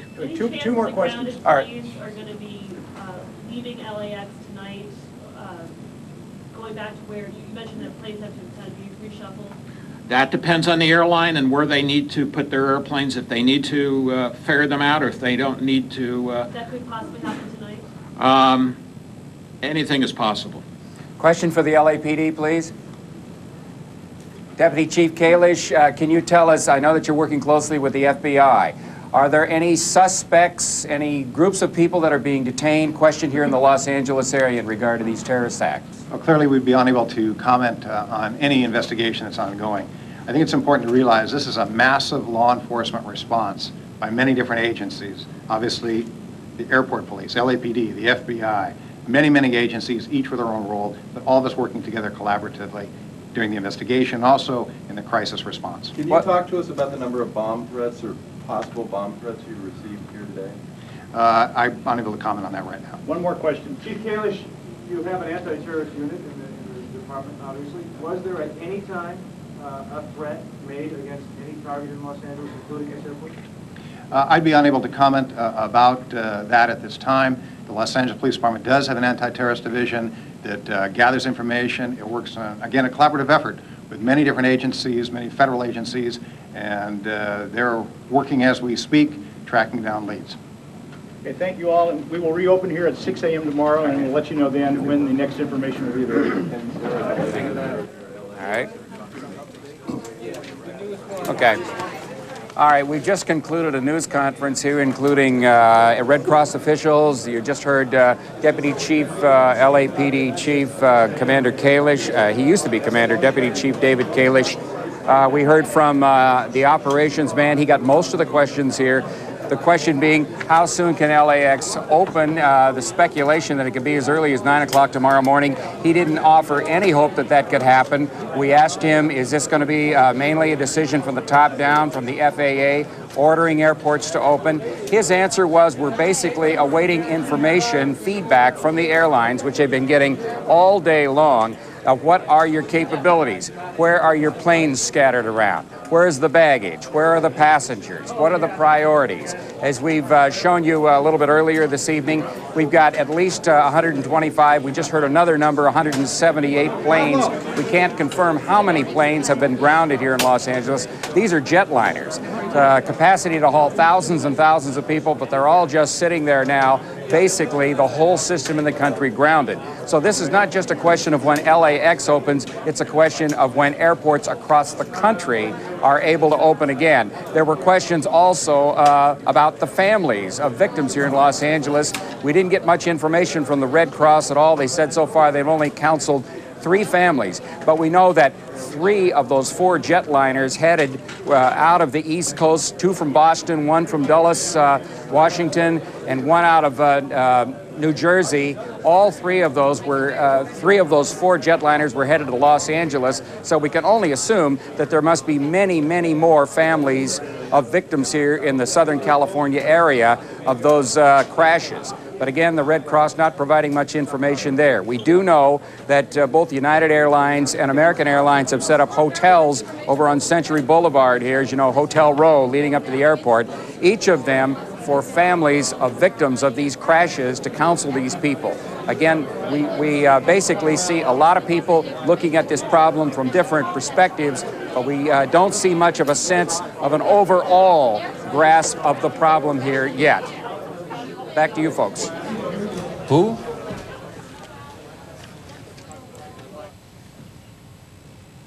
Right now, I understand there's something on the screen there. All right, okay. All right, I can read you a statement also. I just dropped it here. This was handed out just a few minutes ago. As you know, newly elected Los Angeles Mayor James Hahn is in Washington, D.C. He was there to talk about starting up his new administration here with the U.S. government. This is part of a statement that he just had distributed to the media just about 20 minutes ago. Quoting this press release, "This is a tragic day for our country. My heart goes out to all the victims and families of this terrible event. This tragedy touches many lives in Los Angeles where families were expected to meet loved ones at LAX only to be faced with this unspeakable act. And then he adds at the end, I will be working to provide victims' families with whatever support the city can offer. So again, there are a lot of different groups approaching this problem. Security. How can we tighten up security for people when this airport eventually opens again? Operations, planes scattered all over the country. How do we get this whole thing up and working? And remember, there are a lot of flights were diverted to Canada during this crisis all day long. And also questions about the victims. As you know, the Red Cross has been asking for blood donations. There's been a national shortage of blood. And so the Red Cross is one of the things they asked for was for people who want to help, if they want to give blood, this is the number again, 1-800-GIVE-LIFE.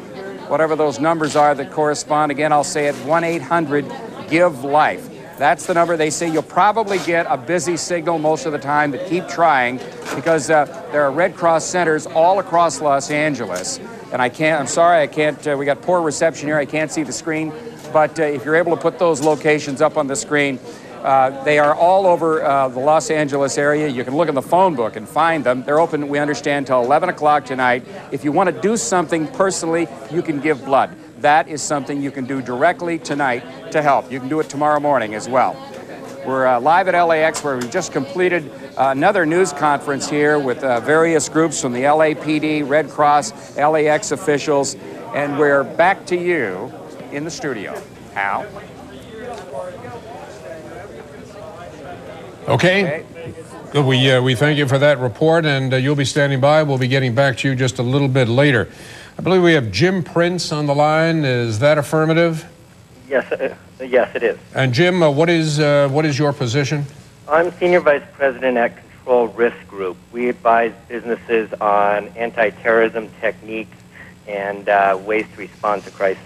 And where are you located? Los Angeles. Okay, and what can you give us some perspective from your standpoint on today's events? Well, obviously it's horrific, and everybody's trying to grasp the reality. One thing that we have to start thinking about, in addition to the loss of lives, is how we're going to fight this war, these battles, going forward. Which direction are we going to take?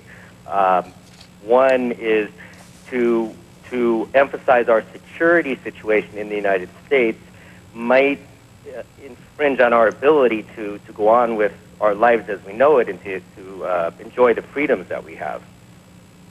Well, I mean, this is something that I think we're all going to have to face. I mean, for example, I would not find it surprising, Mr. Prince, if we did something like the Israelis do on their El Al jet transports and find federal marshals, armed federal marshals on board every flight.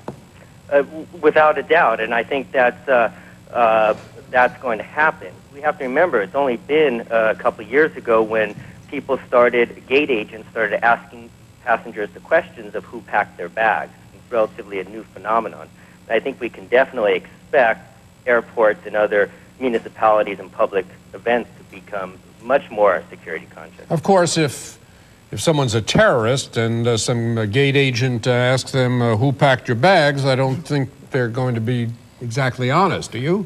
No, we have to remember that terrorism, by its very nature, is difficult to combat. If we prohibit guns on airplanes, they'll come up with knives. If we make airports much more security conscious, then they'll go to public places and sporting events. There's only so much that security alone can do. Mr. Prince, what do you advise people to do in your line of business? Yeah. Well, one thing is that security must be combined with intelligence. We have to know who's doing what. And one thing that the United States must do, and I think obviously will do after this crisis, is put much more emphasis on groups and individuals around the world that don't like us. You think we got a little lax with this case? I think we're still suffering from the post-Cold War quagmire. We're still looking at other countries. Our intelligence apparatus is very technologically heavy in that we're intercepting communications and looking at other people's armies rather than the small terrorist cell that may be operating in perhaps even an allied country. Well, it's been pretty obvious, though, that these small terrorist cells, as you described them, have in fact been looked into and observed very carefully. So how would you advise businesses such as airlines to evaluate the threat of terrorism if in fact these terrorists are working in conjunction with people, say, who work with the airlines? I mean, it sounds in some ways like, you know, we're getting boxed in a smaller and smaller way. We're definitely getting boxed in. Businesses and individuals can only do so much. The airlines can do more, but the FAA should be holding a lot more of the responsibility. The government in Washington that in the past few administrations that allow so-called allies to harbor terrorists, we felt that bilateral relations are more important than pushing and drawing the line in the sand saying they have to kick out the anti-American terrorists. Well, don't you think that President Bush made pretty clear today that that is no longer going to be acceptable? That he said that he would, that the United States would retaliate not only against any terrorist groups, but also any country, any nation that harbors them? Absolutely, and I think that is a big watershed in anti-terrorism policy if it really truly comes to pass. Instead of sending off a few missiles that make us feel good, if we really put the pressure on the countries that are harboring these terrorists, that would probably have the most profound. Also, okay, Mr. Prince, I think we should probably thank Mr. Prince because we have a Professor Louis Snyder from Claremont. Oh, we don't have him yet? Oh. Okay, well, we thank you very much, Mr. Prince, for your contributions, and we appreciate your comments. While we're waiting to get Louis Snyder on the line, let me mention to you that there's an interesting poll just came out by CNN USA Today Gallup poll. 9 out of 10 Americans surveyed this afternoon agree that the terrorist attacks against the United States are an act of war. More than half, 55%, said they thought Tuesday's attacks represent the beginning of a sustained terrorist campaign against the United States that will continue for several weeks. 30% disagreed.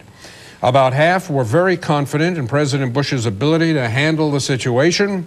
Another third were somewhat confident, so that's about 83%. 9 in 10 said the attacks were the most tragic event of their lifetime. People were about evenly divided whether it made them less willing to fly on aircraft, and that poll has a margin of error of roughly 4 percentage points. I think that is very significant. What all the defining images of this event are going to be, but they're going to be there in our memories as long as we live. The symbolism of this attack was impossible to ignore overseas. The feeling is that throughout the world, the Americans are not as powerful as they were thought to be. Therefore, these terrorists were really going to achieve a symbolic victory. But officials here in New York and in Washington know the difference between a symbolic victory and a real victory. When the World Trade Center was brought to the ground, the country was brought to its knees. But terrorism experts say just for a while. For years, authorities have practiced for attacks like today's, many times under the direction of Jerome Hauer, who was an emergency management official in New York. You have to plan for the worst. That's just, particularly in a city like in New York, in Washington, D.C., the real thing is never like a drill. The enormity of the situation today is just, is just incredible. Did the bad guys win today? They got that image. They got well. They certainly our attention. Struck a blow today. There's no question about it. We are a very resilient nation, and we are very resilient people. And we're a very different people than we were just before 9 o'clock this morning when this all began. Richard Schlesinger, CBS News, New York. And now to Washington and CBS News Chief White House Correspondent John Roberts. John? Well, Dan, we have some late-breaking information. After his address from the Oval Office, the president went immediately into a briefing with his national security team, Condoleezza Rice. I believe that Colin Powell may have been there upon his return from South America. A senior administration official telling CBS News tonight that there is good information that Osama bin Laden's al-Qaeda group was behind today's terror attacks, Dan. Now, to give you some kind of an idea of just how seriously they were taking security moving the president around. Some video that came into us late today, taken from inside Air Force One by cameraman George Christian, who was on the plane with the president. You can see outside the wing of the aircraft, Air Force One being shadowed by two fighters. There's an F-16 off of one wing and I believe an F-15 off of the other wing. So Dan, this was on the way back from Offutt Air Force Base in Nebraska as the president was coming back to Andrews. They were definitely taking this seriously, but apparently the president comfortable enough that he's back in the White House tonight. Dan? John Roberts live at the White House. And so from out of the skies, tragedy has rained down on a nation. It was swift, deliberate, terrifying. In a matter of moments, in one city, a towering American icon was destroyed. And in another, the greatest symbol of our national might was set ablaze.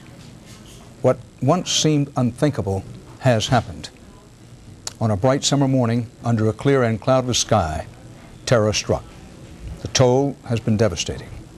It may be days or even weeks before the final accounting is done in terms of dead and wounded. To grasp the enormity of it is almost too much for the heart to bear.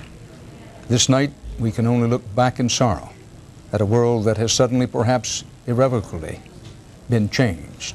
And tomorrow, and the day after, and the day after that, and in days and years to come, we will look at the calendar and remember September 11th, 2001. It is a date that will be etched in history, engraved in stone, and in our memories. The day of the attack on America. We leave you tonight with these images, flashpoints from a day that cannot be forgotten. For the latest on this still unfolding story, stay tuned to the CBS station. There'll be complete coverage on the early show and on the CBS Evening News. And we will have continuing CBS News coverage on some of these stations. On some other stations, we will not see until sometime tomorrow morning. I'm Dan Rather in New York.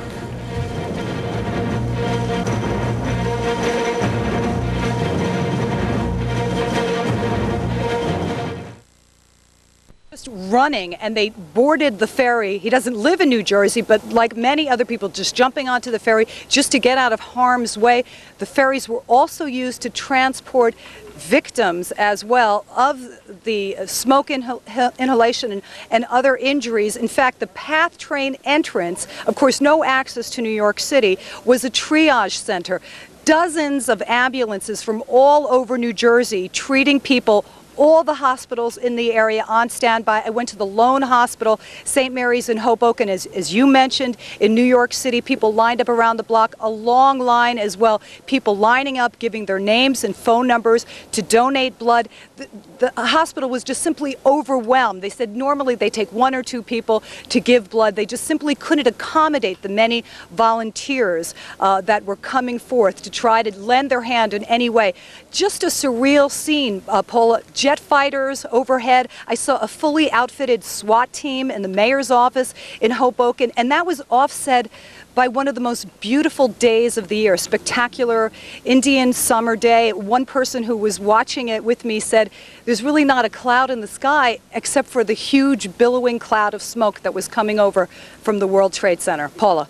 And you described that beautifully, because as I stand here on this balcony tonight, it is one of those crystal clear nights and so eerie, because as I look over my shoulder where the World Trade Center once stood, there is nothing but a big black hole with smoke continuing to billow out of it. Susan, was there any sense of anger? With the truck, with explosives in the vicinity of the George Washington Bridge. Authorities say there were enough explosives in the truck to bring down the bridge. Now, whether this was connected with the other events of the day, we simply can't know. But this happened after a long day. It started when 4 hijacked jets became flying bombs, smashing into the Twin Towers of New York's World Trade Center and into the Defense Department's Pentagon just outside Washington.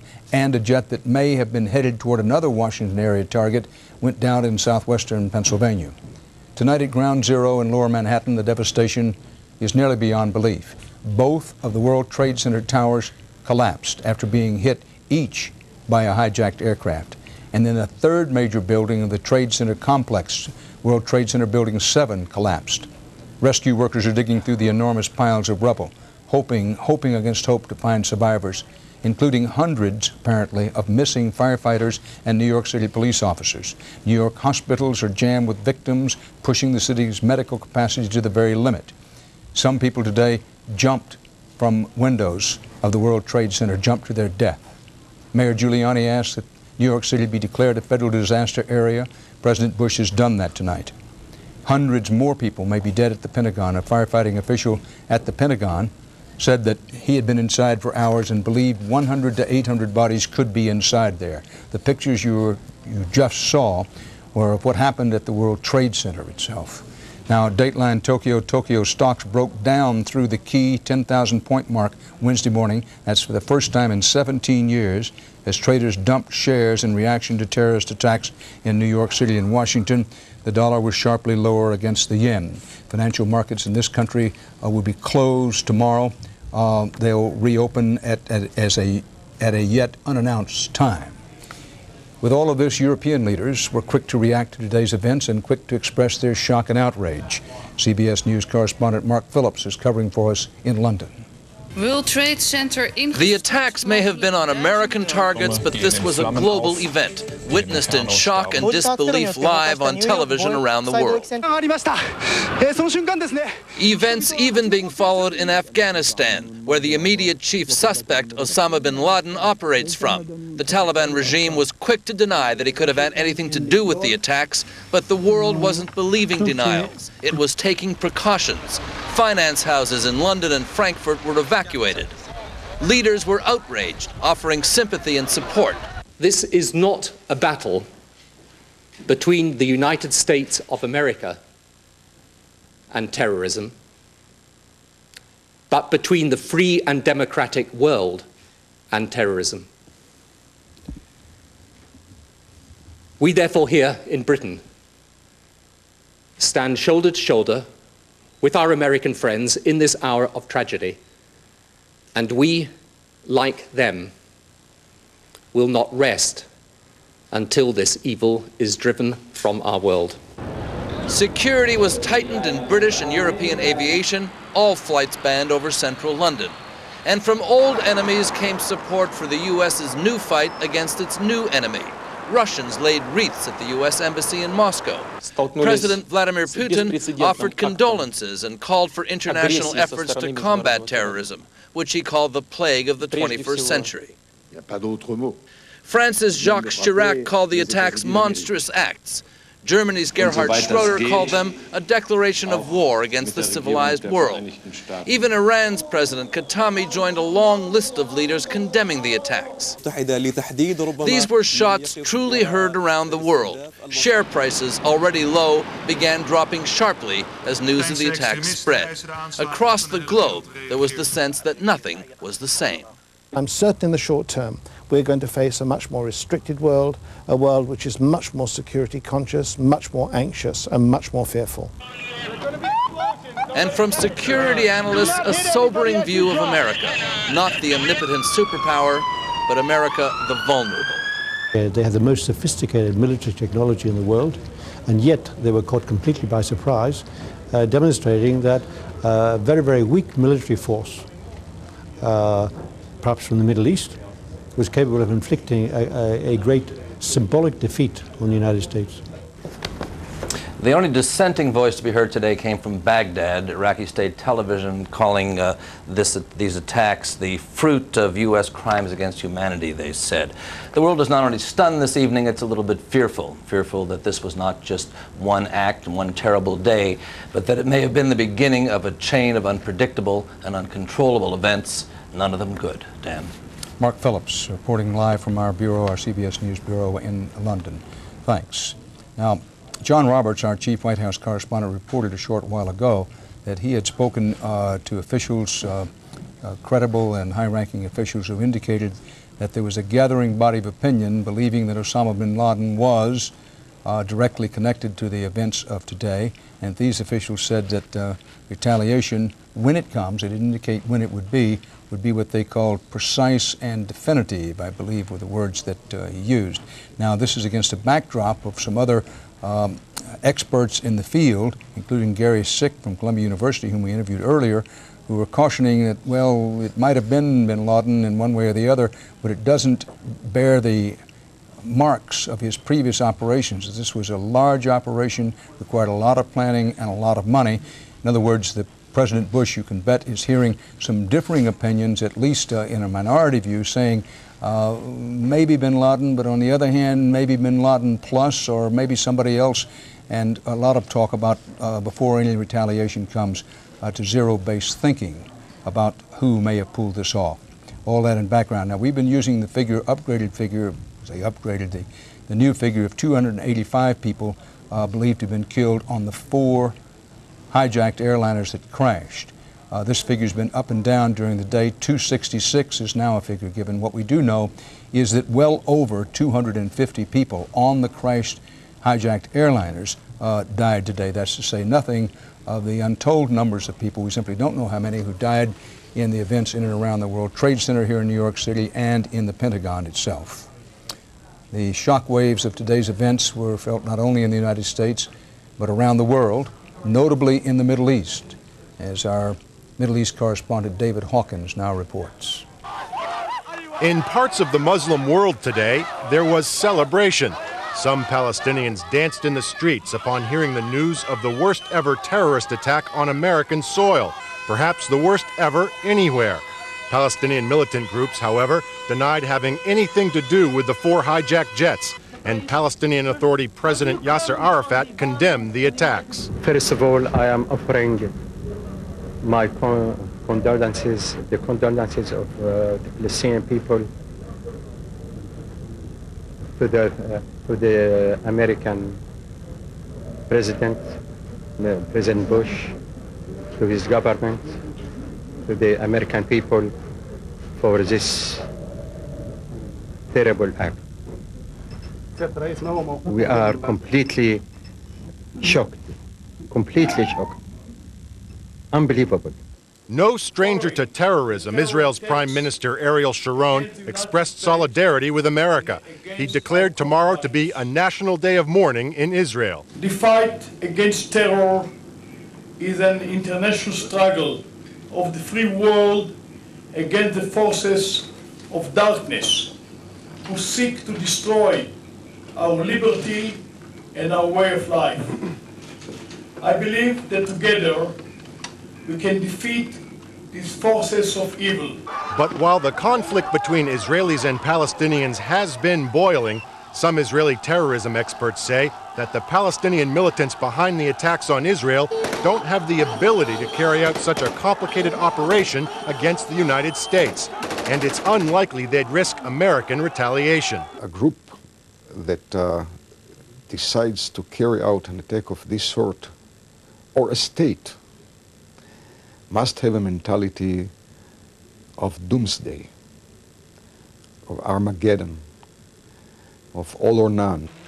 That description does fit the radical Islamic fundamentalist Osama bin Laden, who's declared a religious war against the United States. Bin Laden is a fighter for Islam in the world in general. And that makes him not only an uncompromising fighter in the United States, against the United States, but also probably a guy that has a worldview of us against them. Of course, Osama bin Laden holds very extreme religious views that are not shared by most Muslims. Arab groups are cautioning against prematurely jumping to conclusions and are concerned about guilt by association. And many, if not all, Islamic nations, including Libya and Iran, have joined in condemnation of today's terrorist attacks. Dan? David Hawkins at our bureau in the Middle East in Jerusalem. In Japan, another day has dawned, and there may already be indications of what effects the attacks will have on world markets. Barry Peterson is live in our Tokyo bureau. Barry? Good evening, Dan. Well, we really were braced for some sort of a financial meltdown today, and it's been bad. Hong Kong down about 7%, Singapore about 5%. But the granddaddy market of them all is Tokyo. Now, when it opened, It dropped 7% and then it bottomed out. And it's come back up a little bit for a loss of about 5%. Tolerable, not a financial meltdown. And this situation has really had an impact on all Americans living across Asia. About an hour ago, the aircraft carrier Kitty Hawk was underway, no word on its destination. But it is only one of several Navy ships from here, now at sea or calling sailors back from leave and preparing for action. It was late night here when the explosions occurred. Military officials quickly sealed U.S. installations. Some 100,000 American military personnel are based in Asia. Japanese police added another layer of security around the bases. It wasn't just the military. U.S. embassies and consulates were closed, security tightened, and in Tokyo, U.S. citizens were told to, quote, review their personal security precautions. Japan's prime minister issued a tough statement, calling the attack extremely vicious and unforgivable, adding, I am outraged. He went on nationwide television moments ago, telling the Japanese he is ready to send rescue workers to New York if need be, and will try his best to avoid economic chaos. Now, the flight situation in Asia is also a bit confused. There were a number of flights from Tokyo, 30 of them, that were turned around in midair and brought back to Asia. Another 170 flights canceled out of Tokyo on the way to the United States, as well as flights from Hong Kong, Singapore, Korea. So really, Dan, for those people who have friends in Asia who are vacationing, or perhaps were here on a business trip, everybody is safe and sound. It may just be a while before they get back home. Dan? Barry Peterson, our Asia correspondent in Tokyo. As we speak, in Lower Manhattan, the grim search goes on, not just for bodies and wounded people, but survivors who may be trapped in the rubble. New York City police have now said that they had received calls from people trapped in the Twin Towers, or they know of calls from people trapped in the Twin Towers. The source who requested anonymity gave no further details. In one of the calls, a surviving civilian said he was trapped with a police officer. The officer was among those missing in the aftermath of the attack, according to the police.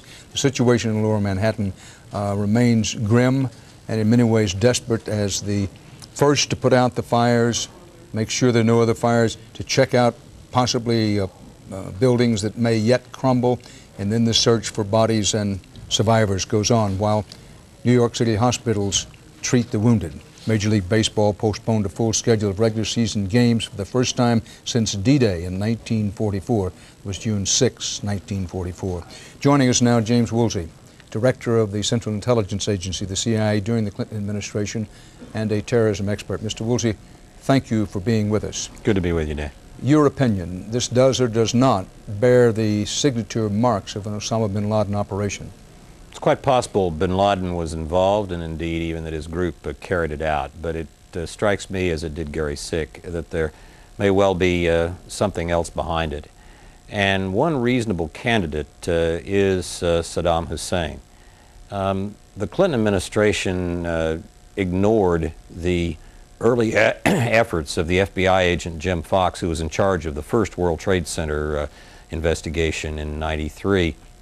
Fox, who's now dead, thought that there was a substantial chance that Ramzi Yousef and the World Trade Center plotters were involved with the Iraqi government, with Iraqi intelligence. I think a reasonable case can be made that ought to get a very, very serious look, a much more serious look than it got during the 8 years of the Clinton administration, or from what I'm aware so far in the first few months of this administration. One thing that's very interesting is that Yousef was at the center of two plots. One was the World Trade Center bombing in '93, and the other was a plot to blow up a large number of American airliners in the Pacific. He was caught as a result of some mistakes he made in the course of that second effort. What happened today is sort of a combination of those two. And if it does turn out that Ramzi Yousef had ties to the Iraqi government, there's circumstantial evidence, not more yet, but at least enough to take a very tough look at the question of whether, as Gary Sick suggested, Saddam Hussein may be behind this. Mr. Woolsey, difficult question for you. Recently and formerly a director of the CIA. This country and the people of this country spend billions every year on intelligence. And here we have a situation where a very sophisticated operation that required a lot of planning in a lot of places by a lot of people, there was no warning about it. Put that in perspective for us. Well, first of all, there may have been some warning that something was going to take place. You remember some weeks ago we had to cancel an exercise, military exercise in Jordan, and had to put some ships out to sea in the Persian Gulf because we were worried that something was going to happen. It's often the case in circumstances like this that if something may go wrong, you get a vague indication but nothing precise. Another problem is that the CIA has more trouble than it really needs to penetrating terrorist groups because some guidelines that were put out in late 1995, I hasten to say after I had left the job, makes it more difficult, not impossible, but more difficult to recruit spies inside terrorist organizations who may have some violence in their background. The problem is everybody in a terrorist organization is a human rights violator, so if you're not going to recruit bad folks, you're not going to know what's going on. Also, as Gary Sick suggested, we may have in the U.S. government been not looking closely enough at state sponsorship. The Clinton administration was quite fond of this theory that terrorism was either sort of a pickup team, a loose association of terrorists, or it was bin Laden, and they did not look hard at the Iraqi government. I think that there may now be some incentive, I hope, for the federal government to take a close look at some of the past terrorist incidents as well as everything they have on this and see whether, if bin Laden was involved, he might have had a Wizard of Oz behind the curtain pulling some levers. Mr. Woolsey, thank you very much. Good to be with you. Also joining us tonight for some perspective, the chairman of the Senate Intelligence Committee, Senator Bob Graham. Senator, thank you for being with us. Good evening, Dan. What can you tell us about what's happened here today? Dan, as a member of the Senate and chairman of the Intelligence Committee, we have not yet had a briefing. We were supposed to have had one this afternoon, but because the president's schedule and he was delayed getting back to Washington, and the protocol is that he is briefed before anyone else, that session was canceled and will be rescheduled for tomorrow afternoon. Senator, you're chairman now of the Intelligence Committee since the Democrats have taken over the Senate. Are you confident that our intelligence agencies are as sharp, as alert, as they ought to be for this kind of thing? I have in mind that apparently there was no prior warning about this. I underscore the word apparently. No, I'm not. In fact, I'm quite confident that in several areas our intelligence services are not what they have been and what they need to be to respond to these new crises. As an example, we have allowed our human intelligence spies to be relatively displaced by machines. Now, we might have been able to have taken pictures of Soviet submarines, but we can't take pictures of what's in the mind of a terrorist in Afghanistan. We've got to build up that human capability. We also have seen a degradation of our eavesdropping ability, listening to important conversations or gathering materials that are transmitted over the air. We need to build up our signals intelligence. And finally, we haven't been making the kind of investment in the analytical side of intelligence. We collect an enormous amount of material. It's analogous to picking that particular golden needle out of that haystack in order to convert all that collection into usable intelligence. Senator Bob Graham, you've heard the arguments pro and con. Yes, it's definitely bin Laden indications and intelligence information has bin Laden, and on the other side, some are saying, wait just a minute, this kind of operation may well have had some kind of state sponsorship and financing. How do you come out on that argument? How I come out on that is we need to move as expeditiously but also as carefully as possible to identify who was the perpetrator. You recall after Oklahoma City there was an immediate assumption that this must have been an Islamic group. It turned out to be a U.S. militia group that had committed that heinous offense. We are going to respond very aggressively against whoever is finally determined to have been responsible for this act. This is an act of war against the United States and will be treated as an act of war. So unlike the parallel that has been cited often today Pearl Harbor, where we knew who the enemy was because they had rising suns painted on their airplanes. We are not at this point that certain as to who our adversary is. We need to make that determination, and then we need to respond very aggressively. Senator Bob Graham, Democrat of Florida, Chairman of the Senate Intelligence Committee, live from my Washington Bureau. Thank you very much, Senator. Fine, thank you. While the extraordinary and horrific events were unfolding at the World Trade Center this morning, one of our CBS News correspondents, Carol Maureen of 60 Minutes 2, became a part of the story herself.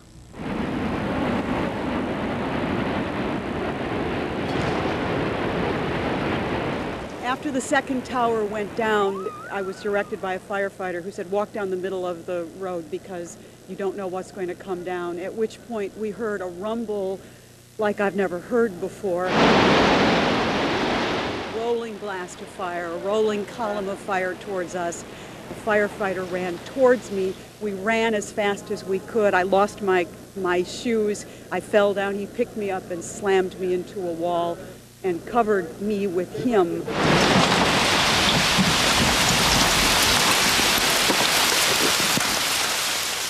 There are still people in there, excuse me, I've breathed a fair amount of soot. The personnel, the police and the fire working in there are doing so against really dangerous odds. Dan, one of the things that after we thought we were safe by the CBS satellite truck, I began to make my way back here to the broadcast center, and suddenly there were firefighters again running, yelling, a gas main is going to blow. Emergency vehicles began turning and racing away, and I banged on the door of one of them. 6 guys inside let me in and took me to 42nd Street, where a bus driver stopped his empty bus and got me here. All along the way, the most awe-inspiring part of this was that people remained so calm, so resolute, anguished, but clearly purposeful in doing the right thing, in being civil, in trying to help. It was beyond sort of awesome to me. And when one sees the photographs of those mostly young firefighters, police, and other rescue workers, we now have the realization that some of them may very well be dead because they were going back inside the scene. And I think of this one firefighter whose name I don't know, who did everything he could in the midst of that to offer me protection. And I don't know to this moment if he is one of the ones who turned back and went back in. Carol Maureen, thanks. On the other side of the country, anxious relatives today were awaiting word of loved ones on planes that would never arrive in California. CBS News correspondent Sandra Hughes is live in Los Angeles. Sandra? Dan, the Los Angeles International Airport remains closed at this hour. Family members of the victims of the United and American flights gathered at 2 nearby hotels, where the mood, according to grief counselors, is somber, not hysterical, but very sad.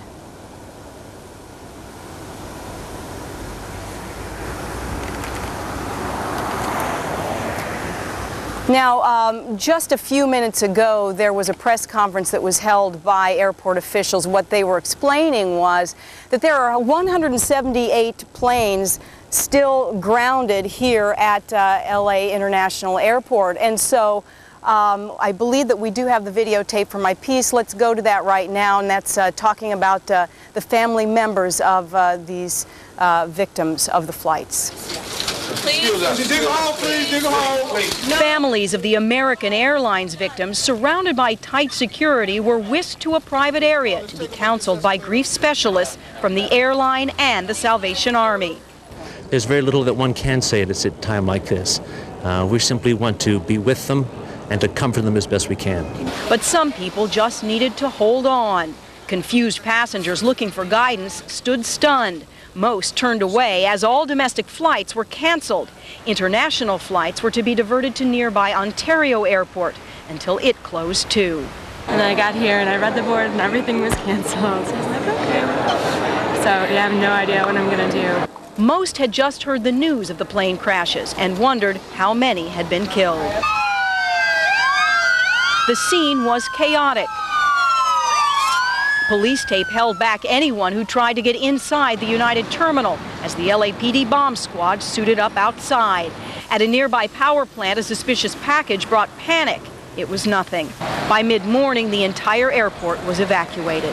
The FAA mandated early on that we close down LAX and Ontario airports in California, which we have done. And as officials are saying tonight, they're still waiting for word from the FAA on when they can reopen Los Angeles International Airport. Dan?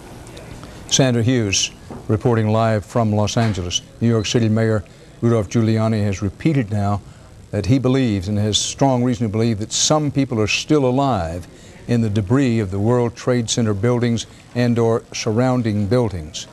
So there's a desperate battle now against time to find those people.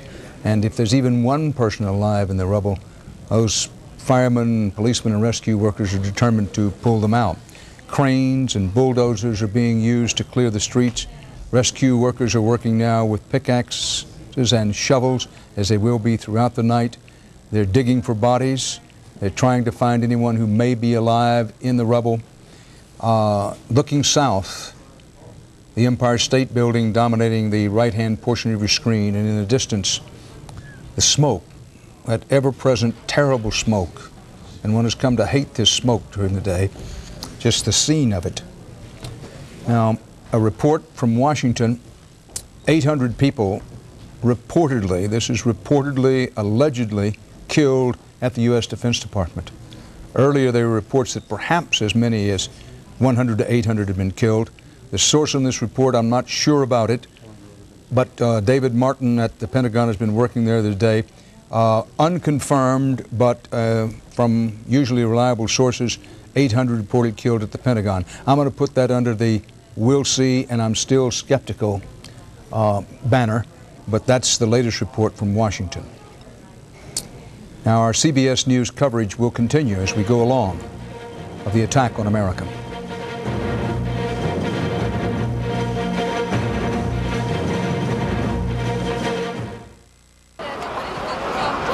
Tonight,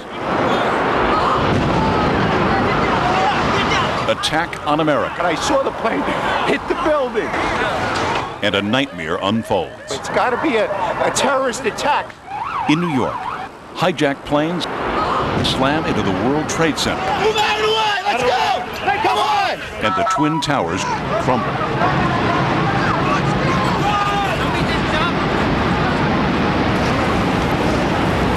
In Washington, a plane dives into the Pentagon. We are at threat condition Delta. That is the highest condition that we can go to. And near Pittsburgh. Witnesses reported seeing the large passenger plane take a nosedive. Still another plane crashes. Some 44 people on board, all believed dead. A country is outraged. The world is stunned. Make no mistake, the United States will hunt down and punish those responsible for these cowardly acts. Take the whole different room to breathe. Who is behind it? What happens next? The deadliest attack ever to strike America. As terror hits home. Good evening once again from CBS News World Headquarters in New York. CBS's live special coverage of the attack on America continues. Now, one of the headlines of this hour from the Reuters news agency. Reuters news agency reports, and Reuters is the one carrying this, 800 dead at the Pentagon. However, when one checks in a little further, Reuters' source on the story would be considered by CBS News, at least we put it in the skeptical category for the moment. And David Martin is going to bring us up to date in a few moments directly from the Pentagon on that situation. But there's no absolute confirmation that that many people are dead at the Pentagon. Earlier reports had said, a firefighter who had been in the building said the dead might be 100 to 800. But I want to put that in perspective for you. President Bush tonight declared New York City a disaster area. Means it's eligible for considerable federal aid to individuals and to businesses. The President told the American people tonight, quote, thousands of lives were ended, unquote, in the terror attacks on targets in New York City and in the nation's capital. Here in New York City, the desperate search goes on, deeper, ever deeper into the night, at the site where two hijacked commercial U.S. jetliners within a space of minutes were used to ram each of the twin towers of the World Trade Center and destroying them. Both towers, where most days around 50,000 people work, collapsed. A third building in the tower complex, World Trade Center building number 7, 47 stories tall, collapsed late in the day. New York City police sources quoted by Associated Press say calls have been coming in from people still trapped in the wreckage of the Twin Towers. Mayor Giuliani recently said, very recently tonight, within the last few minutes, repeated that he believes that there are some people still alive in the rubble in and around the World Trade Center.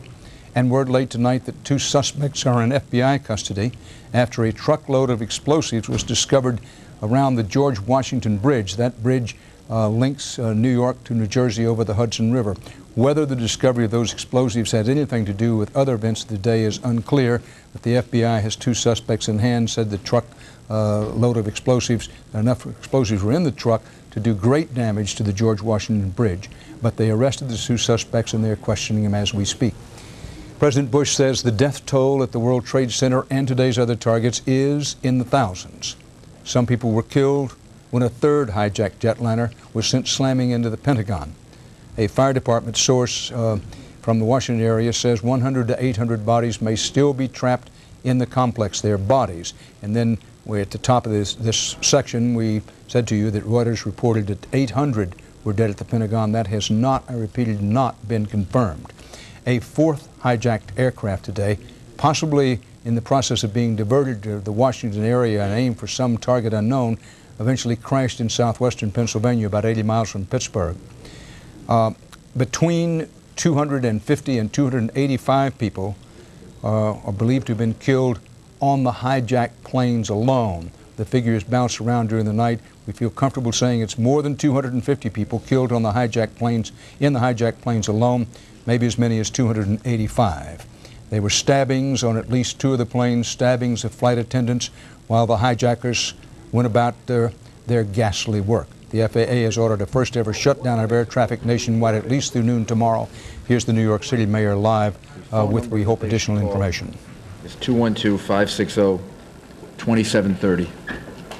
And then as we have information about people either who have been recovered or are dead, we'll let them know that. Is our morgue able to handle this? We had a meeting with the medical examiner earlier, went over it with him. He believes that he's able to handle it. He'll start handling it at 30th Street, which is the morgue for Manhattan. He'll then be able to move up to the Bronx, where he also has facilities. And then we have the possibility of using the pier on the west side, which is set aside in case the numbers get too difficult to handle. But he thinks he can handle at least a good deal of it tomorrow and the next day, right in Manhattan. Commissioner Bonnet, can you talk about the loss of the fire department? We've got over 300 people that are missing that we can't account for. We believe that many of them are gone. We don't. We'll keep looking.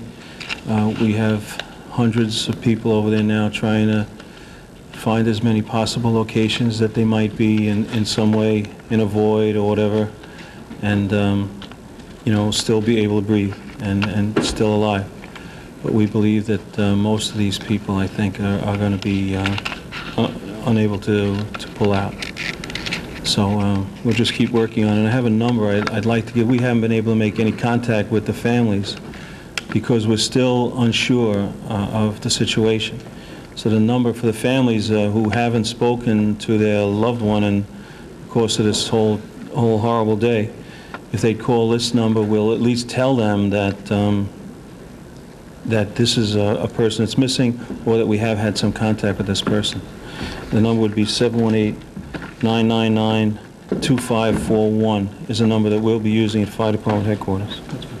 What about It's just for firefighters. What about Chief Dan? Just for firefighters. Firefighters and fire officers, EMS personnel. We'll man those numbers. That number will roll over to 10 lines, and we'll be able to just try to give them some information. We don't have a lot. So that's why we haven't been calling them like we would normally do. How close are the rescue teams able to get? How close are rescue teams able to get to Debbie? I'm sorry. What about the top members? Note, this gentleman says that some 300 New York City firefighters are missing. We pick it up live again now. I don't know what to say. We lost people that have given over 40 years. Commissioner Feehan has had every job in the department. Probably the most valuable person in the department. When I got this job, the mayor and Commissioner Safer said, make sure you keep Bill Feehan. Haven't regretted that one day. He's given a whole life to this department. Chief Gansey, the same thing. Chief of department, 33 years, 34 years. Ray Downey, we just honored him with a dinner. Almost 40 years of service. World renowned for situations like this. Telling me how dangerous it was when we first got there. All the possibilities, everything that he was trying to do to, get the people out. Father Judge, I don't know if you know Father Judge, one of the nicest men you could possibly find in the whole world. We haven't found other people yet either. I don't even want to mention their names. Some of the best people in this department. I can't find anybody from 5 rescues and 7 squads, and it's just it's a devastating thing. I don't know. Well, the fire department will recover, but I don't know how. Commissioner Garrick, in the police department, do you have any idea how many people you're looking for at this time right now? The number we're looking for is in excess of about 32, 33 people. That's what we know as of right now. And for the members, for the family members of the police department, if they have questions or they need to contact us regarding their family members, they can call 718-677-8238. It's the Special Operations Division, and we'll be able to help them as much as possible. How close are rescue teams able to get to the scene, assuming there are people who are there? The rescue teams are able to get very close now. It was very difficult during the day, but in most places they now can operate. There's still a few dangerous areas, but they're able to operate. They're able to operate down there now. And are there pockets where people maybe? Yes, we're very hopeful that there are pockets where there are people, not only the ones that we know about, but hopefully others. A group of firefighters were at St. Vincent's Hospital that were in a void for 4 or 5 hours, and we're hopeful that there are other situations like that. And that's why our rescue workers are working so furiously. How big a group was that, Mayor? That was a company. It was a group. Company survived? No, it was about 7. Yeah, it's 5 guys in an office. 5 guys 6. survived. Yeah, 6 men. This was earlier today.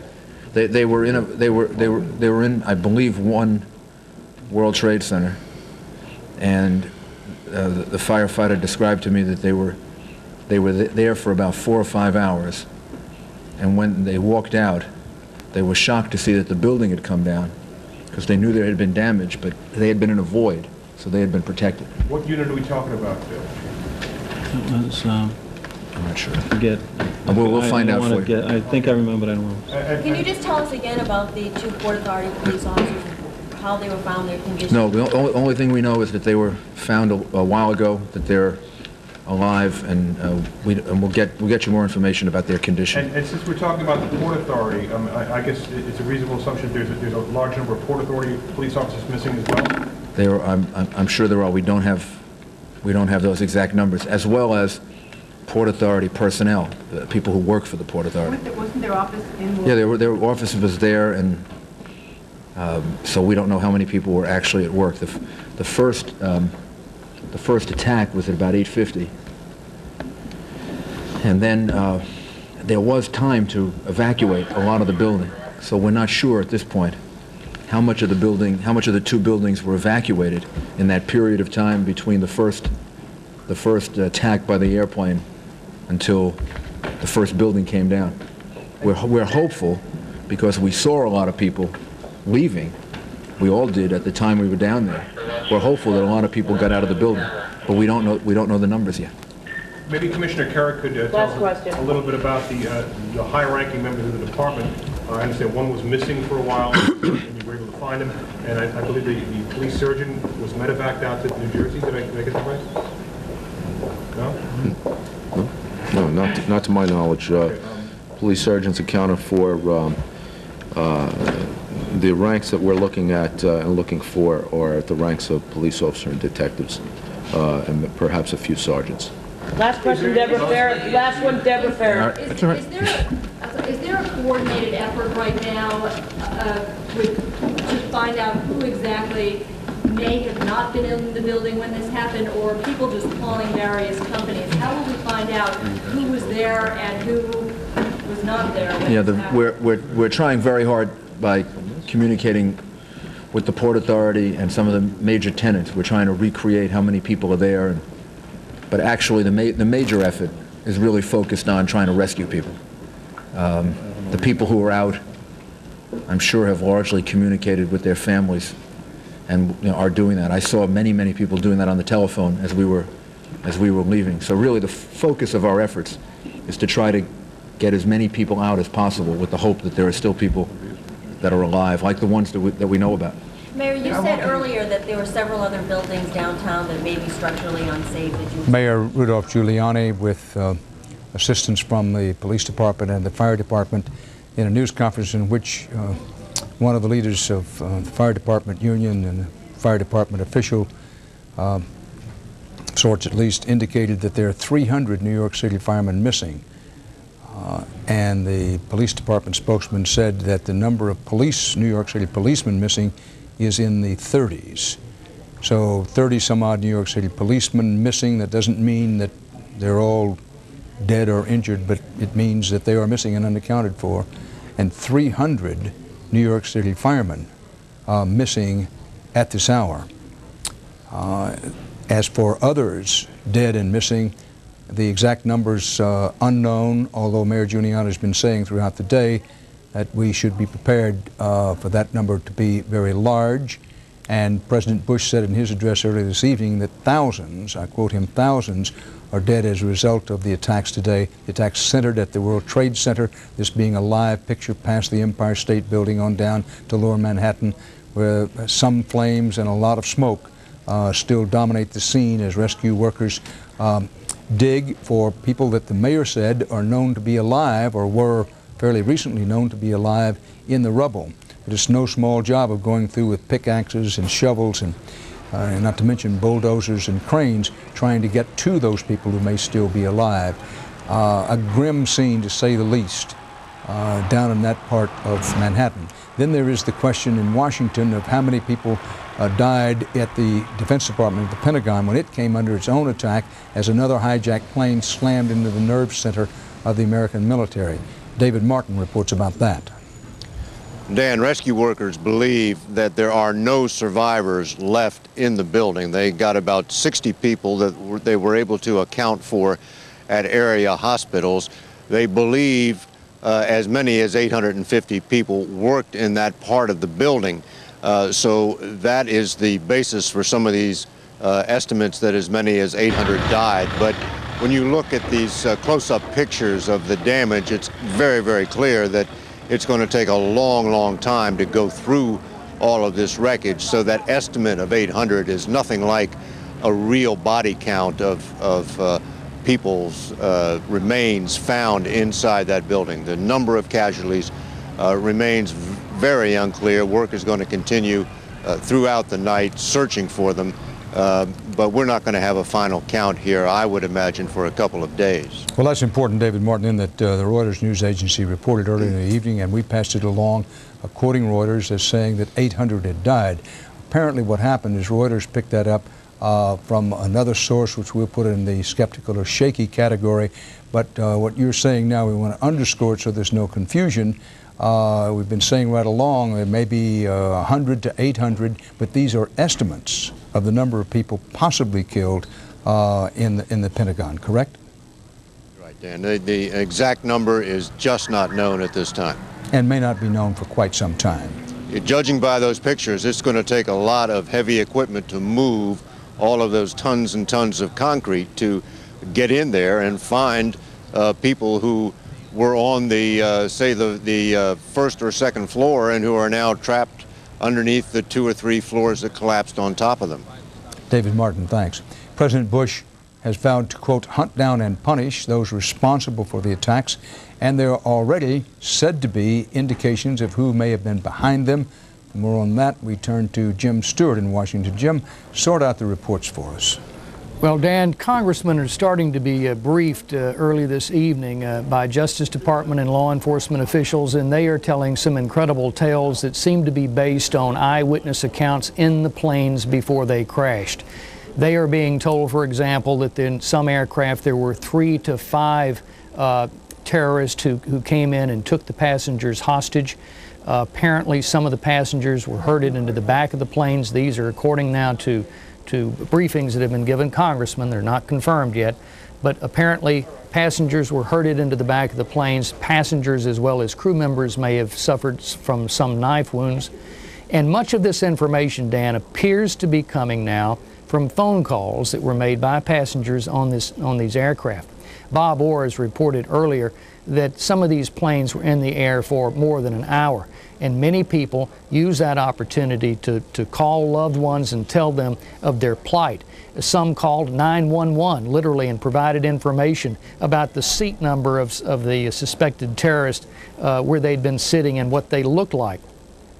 We are led to believe, too, that some of the passengers may have provided such detail that law enforcement are speculating, because they've heard it from calls that were made from 2 separate aircraft, that the weapons may have all been closely identical and resembled what is known as a box knife, Dan. That's used to cut open cartons. The blade retracts in a metal folder that can go into a toilet kit or bag that you would use in the overhead luggage section. That would not normally be stopped at an airport.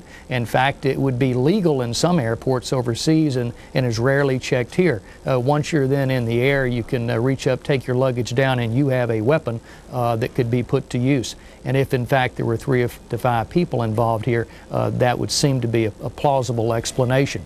As to who did this, that story has not changed. The CIA and other intelligence officials have been saying consistently they have information, apparently some communications intercepts that points directly to Osama bin Laden. Right now the FBI is going through the manifest of all the passengers on these planes. Some names have been picked out. We are told that search warrants have been executed in Davie, Florida. That's outside of Miami. It's unclear what that's going to turn up to. And finally, Dan, I would say I don't have any confirmation of this arrest in New York about explosives near the George Washington Bridge. To my knowledge, there have been no arrest of anyone involved in these attacks thus far, but we're continuing to look into that. Dan. I appreciate your mentioning of that, Jim Stewart. And Marcia Kramer of WCBS TV, our CBS owned and operated station in New York, reported some time ago that the FBI had in custody 2 suspects caught with a pickup truck with explosives around the George Washington Bridge. Now, further checking on that story, that other law enforcement officials in New York said they knew nothing about it, and now Jim Stewart is saying that FBI headquarters in Washington knows nothing about it. We'll have to put that in a long line of things that's under the, well, we're skeptical now, maybe it's true and maybe it isn't. I repeat for emphasis, we'd rather be last than be wrong, but in reporting of this kind, we're bound to make some mistakes. I'm not saying this is a mistake. We must move it to the maybe category now, given the denials that are coming from law enforcement officials about the allegedly, supposedly, and reportedly arrest of 2 people with a pickup truck explosives around the George Washington Bridge over the Hudson River between New Jersey and New York. You know, it took 7 years to build the Twin Towers at the World Trade Center. It took just minutes for terrorists to bring them down. This is the way it happened this morning, between 9 and about 10:30 a.m. Eastern Time. One of the Trade Center Twin Towers has already been hit by a plane, and then came this aircraft, which punctured through almost completely through the building, a massive ball of flame out the other side. Now each of the Twin Towers has been hit by a hijacked commercial airliner. And then there was witnesses begin to say part of one of the towers is collapsing. There was a hope and a prayer it would be only part of the building, but that was not to be. The entire building came down.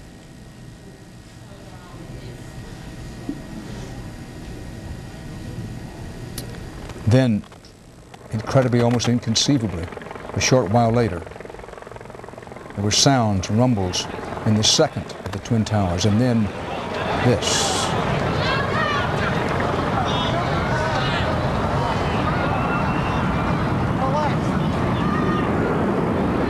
It sounded like a huge avalanche. You heard that sort of whoosh thunder.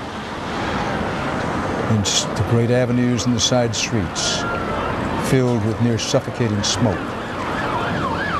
And flames shot up behind it. Some firemen, some policemen, and it's believed many other citizens trapped in the debris and carnage that followed. Mika Brzezinski is in the area tonight. Mika? Dan, I was back down at the scene where it is extremely slow going for thousands of rescuers, doctors, cops, and firefighters who are realizing by the hour just how massive this catastrophe really is. And these are people who have lost many of their own, and they are trying hard not to lose hope.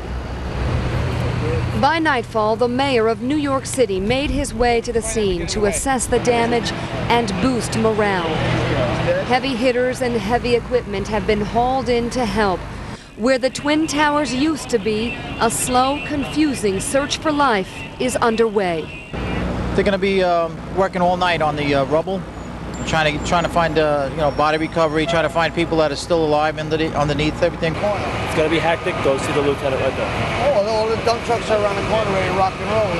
Go see the lieutenant. It is a frustrating maze for people who care, trying to get to survivors like this doctor who rushed from a hospital across town to lend a hand. Rescue teams are having a hard time getting in the rubble because of danger to the rescue teams themselves. So many firefighters were lost already when the buildings collapsed, and they're doing the best that they can, but I think it's just very difficult to get in there.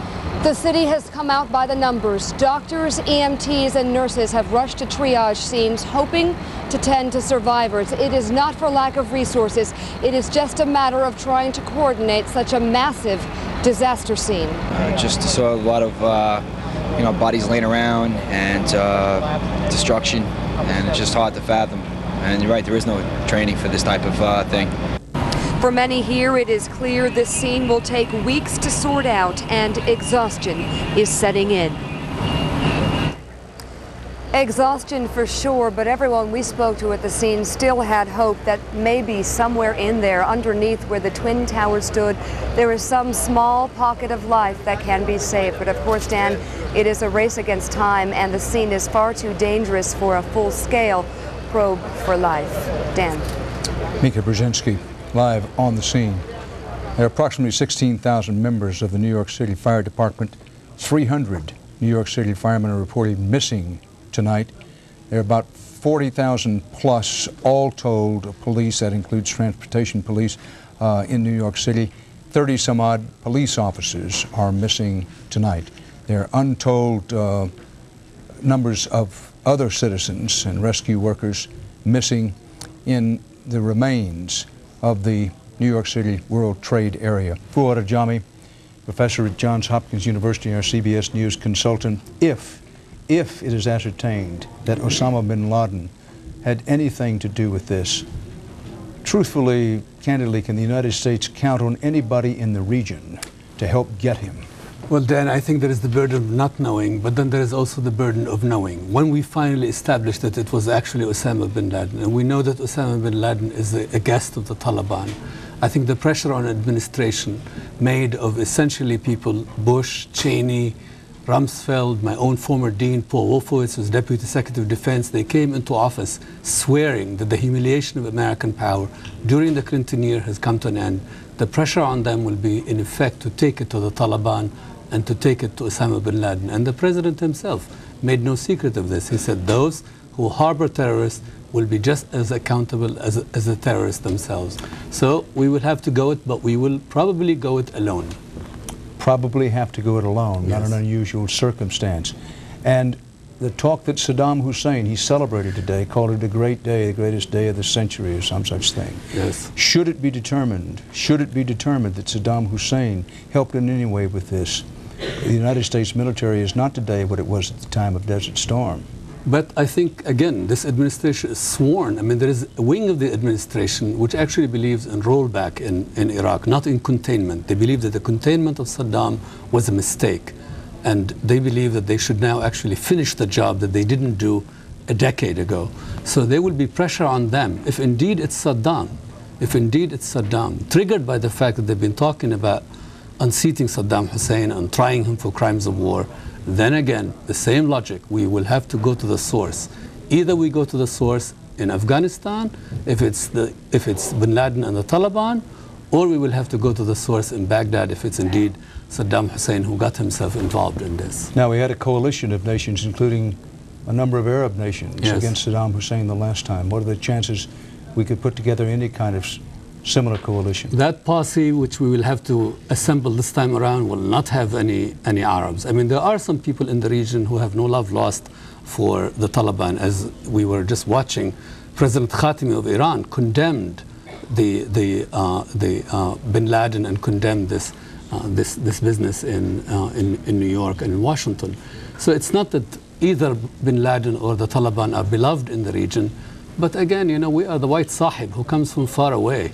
And people have these doubts about American power, and they have the doubts that at the end of the day, even after we arrive and we punish someone, that we will actually take them out, that we will just blow in and out of the region and they will be left with the carnage and they will be left with the debris. We are outsiders. Nothing is going to change that fundamental fact. And when we go to do law and order operation or to put out fire, or when we launch a posse into that world, we always come as outsiders. It's the fate of this kind of power to be thus. Fuad Ajami. Thank you. Thank you. Now we want to go back to Washington very quickly, where CBS News correspondent Bob Orr has an update on the quadruple hijackings today. Bob, very briefly. Well, Dan, what's really clearly emerging here is this was a coordinated attack. We know from the radar data now that all four of these planes took off within 35 to 40 minutes of one another from very busy East Coast cities. These cities were probably picked because at that morning rush hour, it's quite easy to thwart security, especially if you're using the knives, which we now hear these hijackers apparently used. The metal detectors and the X-ray machines are not designed to pick up things like knives, box cutters, as Jim Stewart described them, or possibly knives made out of even plastic. So it seems that whoever planned this did it at a busy place, 3 busy airports, at the very busiest time. It was very well orchestrated, and we now know the horrific details from the radar that some of these planes were in the air, 2 of them, in fact, more than an hour, and all of them more than 40 minutes. So one can only imagine the horror that must have been going on board. The cell phones tell part of the story. Perhaps the cockpit tapes, Dan, if and when they find them, will tell us a lot more. Bob Orr, reporting again live from Washington. It has been throughout this day. Now, Pennsylvania was also touched by today's events. There in Somerset County, some 80 miles from Pittsburgh, United Airlines Flight 93 went down. It was supposed to fly from Newark to San Francisco. Steve Hartman has that part of the story. This may be the hijacking that did not go as planned. This morning, United Flight 93 crashed in a cornfield 80 miles southeast of Pittsburgh, killing all 45 people aboard.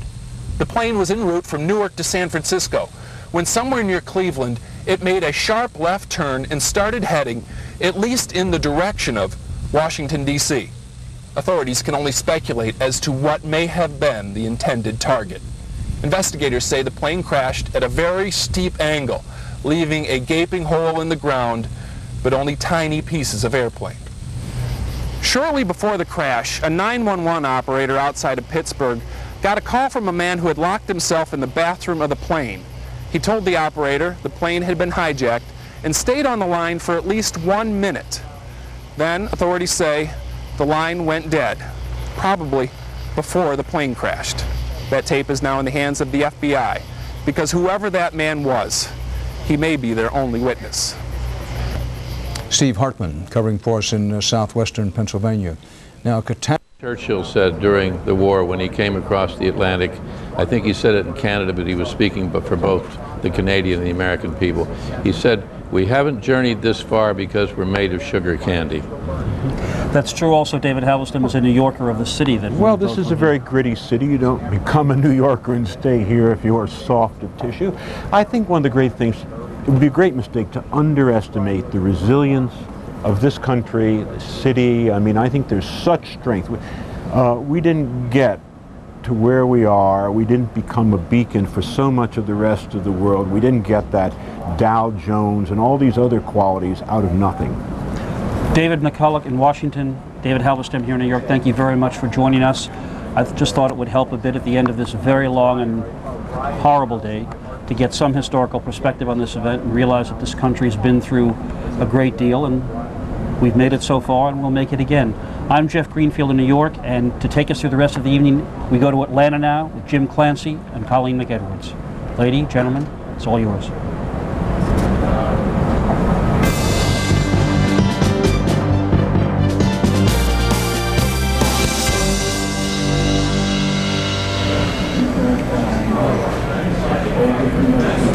It is midnight in New York, marking the end of a day that will forever change the city's skyline and forever change any notion of America's isolation, its safety in an increasingly dangerous world. Cameras capture the horror as the North Tower of the World Trade Center is rocked by a plane crash, and watch as another plane enters the picture, plowing into the South Tower. New York gripped by chaos, and many fear the worst, with reports of thousands missing and presumed dead. And the U.S. Capitol shares in New York's misery as a hijacked plane strikes at the nerve center of America's military might.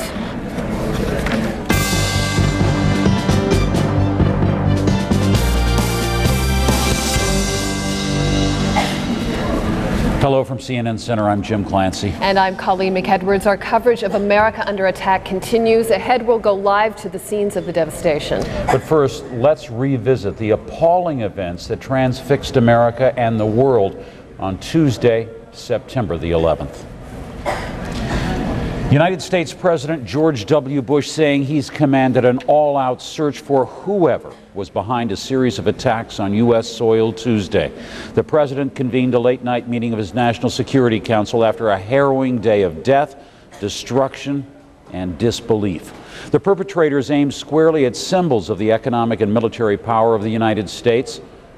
The first of many shocks at the start of the workday in New York's financial district. American Airlines Flight 11, shown here in the first pictures. This is the first aircraft. Flight 11 slamming into the North Tower of the World Trade Center. Emergency crews mobilized quickly. News crews did as well.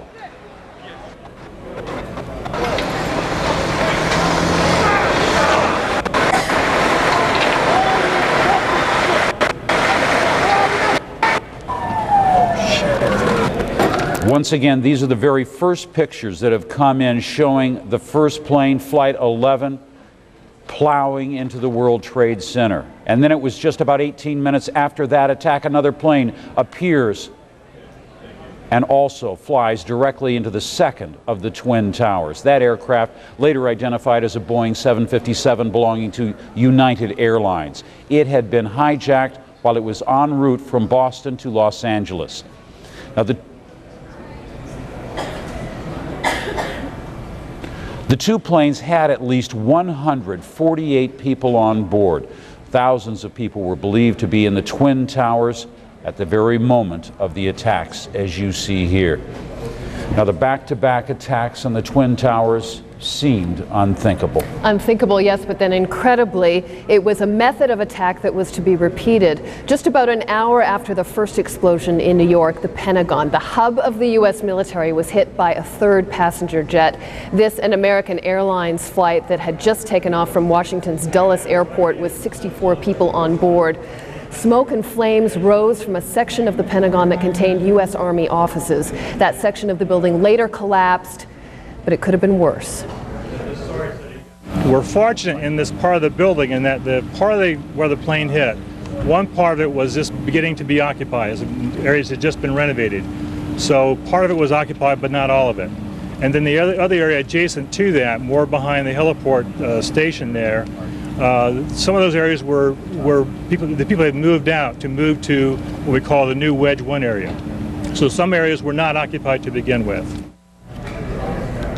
All right, the Pentagon attack prompted a heightened security alert right across the U.S. Capitol. The White House Justice Department, State Department, and other federal buildings were all evacuated. Tourist sites were also closed. All right, and as we follow things, as events uncovered on the ground, emergency services were racing to the Pentagon. Meantime, the Twin Towers of the World Trade Center had become blazing beacons. Shortly before 10 o'clock Eastern Time, the first of the towers collapsed. It created a fog of dust and smoke and showering lower Manhattan with glass and other debris. Half an hour later, the second tower then gave way. Its steel and concrete core melted by tons upon tons of burning aviation fuel. A tornado of dust and debris sent people literally running for their lives. The buildings that had so much defined the New York skyline for a generation and taken 6 years to build were gone in less than 2 hours. Now at this point, rumors were flying. There were false reports of car bombings, fires, and a second plane that was headed towards the Pentagon at that hour. As is the case when things are unfolding, but one report actually did prove to be true, the crash of a fourth passenger plane, this one in a wooded area of Pennsylvania. Military sources denied that it had been shot down. Intelligence sources say they have some evidence that United Airlines Flight 93 was being diverted to Camp David. That's a presidential retreat in Maryland. Local emergency officials say they received a phone call from a man who identified himself as a passenger of the flight en route to San Francisco from Newark.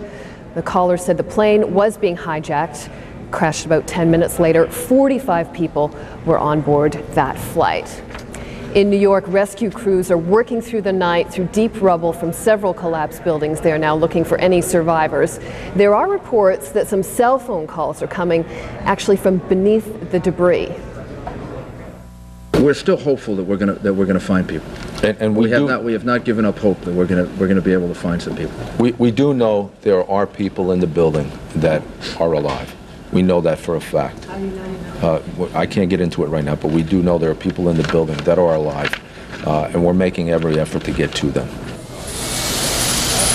Well, the total number of dead will not likely be known for days because of the devastation here. President Bush says thousands of lives were lost. Officials in New York say at least 300 firefighters are feared dead in the collapse of the Twin Towers. 78 police officers at this point confirmed missing. And one insurance brokerage firm that operated in the World Trade Center says that only about 500 of its 1,700 workers have been accounted for. Officials at the Pentagon say as many as 800 employees may have been killed there. At least 60 injured people were being treated at hospitals in the Washington area. Now, the 4 plane crashes alone took some 250 lives, including some notable names, among them the man who created the hit television sitcoms Frasier and produced Cheers. David Angel and his wife were apparently aboard one of the planes that crashed into the Twin Towers. Jim? The drama continues as well in Lower Manhattan this night. We're going to go to Rose Arce. She is there. She's a CNN producer who's been following this story. Rose, give us a picture of the scene. I'm standing right across the street from 2 World Trade Center, which right now is about 7 stories high. It's just been completely shaved off at the top. And what is left of the 7 stories is the whole front end is just shaved right off the front of the building. You can almost see through it. There's also a walkway that connected 2 World Trade Center to the other side of the street. That walkway is completely flattened. And right next to me on the street are a line of fire trucks that have just been crushed. One has a piece of the World Trade Center on it. It's jutting. The piece of the World Trade Center is just jutting from the cab of the fire truck. And there's several others behind it that are also just completely crushed. One is on its side. There's a steady stream of rescue workers with what looks to be very heavy construction material, trying to clear out debris and clear a pathway so they can get in a little bit closer to that building. All right, Rose, thanks very much. And of course, just a reminder, we are hearing reports that there have actually been some cell phone calls made, possibly from the basement there of the World Trade Center. We want to go to another part of New York now where Garrick Utley is for his thoughts about this terrible day. Garrick, some perspective for us, will you? Well, the perspective is the very painful reality, Colleen, as we've been seeing all day and now into the evening. It's said, of course, that New York City is the city that never sleeps. And never has that been more true than on this evening, or actually now in the early morning hours of the day after, except the pain still reverberates here through the entire city. It's strange around here. It's dark. Of course, it's the void of night, and yet there's this eerie quiet, not just downtown where people are not allowed to go past police barriers, but here in Midtown, the streets are empty. Times Square normally jammed with people in traffic at this hour, coming out of theaters or restaurants or movies. There's nobody there. I was coming down Fifth Avenue tonight on a bus, the only way to get around town. Nobody there. Manhattan, of course, is an island, and in the way this island has now pulled up its drawbridges, at least, if not literally, metaphorically. The tunnels in and out of town, the Lincoln Tunnel and the Holland Tunnel, have been closed to traffic. The bridges are closed to vehicular traffic. Only the George Washington Bridge has one lane open for outgoing traffic, nothing coming inbound. But to give you an idea of how jittery people and police are here, bomb squads are everywhere, racing around the city, checking out every suspicious vehicle. In fact, one on the George Washington Bridge, or trying to approach the George Washington Bridge, was stopped and searched. They thought they had something there. It turns out to have been a false alarm. But everybody is working 24 hours through this evening. Let's look again at some of the scenes we had today. What we've gone through here in Manhattan is really 4 stages. First, there was the terror of the attack. We've been seeing these all day long. The pictures speak for themselves, the rubble that is there. The 2 planes, one at 8:45 a.m., 18 minutes later, the second jet plowing into those giant towers at the lower end of Manhattan. And scenes like this, not just on the street, but in buildings, places where people worked in stores there. There are the mannequins covered with dust, and of course the people covered with dust. And right after this initial terror came more of the aftermath. The survivors, the people being hauled out, traumatized, wounded, people trying to get in touch with their loved ones, a great jostling to get to public telephones to call home to tell their loved ones that they were safe, if they were among the fortunate few who were safe on this day. And then, of course, came the job of taking those who could be taken to hospitals. Hospitals are jammed here. At least 1,500 people, according to the latest official reports, have been taken into hospital. More than 2,000 are being treated or have been treated in triage centers set up around town, including the Statue of Liberty in New York City Harbor. Mayor Giuliani, as other officials, is not even trying to give an estimate of the death toll, but he did say, quote, "When we get the final numbers, they will be more than we can bear." He said it's horrendous, the number of lives lost. For example, 300 policemen, perhaps even more, are missing and feared lost in the collapse of the towers. And Garrick, if I can, let me interrupt you. This is Jim Clancy. Let me just interrupt you for a minute, because we have a new piece of footage that has come in that gives us another perspective, yet another perspective of the tragedy as it was literally unfolding this day, showing that second plane from a different angle as it slammed into the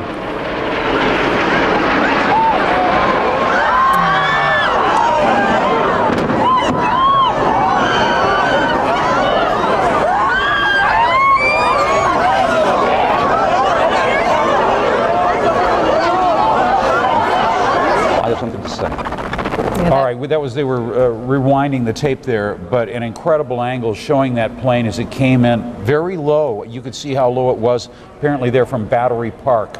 Taking a look. Can we roll it again, please? We've seen it from the front angle before, but not from this angle.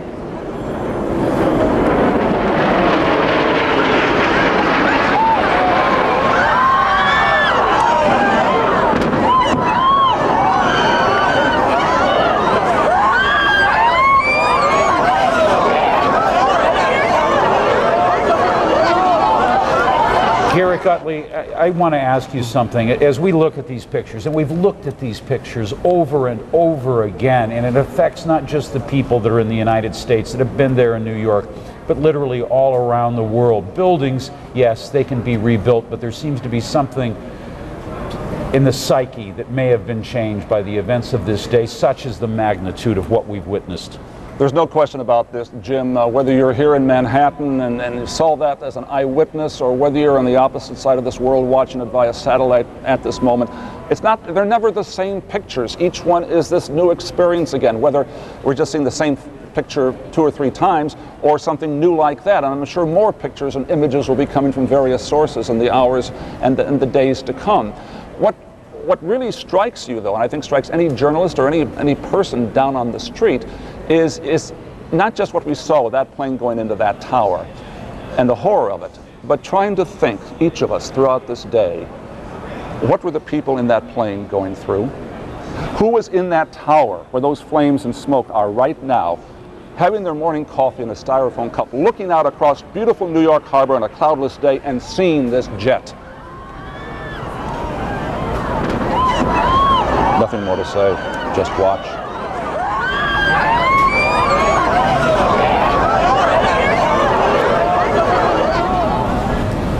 Nothing more to say, except just one detail, which I think has been reported, but I might offer some clarity, Jim and Colleen.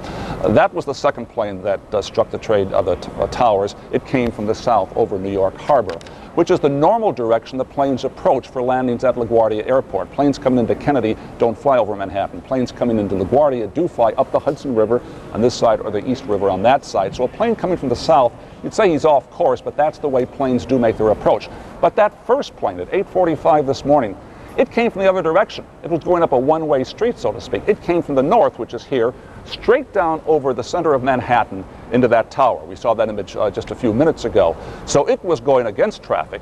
Everybody who looked up and caught a glimpse of that plane flying at hundreds of miles an hour in Manhattan knew instantly something was wrong. That plane had no business being there, but it was, and that's the result.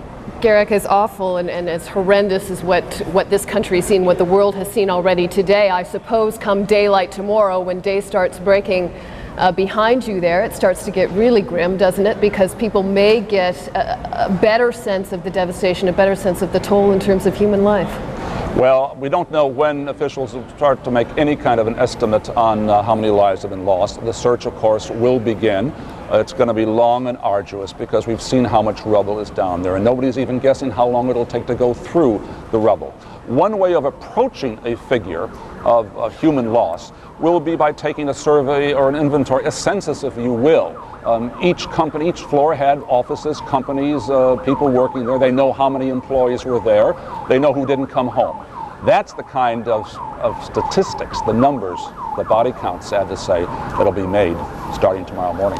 Back to you. Garrick Utley, thanks. Thanks for that, Garrick. Well, of course, President Bush was in Florida at the time of the attacks. For security reasons, he did not return to Washington, at least at first. Instead, Air Force One flew to an Air Force base in Louisiana and then on to another in Nebraska. Then at dusk, the president finally returned to Washington, his plane accompanied by jet fighters. At the White House, he addressed a nation traumatized by a day of tragedy. Good evening. Today, our fellow citizens, our way of life, our very freedom came under attack in a series of deliberate and deadly terrorist acts. The victims were in airplanes or in their offices. Secretaries, businessmen and women, military and federal workers, moms and dads, friends and neighbors. Thousands of lives were suddenly ended by evil, despicable acts of terror. This has undoubtedly been the toughest day of the administration of George W. Bush, without question. John King has been there at the White House throughout the day. He joins us now. John. Well, Jim, President Bush asleep tonight. At least the White House lights have been turned off, but we are told to look first thing in the morning for more efforts at sending reassuring signs from the president to the American people. He will bring a bipartisan group of the leadership of Congress to the White House and make another public statement. The president, immediately after he finished that televised address to the American people tonight, convened a meeting of the National Security Council, getting an update on U.S. troop deployments, getting an update on what the government knows about these terrorist strikes today. Also included in that meeting, an extraordinary meeting because of the extraordinary circumstances here today, the Transportation Secretary, the Health and Human Services Secretary, the Director of the Federal Emergency Management Agency. They are now directing the government's response. Portable morgue sent up to the streets of New York, a grim sign there. Deployment by the thousands of search and rescue teams, medical personnel around the country. The administration, on the one hand, reacting to these tragedies today by sending out emergency help. On the other hand, trying to look ahead. We are told by sources that senior administration officials have told key members of Congress that they are confident that they are developing evidence linking these attacks to organizations and people associated with the suspected terrorist Osama bin Laden. Publicly, the administration not saying that. This from private briefings to key members of Congress. But we do know in the president's remarks tonight to the American people, he said that the administration would not differentiate at all between terrorists and those who gave them harbor. The president will meet with his national security team again tomorrow. Secretary of State Powell out in public again in the morning as the administration on the one hand responds to this and on the other hand tries to decide what to do about it. Jim? John King, as the investigation moves forward, and we know that's got to take its course, but when Americans wake up in the morning, will something have changed? Will they see a difference? The White House certainly believes so. One of the reasons the president wanted to get back to the White House tonight, despite the security concerns, was to give a reassuring address to the American people, and certainly the symbolism of the president returning to Washington was important to the White House. Any Americans, we are told as of right now, the plan is to reopen the domestic commercial air system in the United States at noon tomorrow, but any American going to an airport in this country, to a major train station in this country, will see heightened security, no more checking your luggage at the curbside, a luxury enjoyed at most American airports. We are told there will be more random searches, more security personnel. The question is whether this is a permanent change of culture here or one that will fade in the weeks and months ahead, but certainly the country will awaken tomorrow still trying to count the numbers of those dead and injured, still trying to get an explanation from the president and other federal officials as to how this could have happened, 4 commercial airliners hijacked in the same day, what the administration is doing about it, the status of the investigation, and possible retaliation. Jim? John, we saw earlier in the day the concerns for the safety of the president. Are those concerns going to remain in place? Certainly, we are seeing on the streets of Washington, around the White House complex, extraordinary security measures taken. I was told by 2 senior officials earlier that there was a paramount concern of getting the president back to Washington because of the important political symbol that would send. But, as you mentioned, the president went first from Florida to a military base in Louisiana. At that point, there were plans to bring him back to Washington, but the White House was told that not all planes in the skies over the United States has been accounted for, I'm told by sources. At that point, the decision was made not to bring the president back to Washington until all the airliners known to be in the air over the United States were accounted for. It was only then, and then only after they rechecked the White House grounds, rechecked the security of Andrews Air Force Base, and arranged for that extraordinarily close contact fighter escort we just showed our viewers on television there, only then did they decide to bring the president back to Washington. All right, John King reporting there live from the White House. Colleen? All right, Jim, thanks. Let me get some phone numbers to you now. We want to make sure you get these. Airlines have released numbers for people who are concerned about their family members. Relatives of American Airlines passengers seeking information about relatives have this number to call, 1-800-245-0999. United Airlines says that friends or family members seeking information on flights may call 1-800-932-8555. United also says that it's going to post information on its website. That's www.united.com. Now, the U.S. Justice Department has set up a hotline for families and relatives of those who may have been hurt or killed in these attacks. They're encouraged to call 800-331-0075. Relatives can get information about victims as well as provide authorities with information if they want to. The hotline will also inform survivors of their rights and some of the services that are going to be available to them. The Pentagon also operating a hotline for staff to ring in and register their status. All Army personnel who work at the Pentagon are asked to call 800-984-8523 or 703-428-0002. Now, families seeking information on Army personnel are also asked to call that same number. The number for Navy and Marine Corps personnel, 1-877-633-6772. Jim? There are many people, of course, that are still missing, still unaccounted for, and there are people doing their best to try to locate them, hoping, against hope perhaps, that some are still alive. Deborah Farrick is on the scene. She's about 20 blocks from the actual battery park, the area of the Twin Trade Towers, where they used to appear on the skyline there. Let's join her now by telephone. Deborah? Well, Jim, I just spoke to a retired police officer who was at the actual site of the explosion. He was there with his cadaver dog. He said that after about 5 minutes, the dog couldn't smell anything because the dust is so thick down there. But the way that the officer described the scene, he said that there are big cranes lifting very heavy beams as they sort through some of this debris. There are people from emergency services unit and the fire department. They are using heavy saws to try to cut through whatever they can, trying to find pockets of people who may still be alive.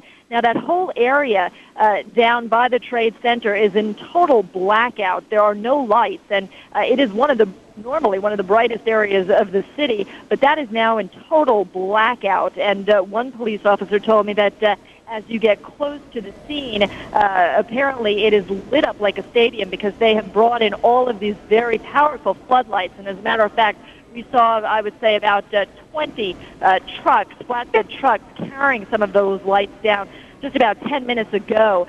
Again, police officers, firefighters, sorting through the debris. They're trying to find anybody who may still be alive in the rubble. They're lifting beams. They are going through whatever they can. But again, the dogs that they had brought down there to try to find people are effectively useless because it is so difficult to breathe down there. Jim? All right, Deborah Farrick, our thanks to you for bringing us up to date the scene as it continues to develop right down there at the World Trade Center location. Colleen? All right, Jim. Well, U.S. officials regard Osama bin Laden as a prime suspect in the attacks against Washington and New York. He's believed to be in Afghanistan, and early on Wednesday morning local time, news of explosions in the Afghan capital, Kabul. Soldiers from the ruling Taliban say the explosions seem to come from a low-flying helicopter firing rockets.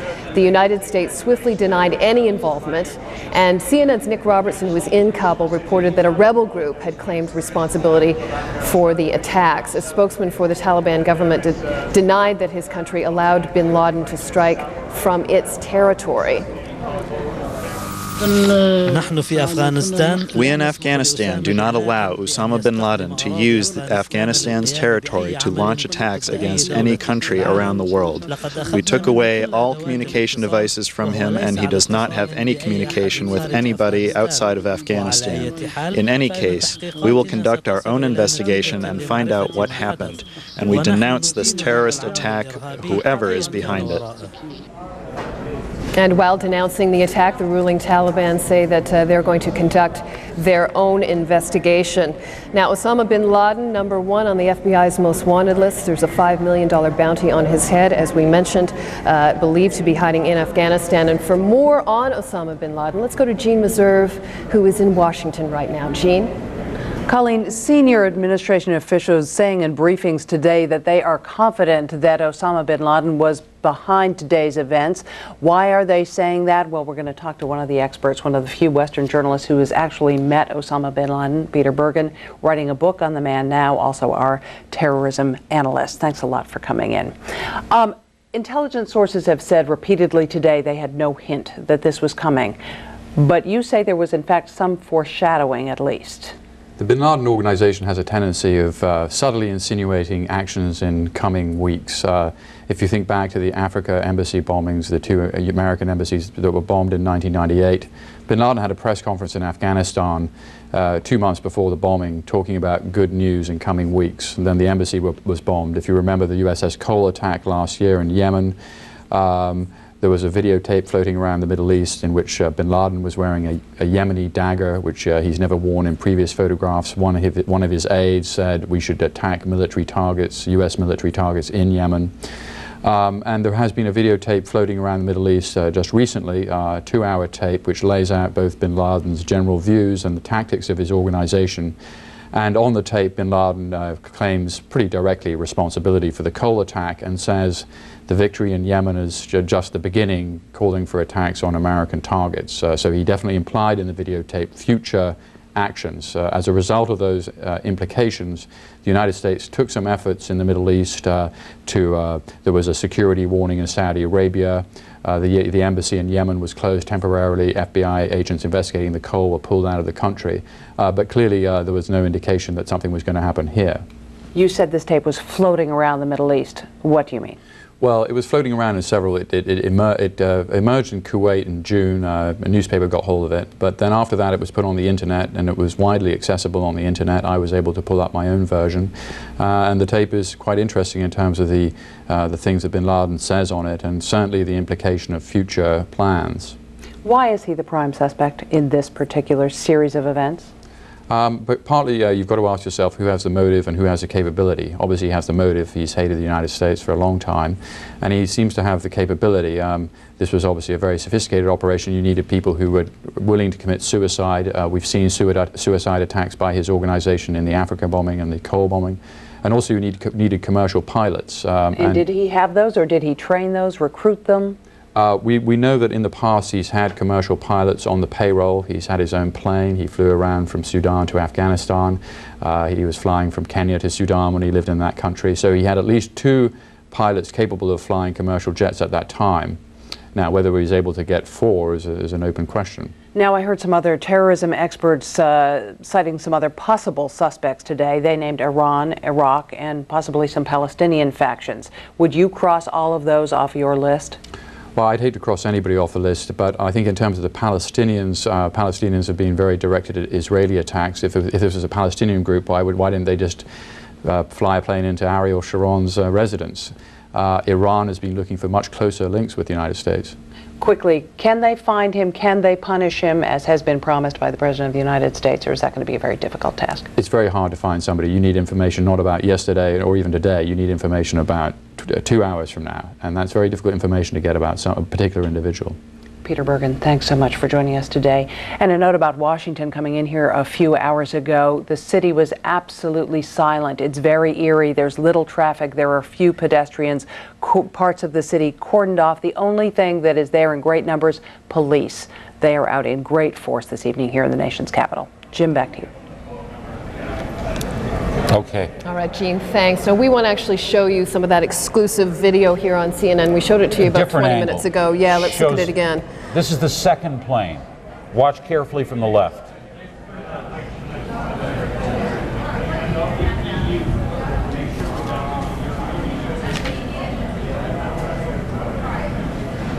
That plane hitting the World Trade Center about 20 minutes after the first one. The first one hit just shortly before 9 o'clock, about 10 minutes to. Again, that's a reverse angle, one that we've not seen before. And you looked, and earlier we could hear the sounds of the people in Battery Park looking onto this, screaming, just seeing more of this horror unfolding in their city that led to the destruction of a landmark of New York this day, and perhaps has forever changed the way Americans are going to look at whether or not they are isolated from the issue of terrorism.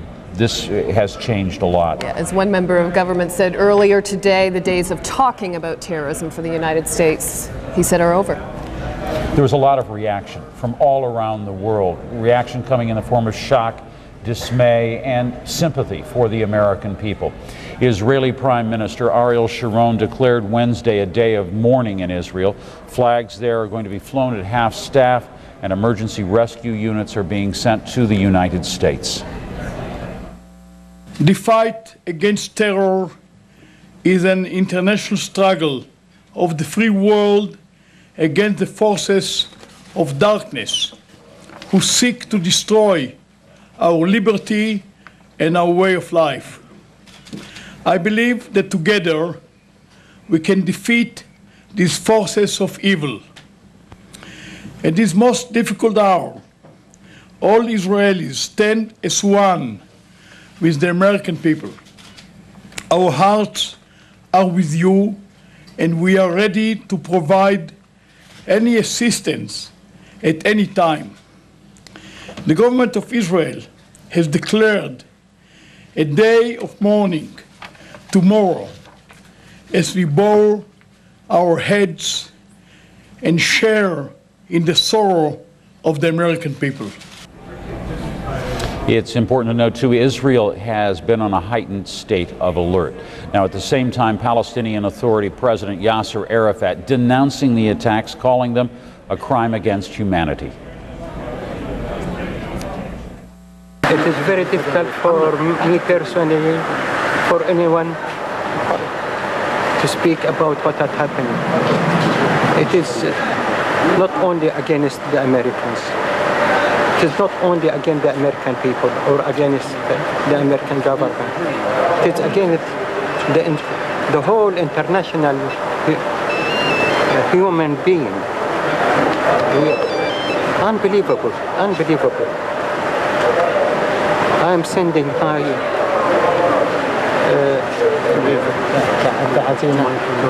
my condolences for President Bush, for his government, for his American people, for this unbelievable disaster what happened. This is touching our hearts, and it's very difficult to explain my feelings, my pain. God help them, God help them, God help them. Arafat offered help in tracking down those responsible. Several radical Palestinian groups, including Hamas and the Islamic Jihad, have denied any involvement. All right, let's talk a little bit now about the reaction in Europe. European leaders unanimous in their condemnation of the attacks. British newspapers all carried pictures on the front page of their morning edition. Messages of condolences and expressions of support poured in. This is not a battle between the United States of America and terrorism,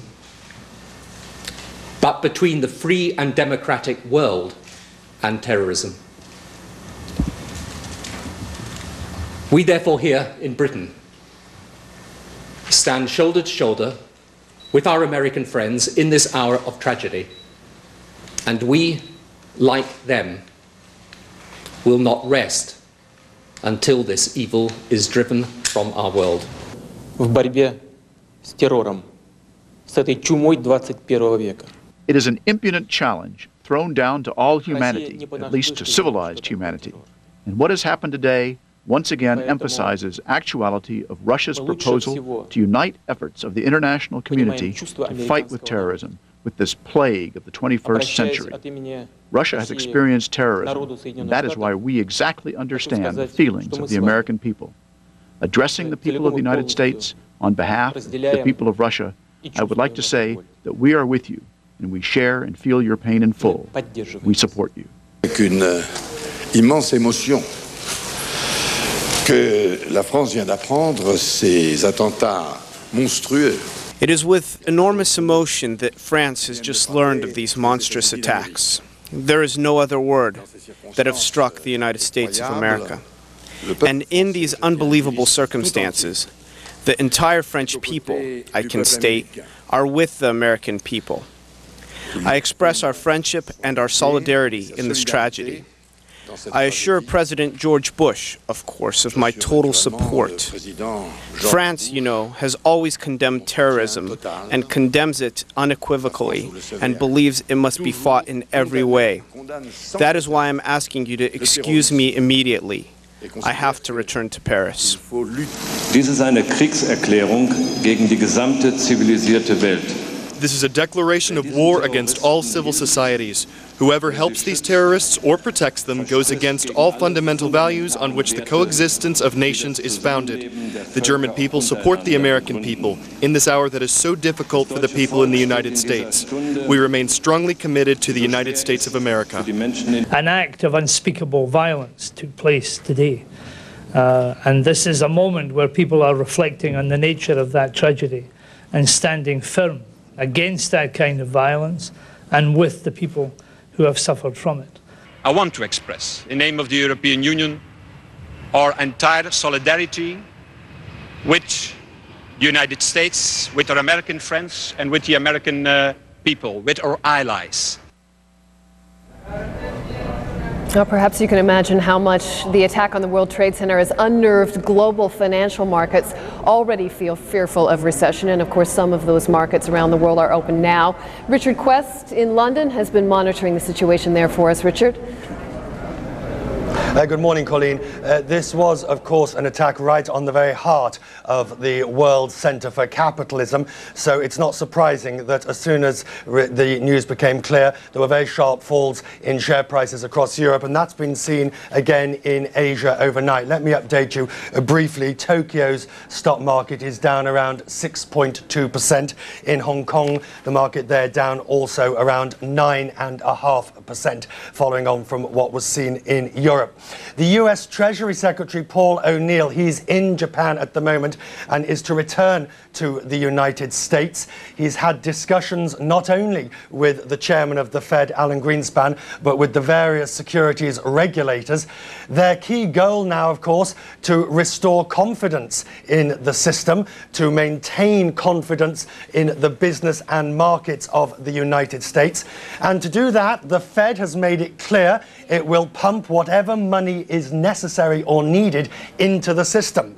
I understand that discussions have taken place about not only providing cash to ATMs, to banks across the United States, where there may be massive withdrawals of cash from people worried about being able to have access to funds, but also the Fed will be standing behind companies, banks, in case there's some form of credit crunch. That's what could cause the recession in the US. CNN's Richard Quest, thanks very much in London. Jim? President George W. Bush is trying to calm and reassure the people of the United States as well as his nation's allies. In a televised address, he said America was looking for those responsible for these attacks and those who harbored them. This is the full text of his address. Good evening. Today, our fellow citizens, our way of life, our very freedom came under attack in a series of deliberate and deadly terrorist acts. The victims were in airplanes or in their offices, secretaries, businessmen and women, military and federal workers, moms and dads, friends and neighbors. Thousands of lives were suddenly ended by evil, despicable acts of terror. The pictures of airplanes flying into buildings, fires burning, huge structures collapsing, have filled us with disbelief, terrible sadness, and a quiet, unyielding anger. These acts of mass murder were intended to frighten our nation into chaos and retreat. But they have failed. Our country is strong. A great people has been moved to defend a great nation. Terrorist attacks can shake the foundations of our biggest buildings, but they cannot touch the foundation of America. These acts shatter steel, but they cannot dent the steel of American resolve. America was targeted for attack because we're the brightest beacon for freedom and opportunity in the world, and no one will keep that light from shining.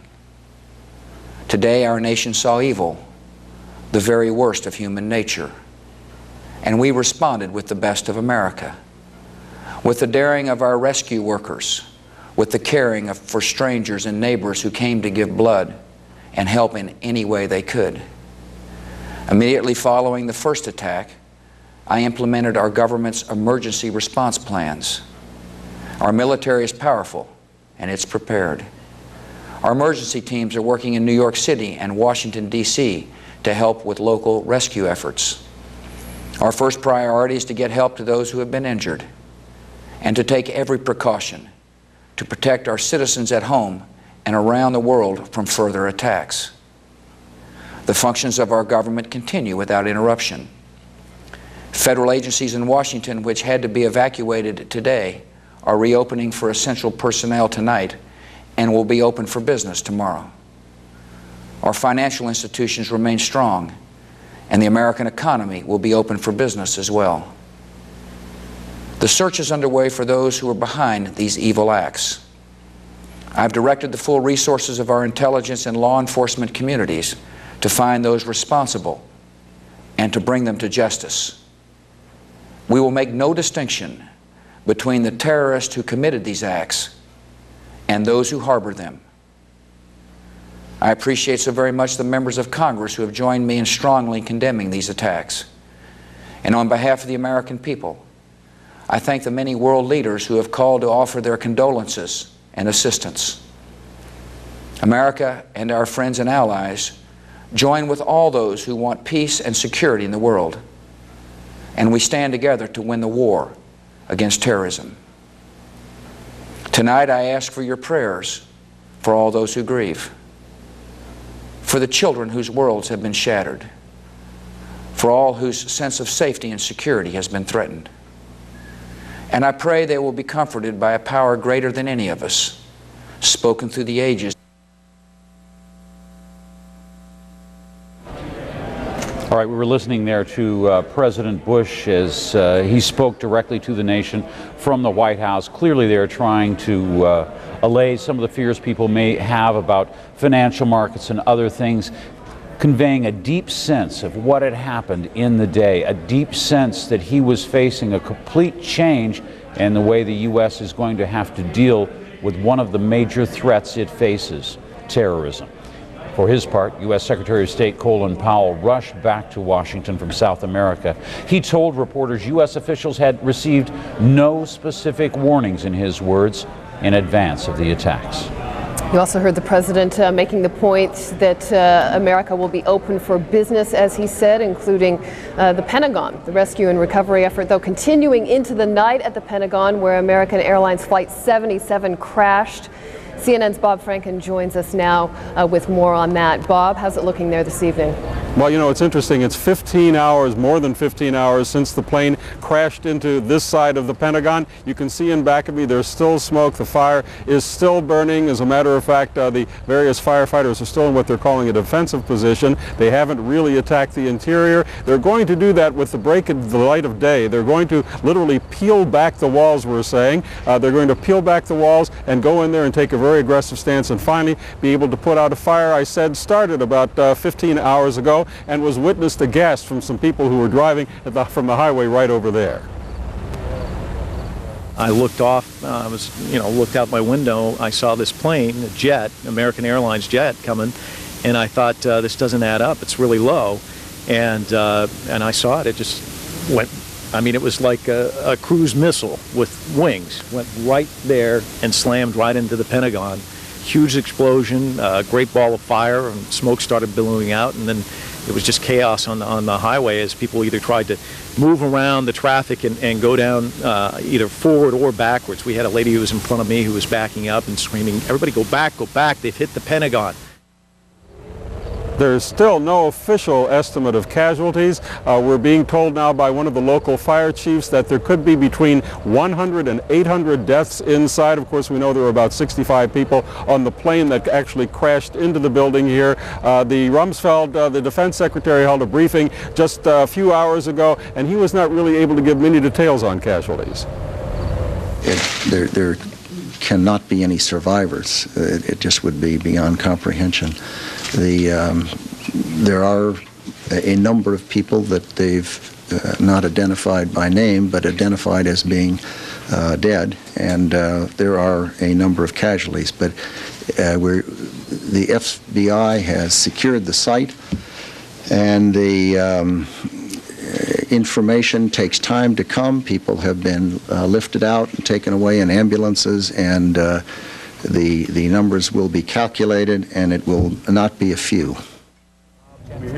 Now, it's very, very important to the Pentagon that it reopen tomorrow. The defense secretary said he was determined that at least some of the services would be conducted here. There will be an opening of this building, but individuals should check with his supervisor to find out exactly whether he or she should come to work. And some of the work that will certainly be going on today will be very preliminary planning, at least, of the ultimate retaliation once they can figure out who it is they're going to retaliate against. Colleen? Understood. Bob Franken at the Pentagon tonight. Thanks very much. Jim? As the United States tries to come to grips with what has happened this day, the magnitude of the tragedy, thousands of people, more than 300 firefighters' families trying to deal with this problem, victims perhaps in their thousands, all trying to deal with missing people or people that are known to have died in the violence. Among those victims in the attack on the Pentagon, a person perhaps familiar to many of you CNN viewers. Barbara Olson, an attorney. She was frequently a commentator here on CNN. Her husband is U.S. Solicitor General Ted Olson. He says she called him twice on her cell phone from inside the aircraft, telling him that it had been hijacked by men with knives. Barbara Olson was not originally scheduled to take that flight, but she delayed her travel plans to have breakfast with her husband on Tuesday, his birthday. And this is really disturbing as well. A man on board one of the doomed planes actually called his mother as the aircraft was being hijacked. Mark Bingham was a passenger on United Airlines Flight 93 that was en route from Newark, New Jersey to San Francisco. Called his mother in the Bay Area minutes before the plane crashed near Pittsburgh. That I love you very, very much in case I don't see you again. I said that. That the plane has been taken over by hijackers. And then I said, well, we love you very much too, Mark. Let me go get your mother. I got on the phone, Mark, and he said, hi, Mom, this is Mark Bingham. Giving me his last name. And he said, I want to let you know that I love you. And I'm flying, I think he said I'm in the air. I'm calling you on the air phone of the airplane. In his seat. I presume so. He said, I want you to know I love you very much, and I'm calling you from the plane. We've been taken over. There are 3 men that say they have a bomb. And I said, well, who are they, Mark? And he repeated that he loved me, and he said, I don't think he said, I don't know who they are. He became distracted there as if someone was speaking to him, and he said it's something to the effect of, it's true, and then the phone went dead. Authorities in New York City not giving up hope of finding more survivors. CNN producer Rose Arce is on the scene in Lower Manhattan. Rose? I'm right across the street from 2 World Trade Center, which is still surrounded by a plume of smoke, and in the foreground you can see where a building on Vesey Street is still on fire. But for the first time tonight, we're actually seeing rescue workers inside 2 World Trade Center. All day they've been behind barricades, being pushed farther and farther back because of falling debris. And now, for the first time, they're actually on the catwalk that surrounds the, it's like right above the first story of World Trade Center. There's only about maybe 7 or 8 floors of the building left above them. It's just been shaved off at the top. It's completely blackened. The windows are darkened. There's really no sign of anything going on in there, but they're walking around in there. They're going through the windows. It looks like they have some access, at least to what is the 2nd floor now of the building, and are looking around inside there. You can see some flashlights. You can see someone walking around. Rose, you're describing the situation there for us very well, but there's no power in the area, is there? And this is indeed a very dangerous operation, isn't it? Yes, there is. There actually is power in one building across the street. I don't know if it's a generator or... Right there. Land in one of the top. All right, we were talking... The entire area is only lit up by emergency lights. It's virtually a ghost town in Lower Manhattan, except for just the area right around where the plane hit the building and where there is debris, and as I said, for the first time, an active rescue operation. How many people are in the building? Any idea?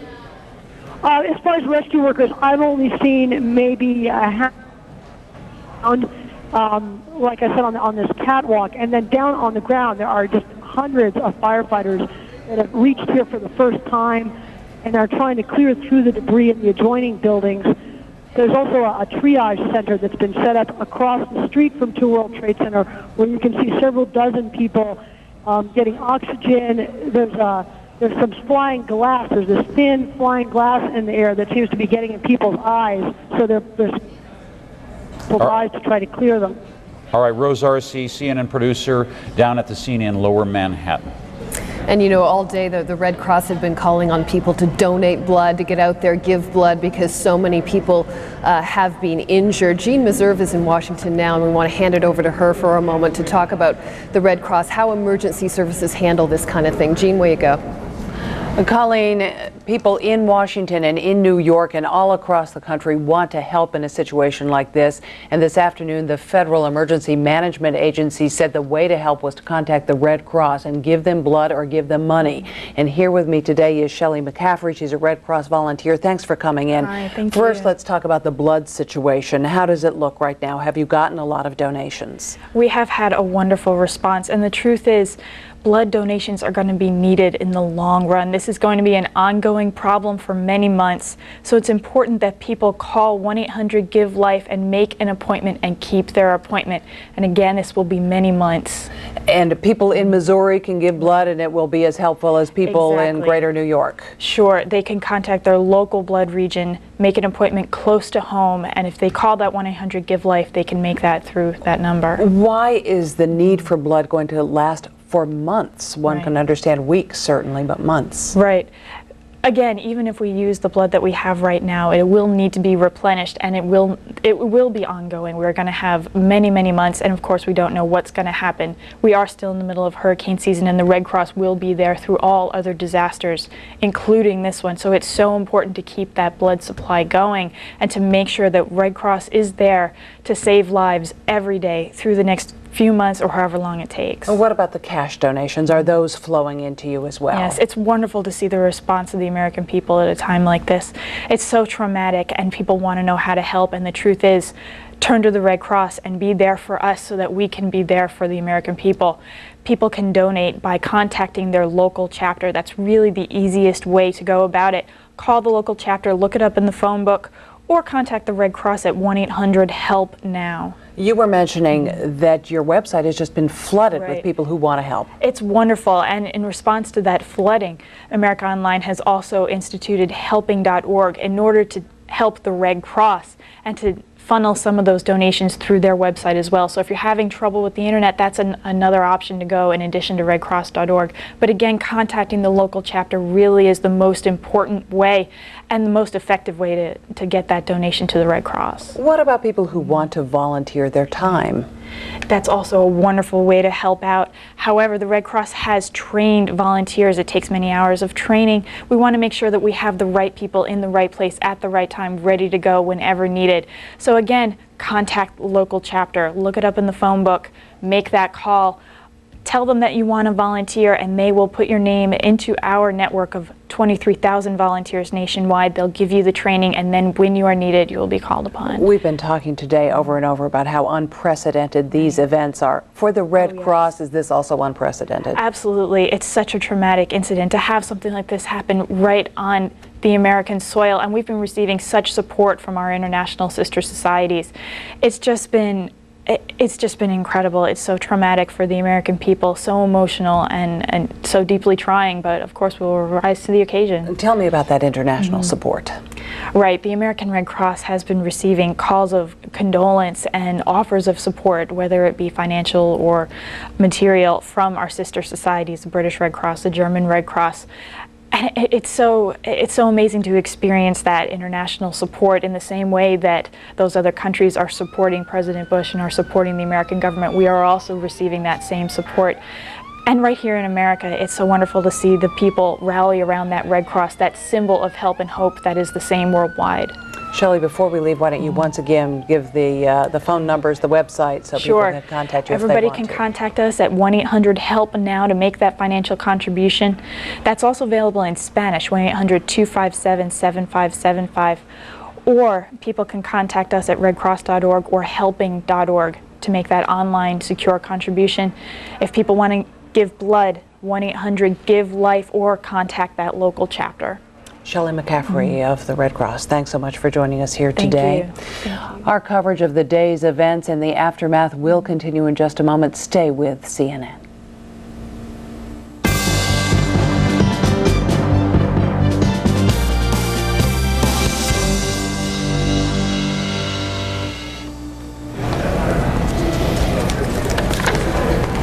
A day of unimaginable horror in the United States. A hijacked airliner smashes into the North Tower of the World Trade Center in New York. Minutes later, another jet slams into the South Tower.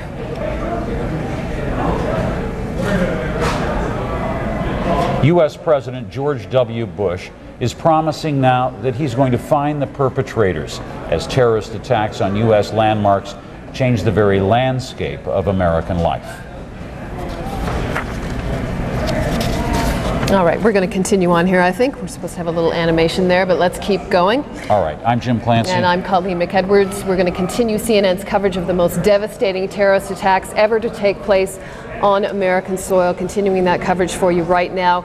It is now thought that several thousand people may have perished in New York and Washington on Tuesday.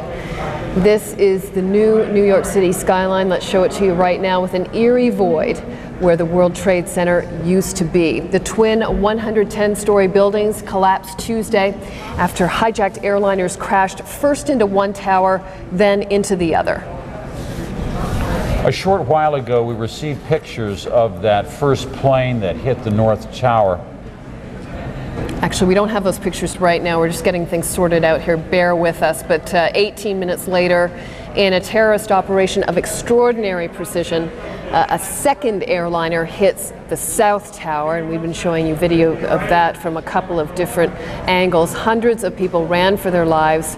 Debris showered lower Manhattan. Well, you know, and as we look at the skyline now, Colleen, and see it darken, and we've heard reports that, yes, there are some rescue crews that have gone down into that area that are looking for some of the debris. There's only about 8 stories or even less remaining of World Trade Center building number 2. CNN's Deborah Fayerick reporting even that cadaver dogs haven't been able to do their jobs there because that coating of dust is so thick. Looking like a nuclear winter after this devastating strike, an audacious strike involving the hijacking of 4 separate airliners in one single day.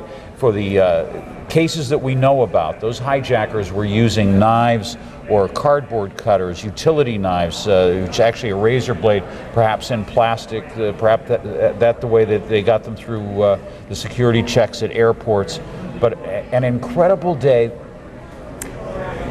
And actually, you know, one of the things we've been hearing later this evening is that there's even maybe cell phone calls coming from that area, so still lots to sort out in New York. But right now we want to go to CNN's Bill Hammer, who's got a look at the day's terrible events. Let's look. 8:45 a.m. East Coast time, an airliner smashes into the North Tower of the World Trade Center. Minutes later, 9:03 a.m., a second jet slams into the South Tower. You can see the people jumping out the window. They're jumping out the window right now. Officials in New York close airports around the city. Tunnels and bridges shut down. At 9:30, President Bush tells the world the U.S. has been hit by an apparent terrorist attack. Within 10 minutes, the FAA shuts down every airport in the country, the first time this has ever happened. 9:45, an explosion at the Pentagon after another plane slams into the headquarters and the symbol of the U.S. military. 10 o'clock, New York City. The South Tower of the World Trade Center collapses, raining debris onto the street. Less than 30 minutes later, as evacuations continue, the North Tower falls. Here it comes. I'm getting behind a car. Gotta move back. In that same half hour, back in Washington, part of the Pentagon collapses. Further west, outside Pittsburgh, Pennsylvania, a plane crash reported in Somerset County. Plans go into effect to protect the government. Much of Washington is shut down. Federal buildings and the White House are evacuated. Members of Congress point to the possibility the attacks are the responsibility of Osama bin Laden, a Saudi millionaire blamed for other terrorist attacks. As part of emergency measures, the president cut short his trip in Florida, first making a stop in Louisiana, declaring the United States will hunt down and punish those responsible. He's later flown to Nebraska, where he convenes with security officials. 1:44 p.m., a state of emergency declared in Washington, D.C. 2 U.S. Navy aircraft carriers and 5 other warships leave Norfolk, Virginia, headed to the New York City area. The FBI says it believes the 4 missing planes were hijacked and is working on the assumption the morning's events were a coordinated terrorist attack. Then about 6 o'clock Eastern Time, explosions rock Kabul, capital city of Afghanistan. The White House denies this was any sort of retaliatory strike, but rather part of the ongoing civil war in that country. Bill Hemmer, CNN, reporting.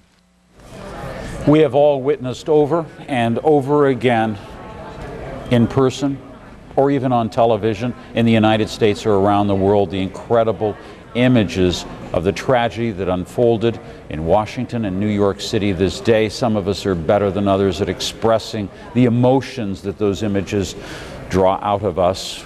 One of those who is good at it indeed is Garrick Utley. He joins us now from his city, New York. Well, Jim, I feel like most of our colleagues here today, and even those of you who've been watching this for what now, nearly 16 hours, what can words really say? The fact is, we've been watching those images, those pictures, and perhaps we forget that behind each camera and each image is a camera person, a man or a woman who was there near the Pentagon or here in Lower Manhattan. They were standing there. They were on the front line today, and they didn't flinch. What we want to do now is share again some of these images, but also with the words, the thoughts, and the experiences of that person who took those pictures. He's camera operator Tom Muccio, and here's what he saw and what he lived through today. When I started filming the Trade Center towers this morning, I thought I had woken up in a nightmare. The flames, all these people running, trying to get out of Manhattan already. Tower just came down. Then the first tower collapsed.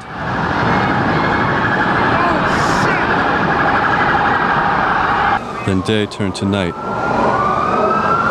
A man turned up covered in soot, still carrying his briefcase.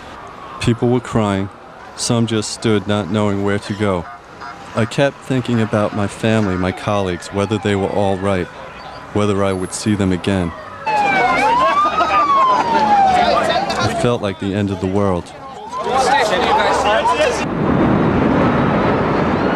Then I looked and the second tower collapsed. It was gone. It looked like an exodus. People were coming out of nowhere covered in towels. A barman closed his bar in front of us.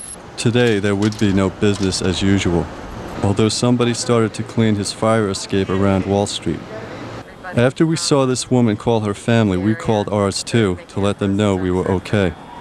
People stopped to tell us what they saw. People running, their hair on fire. People were jumping out of the World Trade Center. Jumping out because they don't know what to do. So, I mean, they're dead by doing that. This man was taking this boy away from the scene. His classmates, their parents work in the big building. This couple was reunited and fine. We were invited into a hotel on Wall Street which was serving food in a makeshift room. We met the lucky ones too. This man overslept and he didn't get to work on time. He worked on the 78th floor of the World Trade Center. From what I understand, my whole office is dead. Everybody died up there, jumped out or burnt. When we got to Wall Street, the stock exchange was closed. The police were blocking our way. We found a policeman 2 blocks away from the World Trade Center who was guarding a piece of one of the planes. He was waiting for a forensic team to come and pick it up. I felt the nightmare was just carrying on. When we got closer to the World Trade Center, policemen were getting more and more nervous. Then we finally saw it, through the smoke. The remains of the World Trade Center looked like a broken fence. It felt like covering a volcano eruption, dust everywhere, inches thick, pieces of paper covering the ground from the buildings. Again, it was 3 o'clock in the afternoon on Broadway. It felt like a very bad horror movie. On the way back to the office on the empty highway uptown, I thought about all this senselessness, about these terrible acts, and about the freedom to do evil. The pictures, the thoughts, the experiences this day of camera operator Tom Muccio. Truly one of the real reporters on the front line of this tragedy. Back to you, Jim and Colleen. All right, Garrick Utley, thank you for that. Well, we want to show you once again some of the video in case you've just tuned in, video that is coming to light as the day wears on.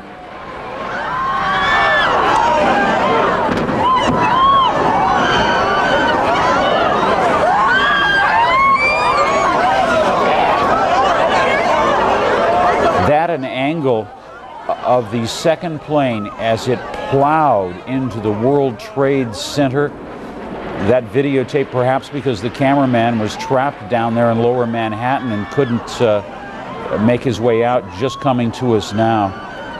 Terrifying, awesome, so much pain in a picture of what happened this day in New York City, and indeed the pictures have been nonstop. Yeah, and that being United Airlines Flight 175, 65 people on board that plane. Jean Meserve is watching things in Washington for us tonight. Let's go to her for the very latest. Jean?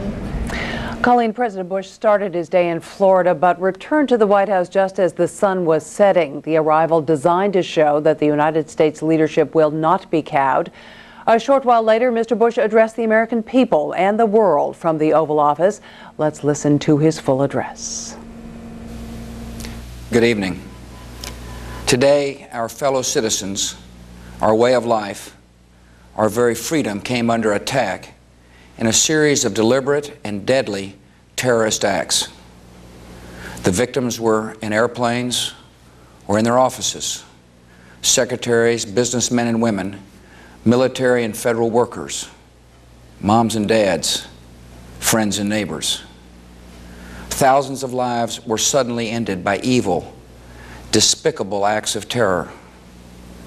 The pictures of airplanes flying into buildings, fires burning, huge structures collapsing, have filled us with disbelief, terrible sadness, and a quiet, unyielding anger. These acts of mass murder were intended to frighten our nation into chaos and retreat. But they have failed. Our country is strong. A great people has been moved to defend a great nation. Terrorist attacks can shake the foundations of our biggest buildings, but they cannot touch the foundation of America. These acts shatter steel, but they cannot dent the steel of American resolve. America was targeted for attack because we're the brightest beacon for freedom and opportunity in the world, and no one will keep that light from shining. Today, our nation saw evil, the very worst of human nature, and we responded with the best of America, with the daring of our rescue workers, with the caring for strangers and neighbors who came to give blood and help in any way they could. Immediately following the first attack, I implemented our government's emergency response plans. Our military is powerful and it's prepared. Our emergency teams are working in New York City and Washington, D.C. to help with local rescue efforts. Our first priority is to get help to those who have been injured and to take every precaution to protect our citizens at home and around the world from further attacks. The functions of our government continue without interruption. Federal agencies in Washington, which had to be evacuated today, are reopening for essential personnel tonight and will be open for business tomorrow. Our financial institutions remain strong, and the American economy will be open for business as well. The search is underway for those who are behind these evil acts. I've directed the full resources of our intelligence and law enforcement communities to find those responsible and to bring them to justice. We will make no distinction between the terrorists who committed these acts and those who harbor them. I appreciate so very much the members of Congress who have joined me in strongly condemning these attacks. And on behalf of the American people, I thank the many world leaders who have called to offer their condolences and assistance. America and our friends and allies join with all those who want peace and security in the world, and we stand together to win the war against terrorism. Tonight I ask for your prayers for all those who grieve, for the children whose worlds have been shattered, for all whose sense of safety and security has been threatened. And I pray they will be comforted by a power greater than any of us, spoken through the ages in Psalm 23.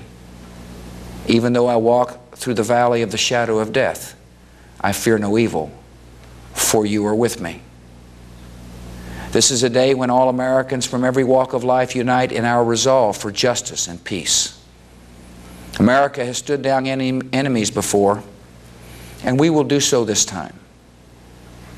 None of us will ever forget this day, yet we go forward to defend freedom and all that is good and just in our world. Thank you. Good night, and God bless America. Following his address, Mr. Bush attended a national security meeting. CNN senior White House correspondent John King is perched on a building near the White House this evening. John, what happened at that meeting and what's happened since? Quite an extraordinary meeting, Gene. The president not only meeting with his national security, military, and defense team, but also bringing into that meeting the transportation secretary, the secretary of health and human services, the federal emergency management director. All that because so much of this now proceeding on parallel tracks. On the one hand, the federal government taking extraordinary steps to make medical personnel, portable morgues, and others available both in New York and at that scene over at the Pentagon. The investigation is also underway. We are told at that meeting by senior sources that it was discussed that the administration is building evidence that it believes points to people and groups associated with Osama bin Laden. The administration declining to say so publicly, but we are told by sources that was discussed at that meeting with the president and also has been discussed in private briefings senior administration officials have given members of Congress. Now, priority one for the president is to send reassuring signals to the American people that their government is at work during this investigation and during the recovery operations underway in New York and at the Pentagon. And to that end, we are told the president will bring the bipartisan leadership of Congress to the White House tomorrow for a public event. The rest of the president's scheduled tomorrow and for the rest of the week on hold, as the president obviously will be on hand at the White House to meet again with his national security team and assess anything he needs to do, both to respond to what has happened here in the United States, and we know there are troop deployments and other security precautions being taken overseas as well. Gene? John, any word about the prospect of retaliatory strikes? You obviously heard the president in his remarks saying if and when there are retaliatory strikes, they would not just be limited to the suspected terrorists, but also to anyone who harbors them. That taken, of course, as a signal to some that even the president was leaning a bit forward with the bin Laden connection. But I spoke to a senior official immediately after that session tonight who said, don't expect anything on an imminent basis. This official said, we're going to get this right. We're going to take a little time, he said, to sort this out. Gene? John, will life be different tomorrow for the president and also for average Americans in terms of security precautions? Life will be different for the president and the entire country. We have seen around the grounds of the White House behind me, it is dark in the complex now, but extraordinary security circumstances throughout the day. Indeed, as the president flew back to Washington today, if you looked out the window of Air Force One, you could see military fighter jets in very close proximity to Air Force One, and the president was brought back hours later than they had hoped. At one point, they wanted to bring the president directly back from Florida. Then he made a stop in Louisiana for a military base. They decided not to bring him back immediately because at that time, we are told, not all of the aircraft in the skies over the United States had been accounted for. The White House was not willing to bring the president back into Washington until all those aircraft had been accounted for and until other security steps were taken. Now, as for average Americans, we are told the plan is to reopen the nation's air traffic control system and therefore the nation's domestic air travel at noon tomorrow, barring any new troubling information overnight.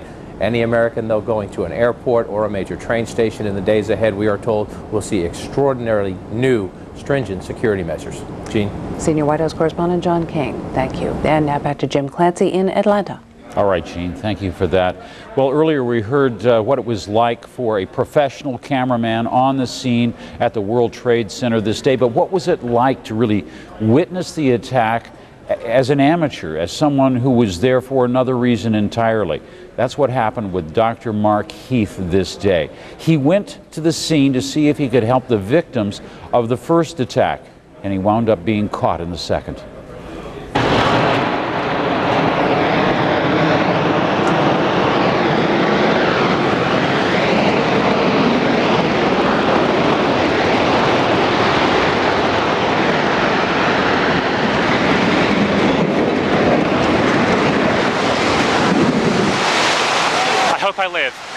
I hope I live. It's coming down on me. Here it comes. I'm getting behind a car. It's incredible. Okay, I'm gonna have to go find people who need help, because I don't think I'm one of them. You okay, sir? Okay. Can I just get a toot off your respirator? Can I get a toot? I'm just getting a couple of clean breaths.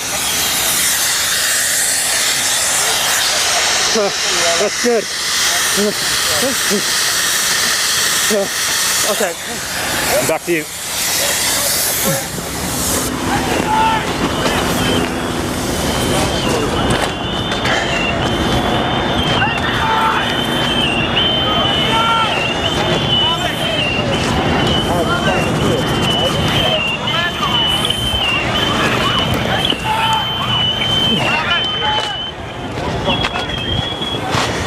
This is the car I hid behind. It saved my life.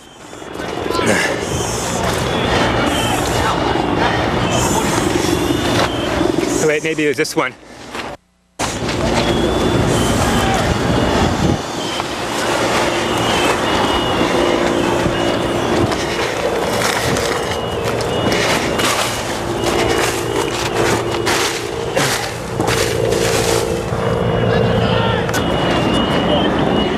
There's all these noises. I don't know what it is.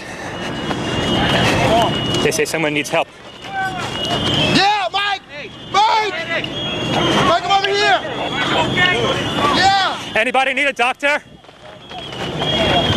Where are you? Oxygen. Don't have oxygen.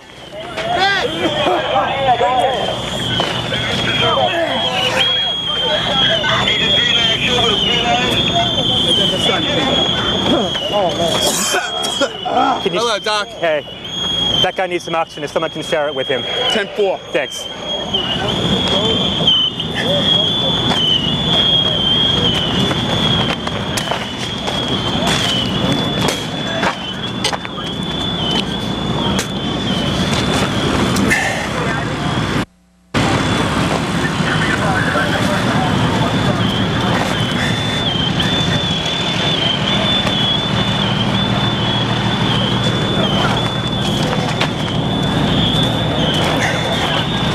Told me just to wait here at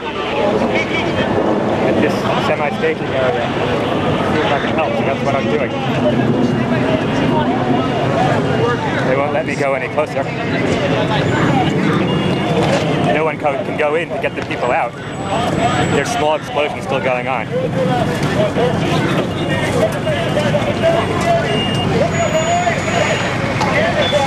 So far, I've just seen some people who needed oxygen from the dust. No one trauma.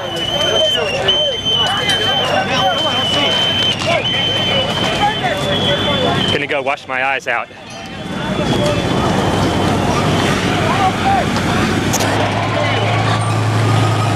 Yeah, that almost made it work.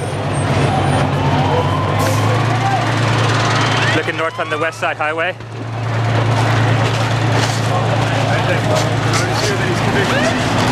You guys going in? Yeah. Come with you. You know, you might not want to get too much closer because the more buildings could come down, then we're not going to help anybody. All right. I think we should.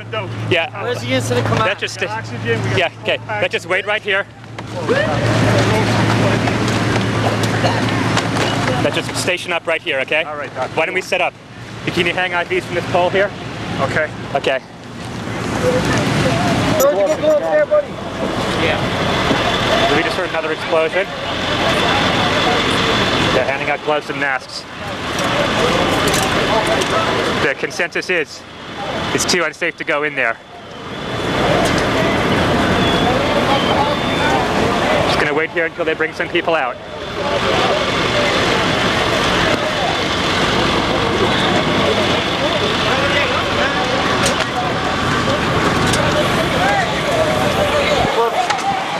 I was hooked up with some firemen with some first aid stuff.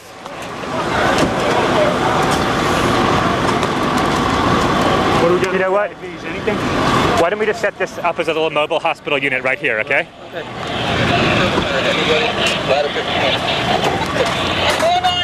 4-9 battalion gets all units that are available. We're having a new command post on Murray Street and West Street. Any units available, report it when you roll up to this.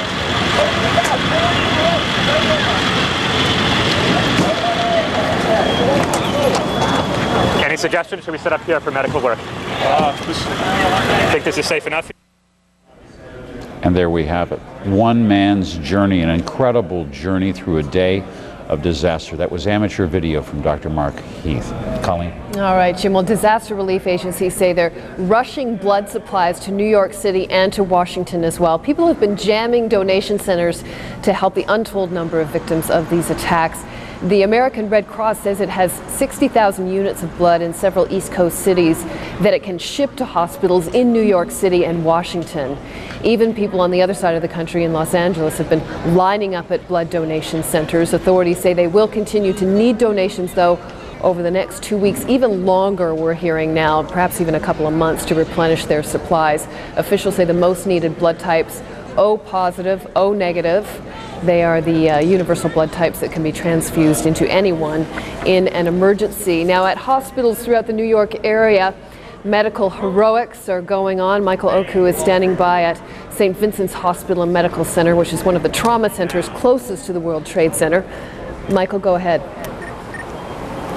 Colleen, they call this a city that never sleeps, and I'm sure that tonight in New York, no one is doing that. And yet, despite that, there's a very eerie silence that's broken across the city tonight, as you can well imagine, only occasionally broken by the sound of emergency medical vehicles. I'm standing in Lower Manhattan, just south of 14th Street, and if you can look just north of me, you can see that police have set up barricades so that no one can come below this part of New York City, and it limits traffic to this part of New York City to just the occasional emergency medical vehicle and to police vehicles. I'm standing just about 2 blocks west of St. Vincent's Hospital, which has been set up as the main trauma and triage center here in New York. As of 10:30 last night, which was the time of the last hospital press conference, officials at St. Vincent's Hospital said that there were 327 patients who had been admitted. 50 to 55 of them were in critical condition, and they also reported, of course, that there were 3 deaths. Most of the victims, they say, had suffered from severe burns. Most of those burns had been burns that were sustained in the face, and there were occasional cases in which patients suffered from cardiac arrest, some from existing conditions which were, of course, triggered by this trauma. Now, Governor Pataki was here earlier at St. Vincent's, and he reported that he met with victims as well as some of the doctors who worked on some of the patients here. He said that every story seemed to be an unusual one, and you can imagine there are no usual stories tonight. For the most part, the scene outside the hospital looks like this. Dozens of men and women in scrubs, under portable lights, waiting. Basically gurneys that have been set up, wheelchairs, office furniture covered in sheets as they await more victims, more people whose lives they are hoping to save.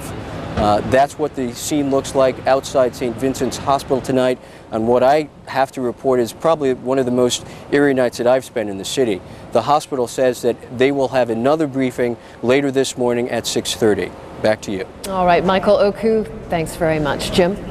As America came under attack, so too did its financial sector. Wall Street virtually shut down this day because of the attacks in New York City, as well as across the country when all airlines were shut down. President Bush going on television to reassure not only Americans, but others who have an interest, who share in the globalization that has taken place within the financial world. And markets are reacting to the events in the United States yesterday. Let's go to Richard Quest. He joins us from London. Richard. Many thanks, Jim. Of course, there was no trading in the United States, so the initial financial reaction has had to come from overseas. Europe saw very sharp falls as the news came in from New York and Washington.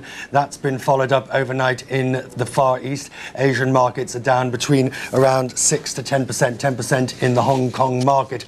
The worry, of course, is clearly what this will mean for the wider issue of the economy. Clearly, business will be seriously affected as Wall Street is paralyzed. Simply those who can't even get to their offices to do business, let alone those who have actually been affected by the crashes. Overall, nobody can really say at this point the extent to the economic effect. We do know that the Fed is planning to pump money into the economy. That's designed not only to prevent a cash shortage, ordinary consumers who may just be taking larger sums out of the bank, but also to prevent any form of credit crunch, Jim. All right, when you look at the markets, is there any way of telling how long-lived this might be, this steep drop that you see in Asia right now? I think that one has to put this into 2 different categories. On the one hand, there is the market's reaction. That can unwind itself in a matter of days. That is simple panic. We've seen markets react before. 2 weeks later, you wonder what had happened. much more serious is the effect to business confidence. Bearing in mind, the World Trade Center had over 435 tenants in those two buildings alone. They come from more than 26 countries around the globe. There were major financial institutions, Morgan Stanley, Keefe Bretton Woods, Credit Suisse First Boston, just some of those who are actually in the buildings. Now, taking away from that and moving slightly further afield, you've got, of course, the collapse of number 7 World Trade Center. You've then got all the other buildings nearby where people simply won't be able to get to work. The ripple effects will start to be felt. And that's why it's vital that people like Paul O'Neill, the US Treasury Secretary, who's now leaving Japan and heading back to the United States, Alan Greenspan, the chairman of the Fed, who's at a bankers meeting in Basel in Switzerland, and the SEC, are all coordinating at the moment, not only to send a message that they will provide the money necessary for corporate America to continue, but also to restore confidence in the market system. All right, Richard Quest reporting to us there from London. Colleen. All right, and of course, as we've been telling you all along, some of the rescue efforts still going on tonight, especially in New York City, and we've actually got some tape in just now that we want to show you of those night rescue operations in and around the area of the World Trade Center. Just backing it up there a little bit. Let's see if we can get it rolling again. You can see some of the areas that have been lit. We heard earlier from a report from CNN's Deborah Farrick, who was down in that area, that they do have dogs there. They've got cadaver dogs searching. Even that is being made difficult because there's so much dust on the ground. She was saying that even the dogs can't really do their work. So still a lot to sift through. There have been reports this evening of telephone calls, cell phone calls being made, possibly from the basement area of that complex. None of that's been confirmed, but of course rescue officials hoping and trying to see if there are people still alive. They want to be able to get them out. We heard earlier from the New York mayor that more than 300 firefighters they believe are missing and presumed dead, and dozens of police officers as well who were surrounding that building when the two towers essentially crumbled into dust. So you're looking at some pictures there in and around the World Trade Center of the night rescue operation still underway at this time. And incredible pictures, because really that's our best look really at the destruction that we've seen thus far, because it was enveloped in clouds of dust for so long during the daylight hours.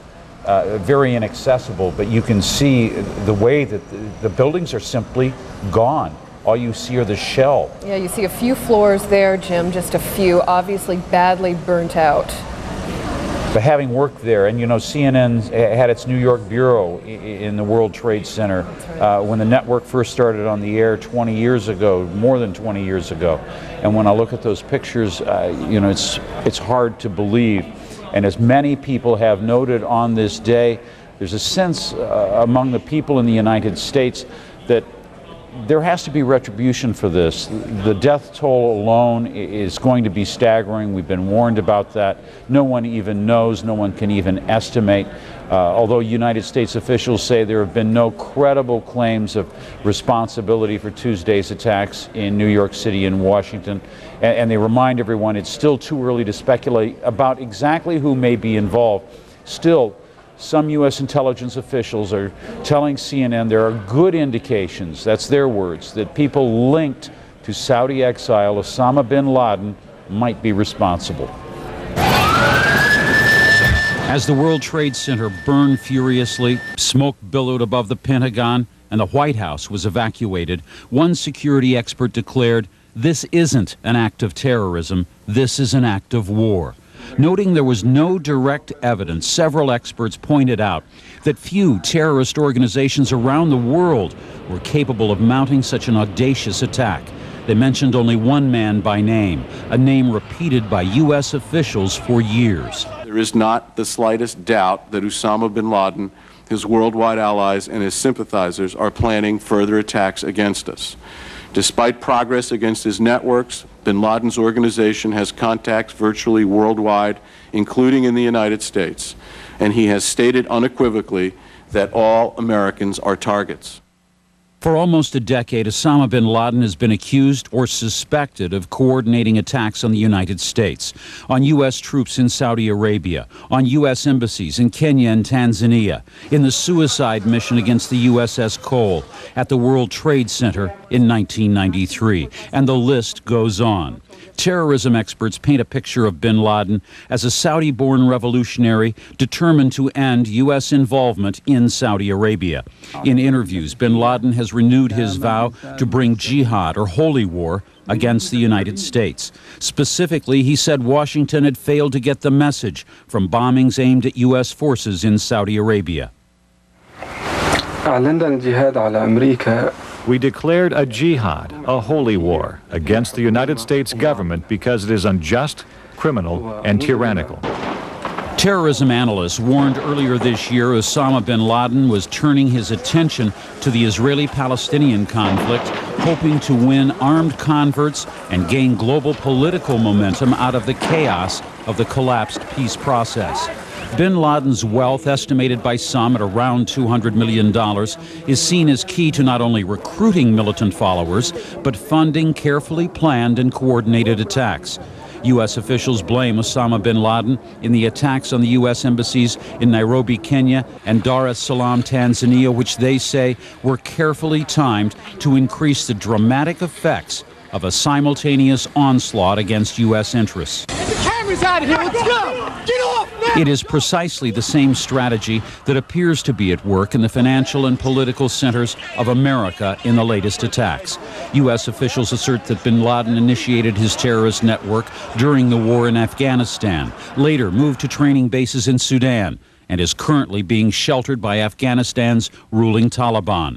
The Taliban say they have been warned the U.S. will hold Afghanistan responsible for any attack on U.S. interests linked to bin Laden. There are governments like Afghanistan which are engaged in the smuggling of heroin and the harboring of terrorists.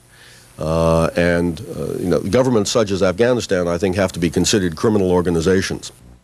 Sanctions against Afghanistan are already in place. U.S. missile strikes hit bin Laden's training facilities there in 1998, but missed the 44-year-old leader of an organization he simply calls the base. Earlier this year, reporters who visited bin Laden in Afghanistan said he appeared to be in a race against time, a race to see who could strike first, the United States or Osama bin Laden. It may be weeks or months before those behind what is apparently the worst terrorist strikes in the history of the U.S. are known. What is certain is that Osama bin Laden is already high on the list of suspects. One Arab journalist says Osama bin Laden warned 3 weeks ago that he and his followers would carry out an unprecedented attack against the United States. He's joining us now. Abdul Bari Atwan, editor of the London-based Al-Quds newspaper, joining us from London. Tell us a little bit more about this warning. There have been many others, haven't there? Well, actually, I believe this could be a work of consortium of many organizations, Islamic organizations, which they declared war against the United States. The anti-American feeling is very high now in the Middle East and the Muslim world because what's happening on the occupied territories, and many people accuse the United States of actually helping the Israeli and protecting them. So the groups like bin Laden and other Islamic fundamentalists, actually, they would like to come out and say, look, we are targeting the United States. The United States is supporting the Muslim and Arab enemies, which is the Israeli, and we are taking revenge of what's happening. So we learned from sources that, they are really at work to hit American target. But nobody expected that this target will be in New York itself or in the Pentagon. So the place of the attacks was surprising to everybody. Abdul Bari, Osama bin Laden has been said to be really trying to turn Afghanistan not only into what he would term a pure Islamic state, but into a base where there are people who would support exporting, if you will, his brand of Islamic revolution. Well, actually, you know, I interviewed Osama bin Laden on Afghanistan in November 1996, and I did see his camps and his followers there. You know, the man is ruthless, and you know, he believes that he should declare war against the United States.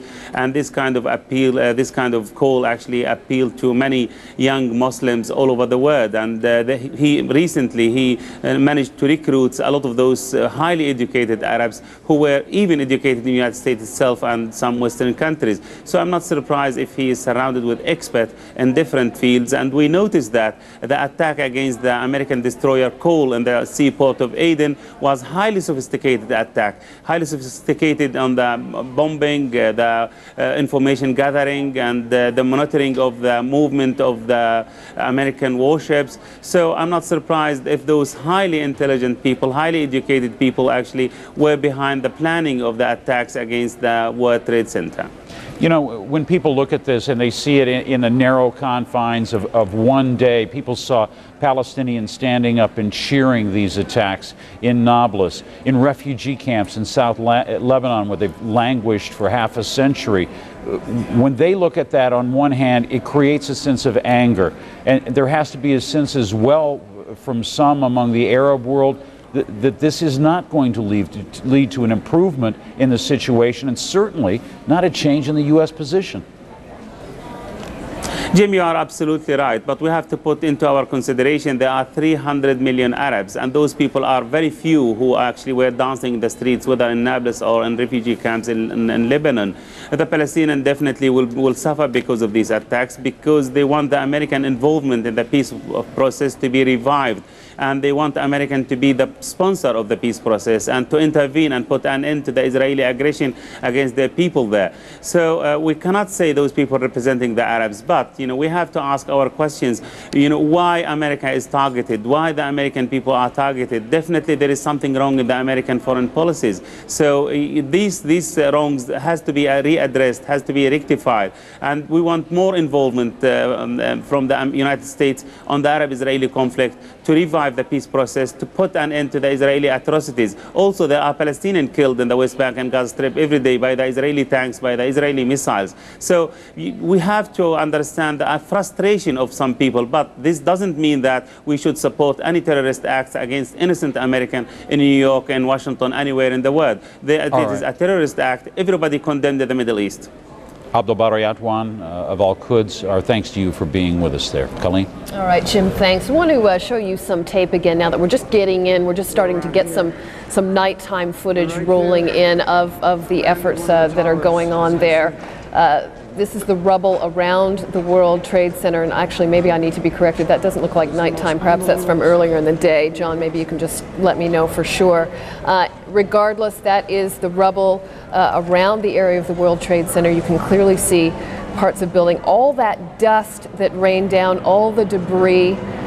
In that debris, we saw earlier sheets of paper from the offices in there. Only a few floors of that building remaining standing. Still a fair bit of dust there. We saw in pictures from nighttime just a few minutes ago that a lot of that dust has settled. Rescue workers on the scene. And there you see them there. New York Mayor Rudy Giuliani saying 300 or more firefighters believed are missing, believed dead, and dozens of police officers as well.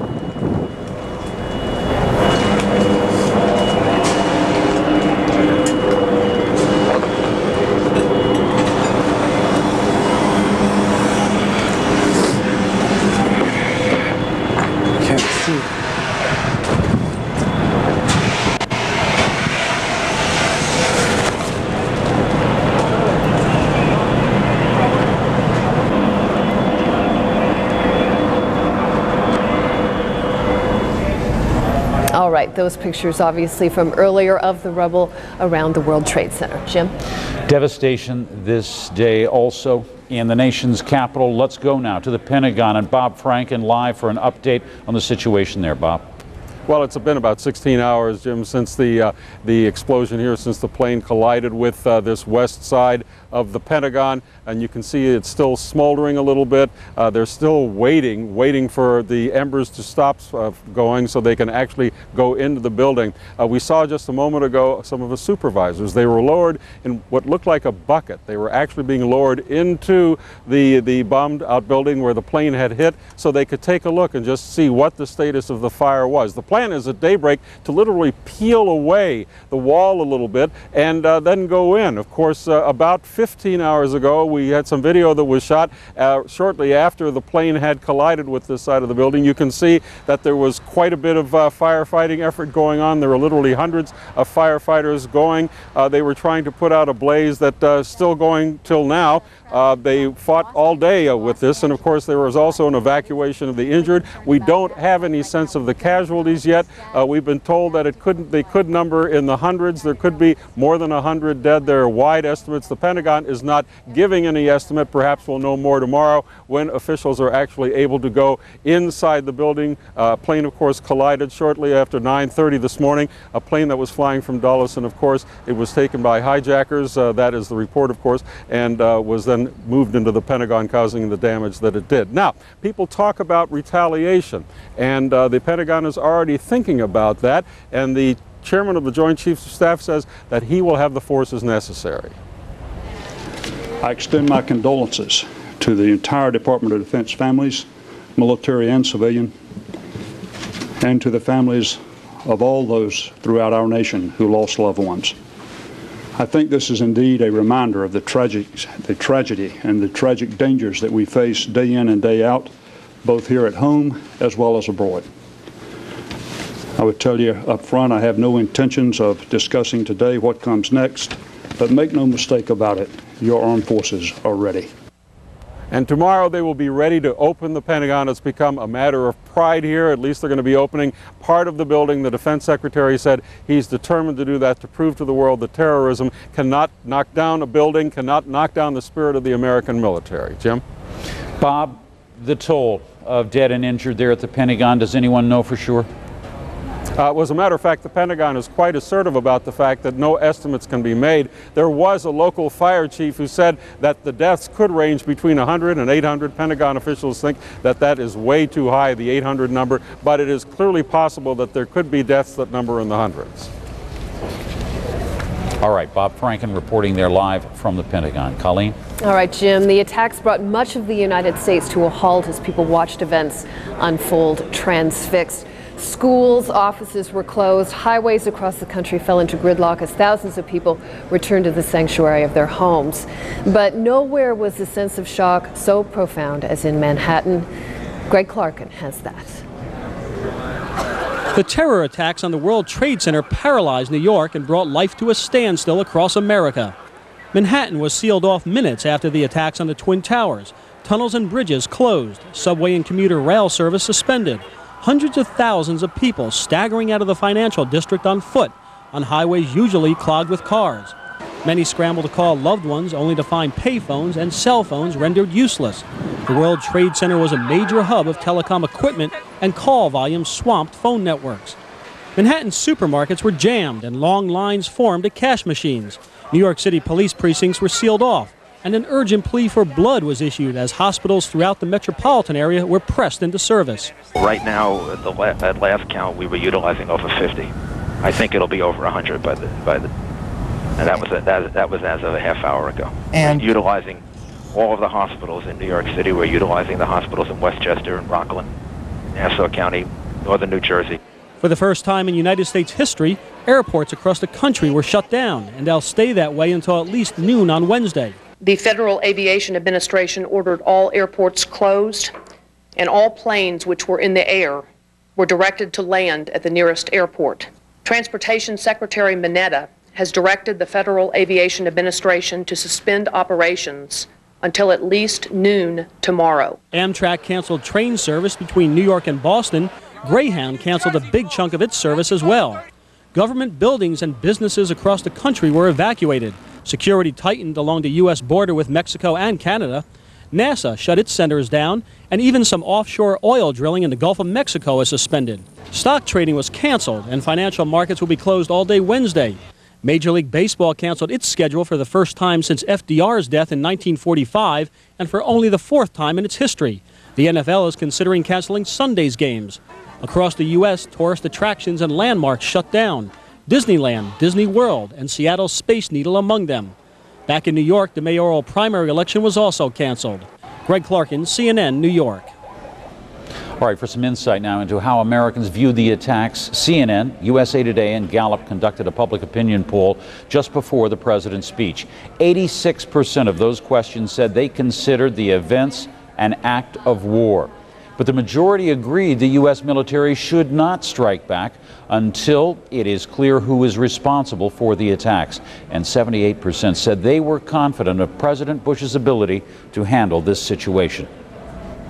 Some relatives of the people killed had to deal with this attack right as it was happening. A man on board one of the planes called his mother as the aircraft was being hijacked, and this is so upsetting I can't tell you. Mark Bingham, a passenger on United Airlines Flight 93 that was en route from Newark, New Jersey to San Francisco, he called his mother just minutes before the plane crashed near Pittsburgh. Well, that I love you very, very much. In case I don't see you again. I said that. That the plane has been taken over by hijackers. And then I said, well, we love you very much too, Mark. Let me go get your mother. I got on the phone, Mark, and he said, hi, Mom, this is Mark Bingham. Giving me his last name. And he said, I want to let you know that I love you. And I'm flying, I think he said, I'm in the air. I'm calling you on the air phone of the airplane. In his seat? I presume so. He said, I want you to know I love you very much, and I'm calling you from the plane. We've been taken over. There are 3 men that say they have a bomb. And I said, well, who are they, Mark? And he repeated that he loved me, and he said, I don't think he said, I don't know who they are. He became distracted there as if someone was speaking to him, and he said it's something to the effect of, it's true, and then the phone went dead. An emergency dispatcher in Pennsylvania where United Flight 93 crashed said that he received a call from a passenger on board the plane as well, and that man repeatedly said, we are being hijacked, we are being hijacked. Jim? Millions of people all around the world remained riveted to their television screens for hours once they heard about the attacks. Ann McDermott has more on the U.S. public's reactions to what they were watching. The pictures were just so insane that all these University of Southern California students could do was stare.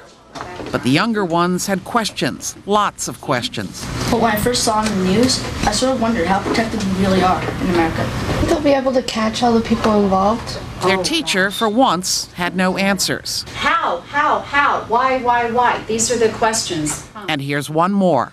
Do you think anything like this would ever happen again? Will it happen again?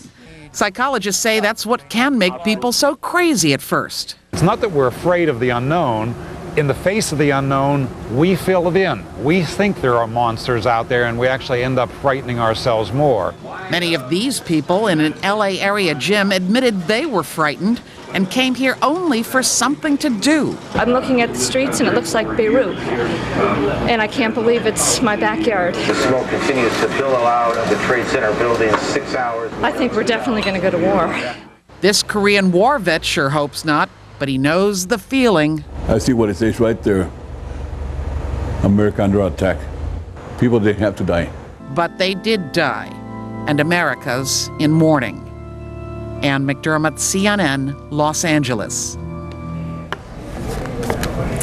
All right, we are actually coming to the end of this hour of coverage of America Under Attack. It has been about 16 hours since all of this horror began.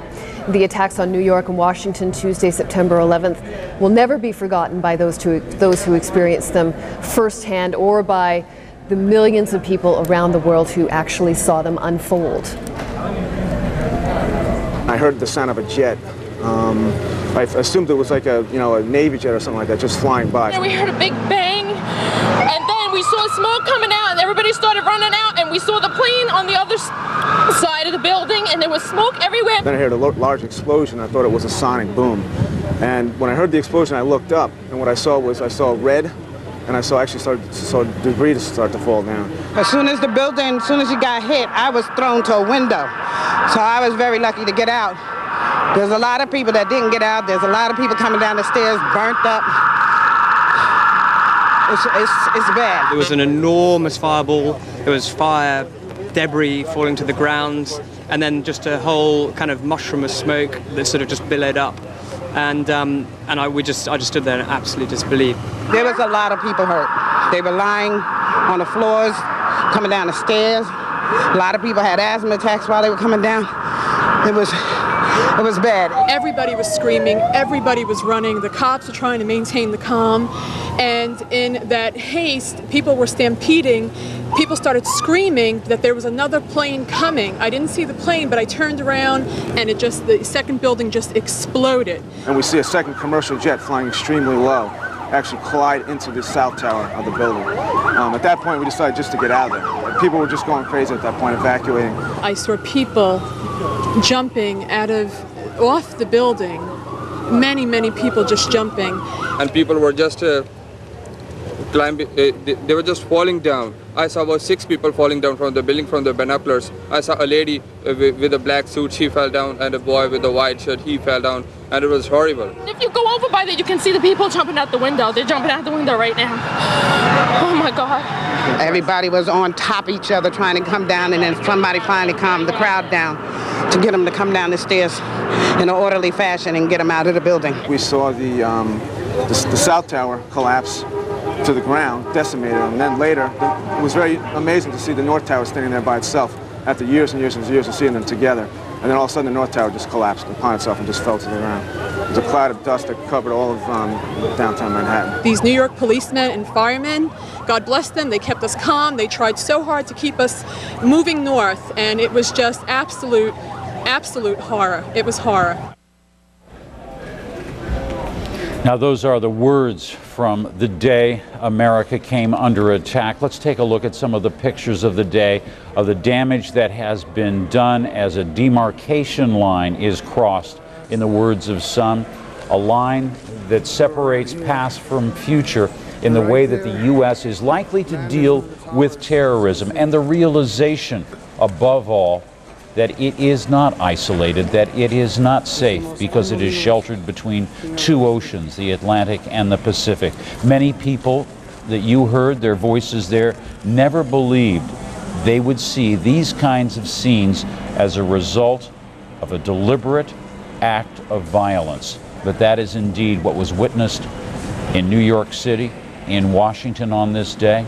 People believing that the security that had been in place would prevent these kinds of scenes. The utter destruction of 2 of the landmark buildings in New York City at the very heart of the financial district, symbols of, as some would say, of capitalism, of America's financial strength. But they were laid low this day by 2 hijacked jetliners that were plowed into the side at a horrible cost in human life. The news continues now on CNN.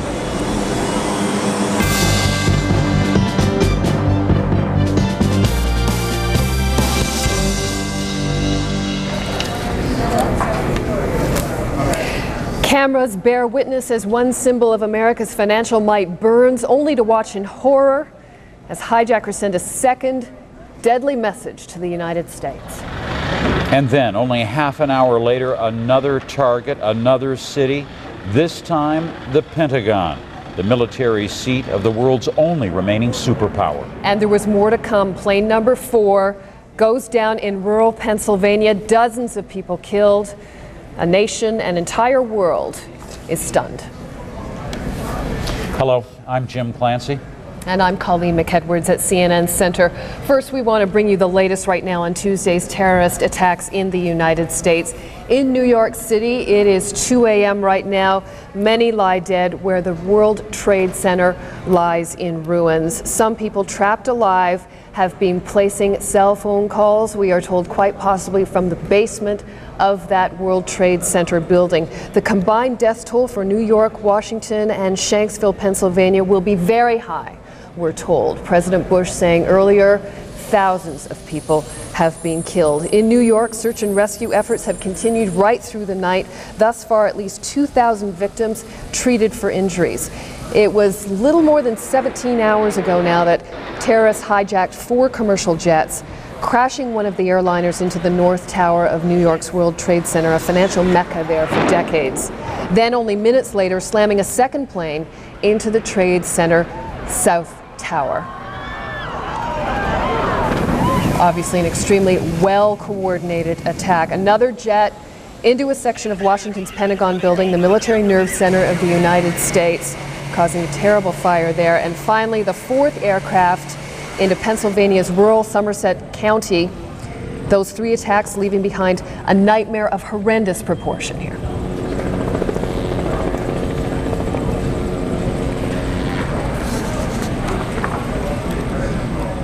The dimension will be very large. In terms of the people we're looking for, it's a couple of hundred firefighters and police officers, which is a staggering number. As far as the number of people in the building, that'll be in the thousands. But there's no way of knowing at this point, and we're going to keep praying and hoping that we save as many people as possible. And in addition to the carnage, the terrorist attacks in New York and Washington effectively shut down both cities, suspended domestic flights at all U.S. airports. Those flights to be suspended, we're told, until tomorrow, at least around noontime. Jim? Well, between 100 and 800 people are believed to have lost their lives when another suicide jetliner, if you want to call that, slammed into the Pentagon. 64 people were killed aboard the hijacked Boeing 757 as it plowed into the headquarters of the U.S. Defense Department. 24,000 people work at the Pentagon. Defense Secretary Donald Rumsfeld was in his office at the very time of the impact. He briefly was helping out with the rescue operation. CNN national correspondent Bob Franken will be joining us with more from the Pentagon in just a matter of a few minutes. All right, as we continue to cover the situation, we know that the 100 and 800 people were in the Pentagon. We know also that there were a number of people on board another aircraft that went down. We want to take a look at some of the events as they happened throughout the day. A TikTok, if you will, of the events as they unfolded. Astonishing, many Americans, astonishing people all around the world as they watched the explosions, as they heard the events unfolding. Bill Hemmer giving us now a look back at the day the U.S. President. All right, we're going to go, I am told now we're going to go to New York. Garrick Utley is standing by there with some thoughts from the middle of the night in the city that never sleeps. Garrick? Jim, the figures we've been able to report that have been more or less given to us by city officials here in terms of casualties really only concern city employees, firemen and policemen and women. 80 or more policemen and women believed to be missing and probably lost tragically. 300 and perhaps more than 300 members of the New York City Fire Department lost. 300 entire units, the elite rescue teams, number 1, rescue team number 2, rescue team number 4, were in the towers. They're disappeared, they're lost. Tonight, we see some of the first video coming out. The giant searchlights have been brought in, run on generators there in Lower Manhattan, around the area where the towers collapsed. Indeed, the 3rd building collapsed in that neighborhood too earlier this evening. The rescue efforts are underway, but it's going to be a long, long process. And of course, when we look at this, the scene tonight, what we remember and what shocks us and touches us is that here in New York, it was a day that started really so peacefully. It was such a beautiful morning. The air was clear over Manhattan, the sky a rich blue. The 2 twin towers stood tall, anchored in bedrock of granite, so secure, so unshakable. And then, we have seen smoke and destruction before, but we've never seen madness like this. or catastrophe like this. The tower just came down. It was a morning when words could only begin to express the horror.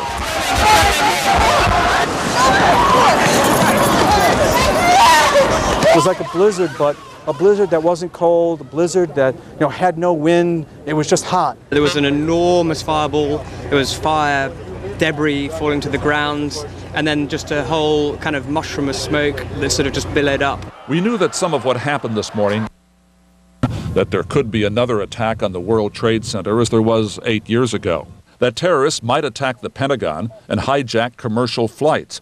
But how could we imagine that all this could happen?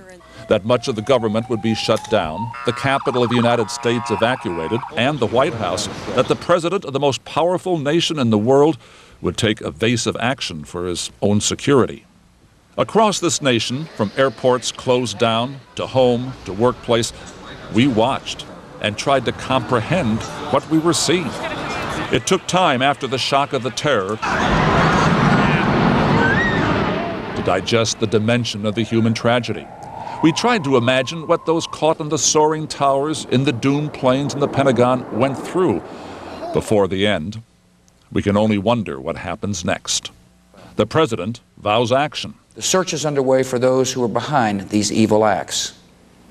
I've directed the full resources of our intelligence and law enforcement communities to find those responsible and to bring them to justice.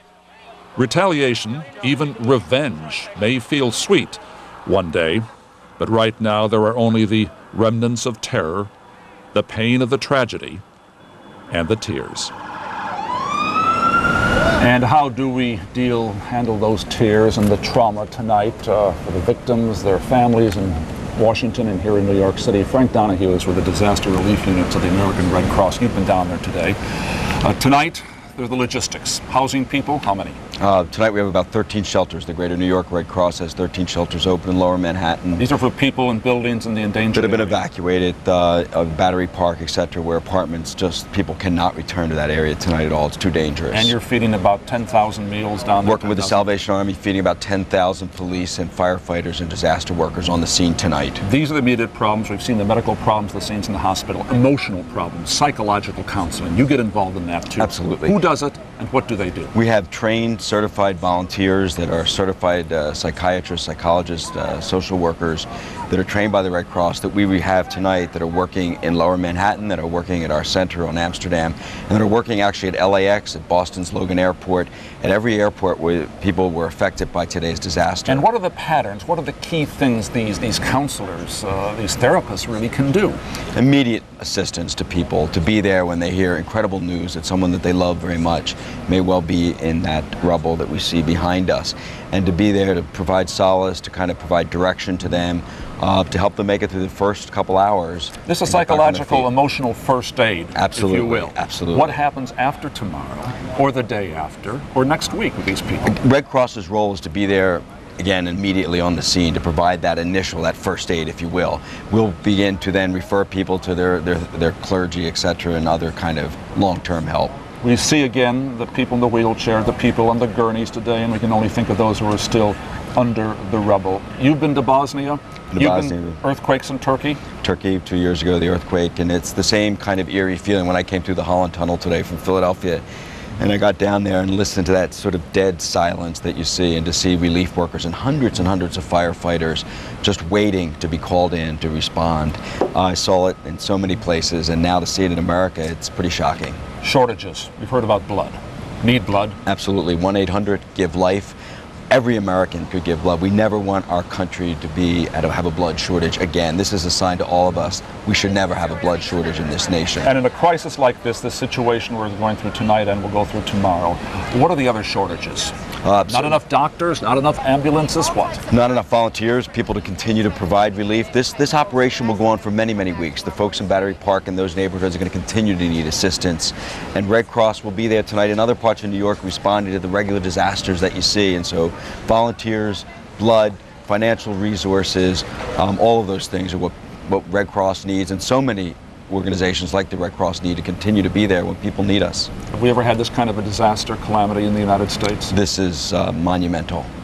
even more than the natural ones? The Absolutely. I mean, certainly the hurricanes, the floods, the things that we've seen in this country are devastating, and people are stunned. But this is overwhelming to think that this has been inflicted upon America by who knows who, but that in moments, what you saw in the beginning of the scene of how beautiful and serene New York was, and now look at this tonight. And it'll be there tomorrow. Absolutely. For days to come. Frank Donahue of the Red Cross, thank you so much, Garrett. Back to you, Jim and Colleen. All right, Garrett Cutley, thanks very much for that. Let's move now from New York to the seat of U.S. military defense, the Pentagon. At the Pentagon, the hijacked airliner that hit that building at 9:38 a.m. ignited a huge fire there. Firefighters battled that blaze all day to try to bring it under control. Now rescuers are searching for up to 800 missing people there. CNN's Bob Franken joins us now from the Pentagon with the very latest. Bob? Colleen, let me put that figure in perspective if I could just a little bit. That is an estimate, a real wide-ranging estimate from one local fire chief who said there could be between 100 and 800 dead. That was just his estimate. Pentagon sources are saying that's probably wildly high, but they have been insistent that they were not going to release any casualties until the people who you see in back of me, the ones who have been watching this blaze throughout the evening, are in fact going to go into the building. You can see aerials that show just the magnitude of the damage that was done here. Aerials that were shot by a Washington station, WTTG. You should understand this is a massively huge building, over 17 miles of corridors. About half of them, by the way, will be closed tomorrow because of concerns of structural damage, although officials here say they are insistent. They want to open this building and at least have some of the workers in to make a statement to the world that the U.S. military establishment has taken a hit, but it is not down. And as a matter of fact, already there's some preliminary planning going on for retaliation once the person or the organization or the nation that is going to be deemed responsible is identified. And there was quite a bit of work done in this building today, quite a few public appearances, including one by the ranking Republican on the Senate Armed Services Committee, John Warner. We call upon the entire world to step up and help, because terrorism is a common enemy to all, and we're in this together. The United States has borne the brunt, but who can be next? Step forward and let us hold accountable and punish those that have perpetrated this attack. As I mentioned, the firefighters and the rescue people in the back here are in a holding pattern right now, waiting for the rest of the flames to go out. The plan is at daybreak to start peeling away the section that was hit by the airplane and to go in and see just how really serious the damage was inside. Damage, of course, that we can see is pretty much catastrophic. Colleen? Bob, do you have any more information about what was in that section of the damaged building? What kind of work went on there? Well, actually, it was fortunate in a way in that none of the vital offices are located in that section. You had some Army offices here, you had some Navy offices here, but the Military Command Center, the Joint Chiefs of Staff, the various secretaries, including, of course, Secretary Rumsfeld, were in other parts of the building. But as I mentioned, about half of the building is going to be closed tomorrow because of a concern, not just in the direct area that was hit, but other areas there may have been structural damage which could make it fairly dangerous to be there. Colleen? Understood. CNN's Bob Franken at the Pentagon. Thanks. Jim? Colleen, we haven't talked as much about the fourth hijacked plane, United Airlines Flight 93. It crashed south of Pittsburgh in western Pennsylvania. Administration officials saying the presidential retreat at Camp David may have been the target. Now, David Mattingly joins us from the crash site with more on the investigation underway there. David? Jim, Pennsylvania state troopers tonight have the crash site secured, treating it for the moment as a crime scene. Yesterday afternoon, the FBI clearly taking charge of the investigation.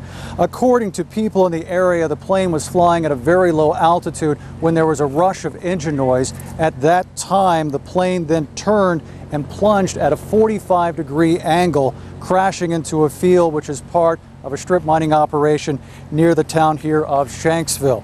FBI confirms there were 38 passengers and 7 crewmen on board.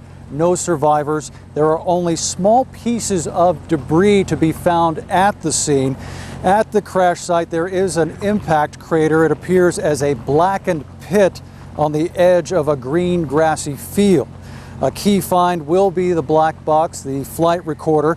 There are also reports the FBI is examining a 911 call originating from a passenger on the plane taken by a 911 operator at a neighboring county here in Pennsylvania. They hope, amongst so many other things, to find out why this hijacked plane failed to reach its target. And as you said earlier, government sources are now saying that senior administration officials told Congress they believe the plane was headed for either the White House, Camp David, or the Capitol building. Authorities here today asked anyone in the area who saw the plane in the air or going down to come forward and contribute to the investigation. As for what's going on right now, things are wrapped up for the evening and the investigation will get underway in the morning. Back to you in Atlanta.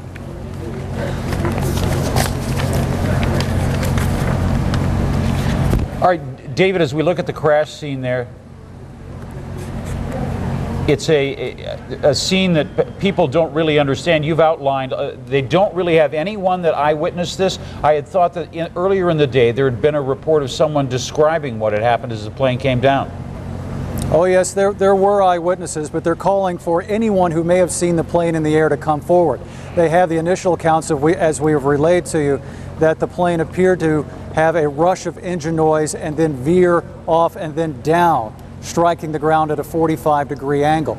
There were policemen at the scene of the crash site saying that it appeared that the plane had come down and the debris had scattered into a wooded area nearby. And again, the pieces of debris are very small. We do have some good news for you tonight, though, with a Pennsylvania connection to this horrible attack.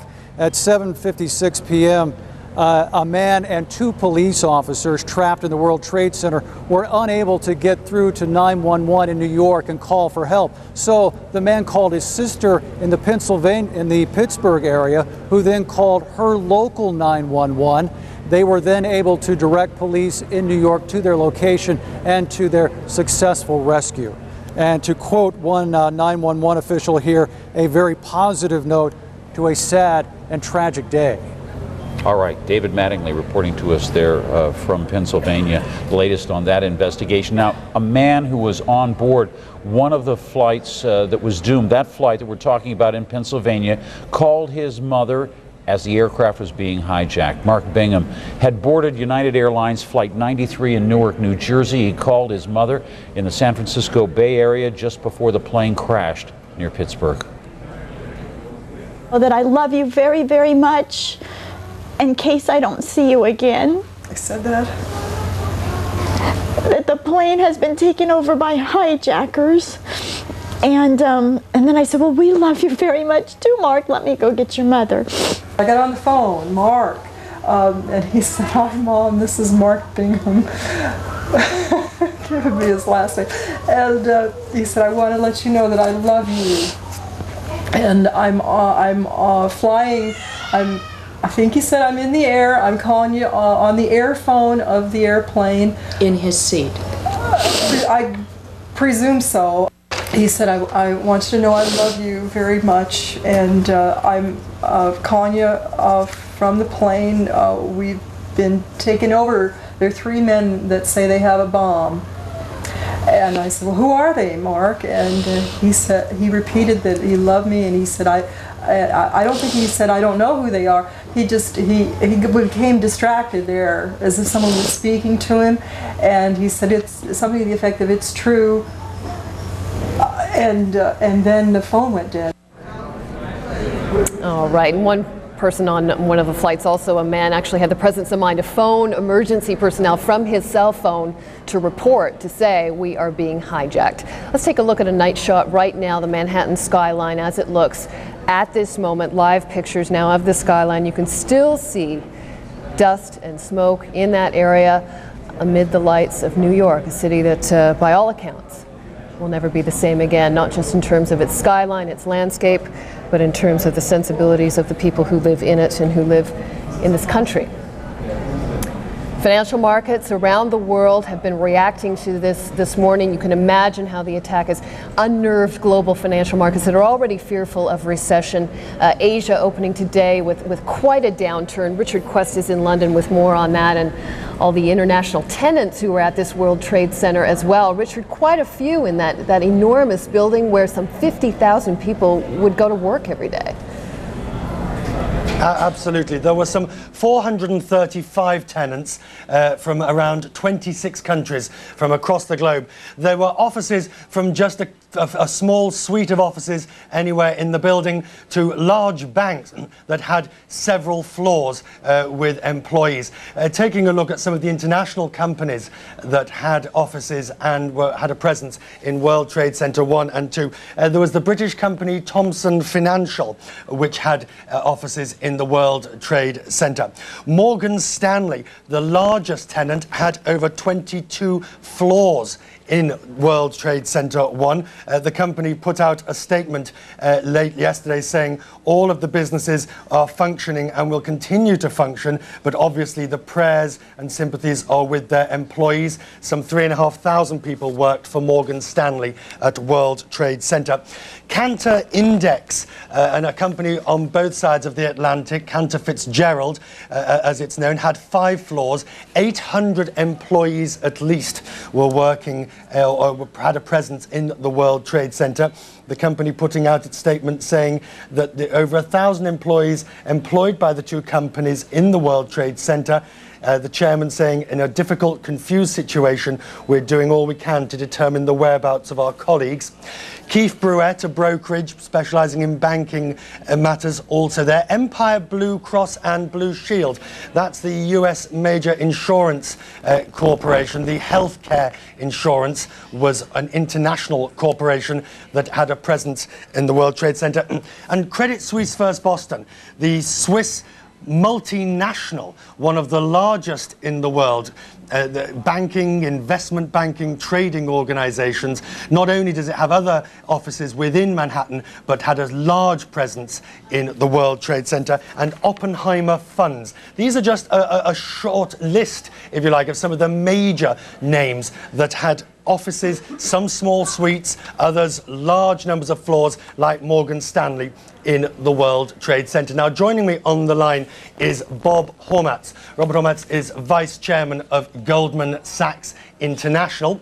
Their offices are on Broad Street by the New York Stock Exchange, but not that far from the World Trade Center.